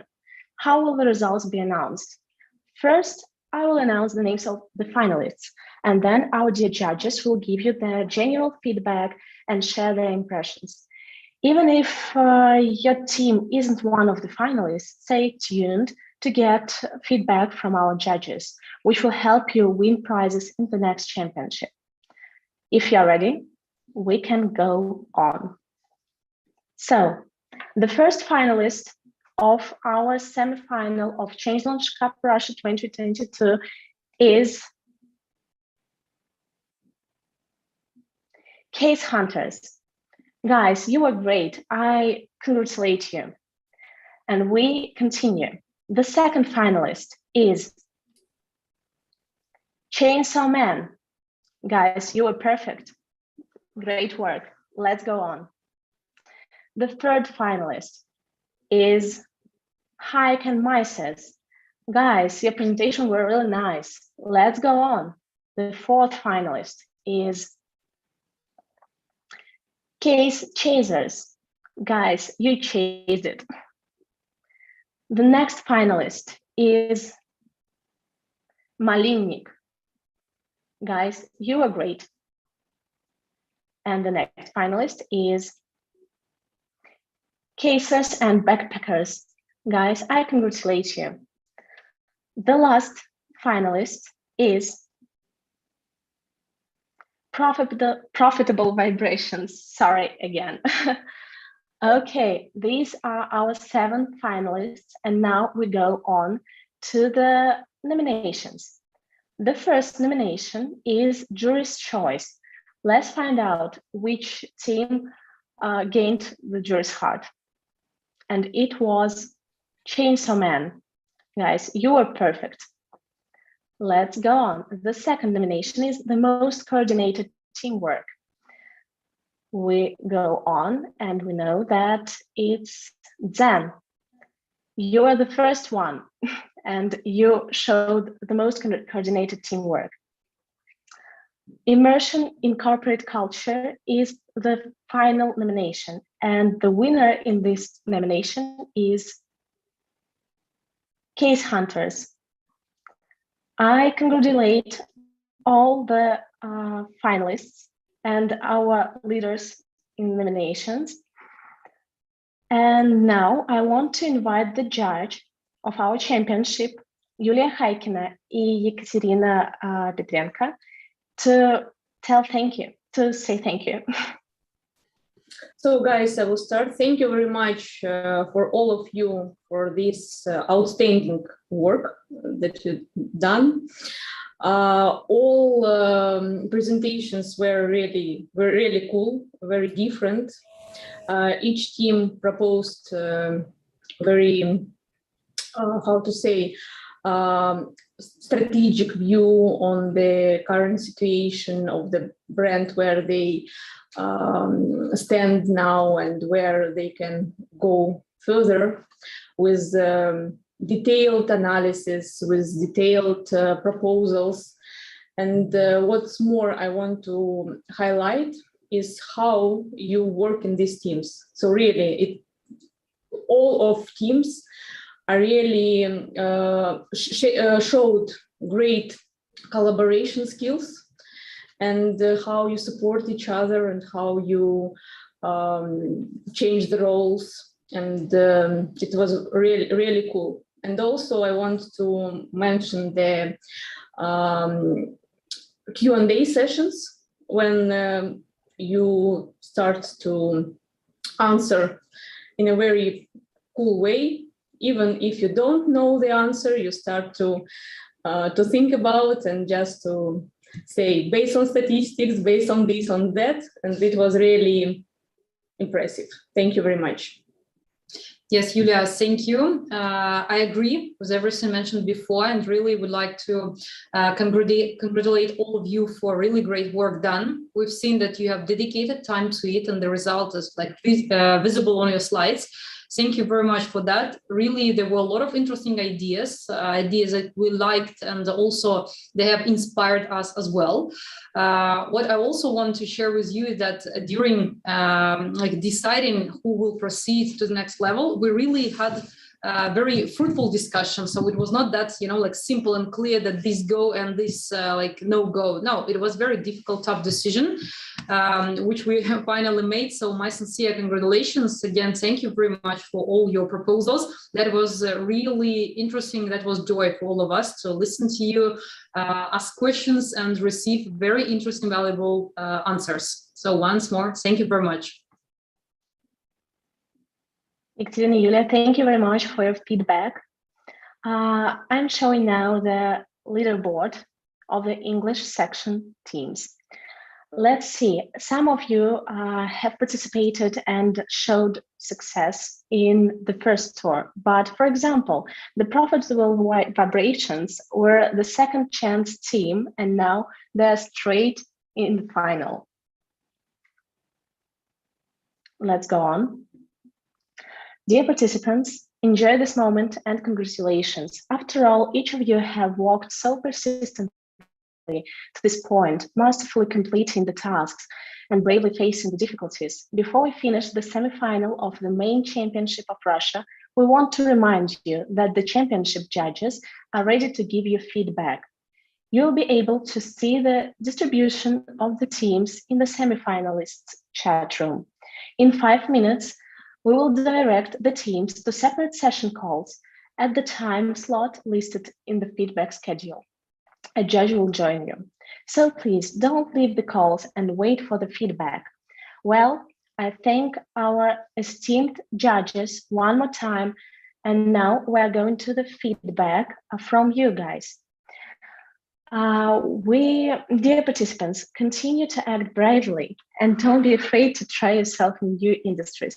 Courage will help you to reach all the heights. A QR code now on the slide will show you the survey with the feedback from the semi-final of Challenge Cup Russia 2022. Please leave your feedback while we're separating you to the Zoom calls. Thank you.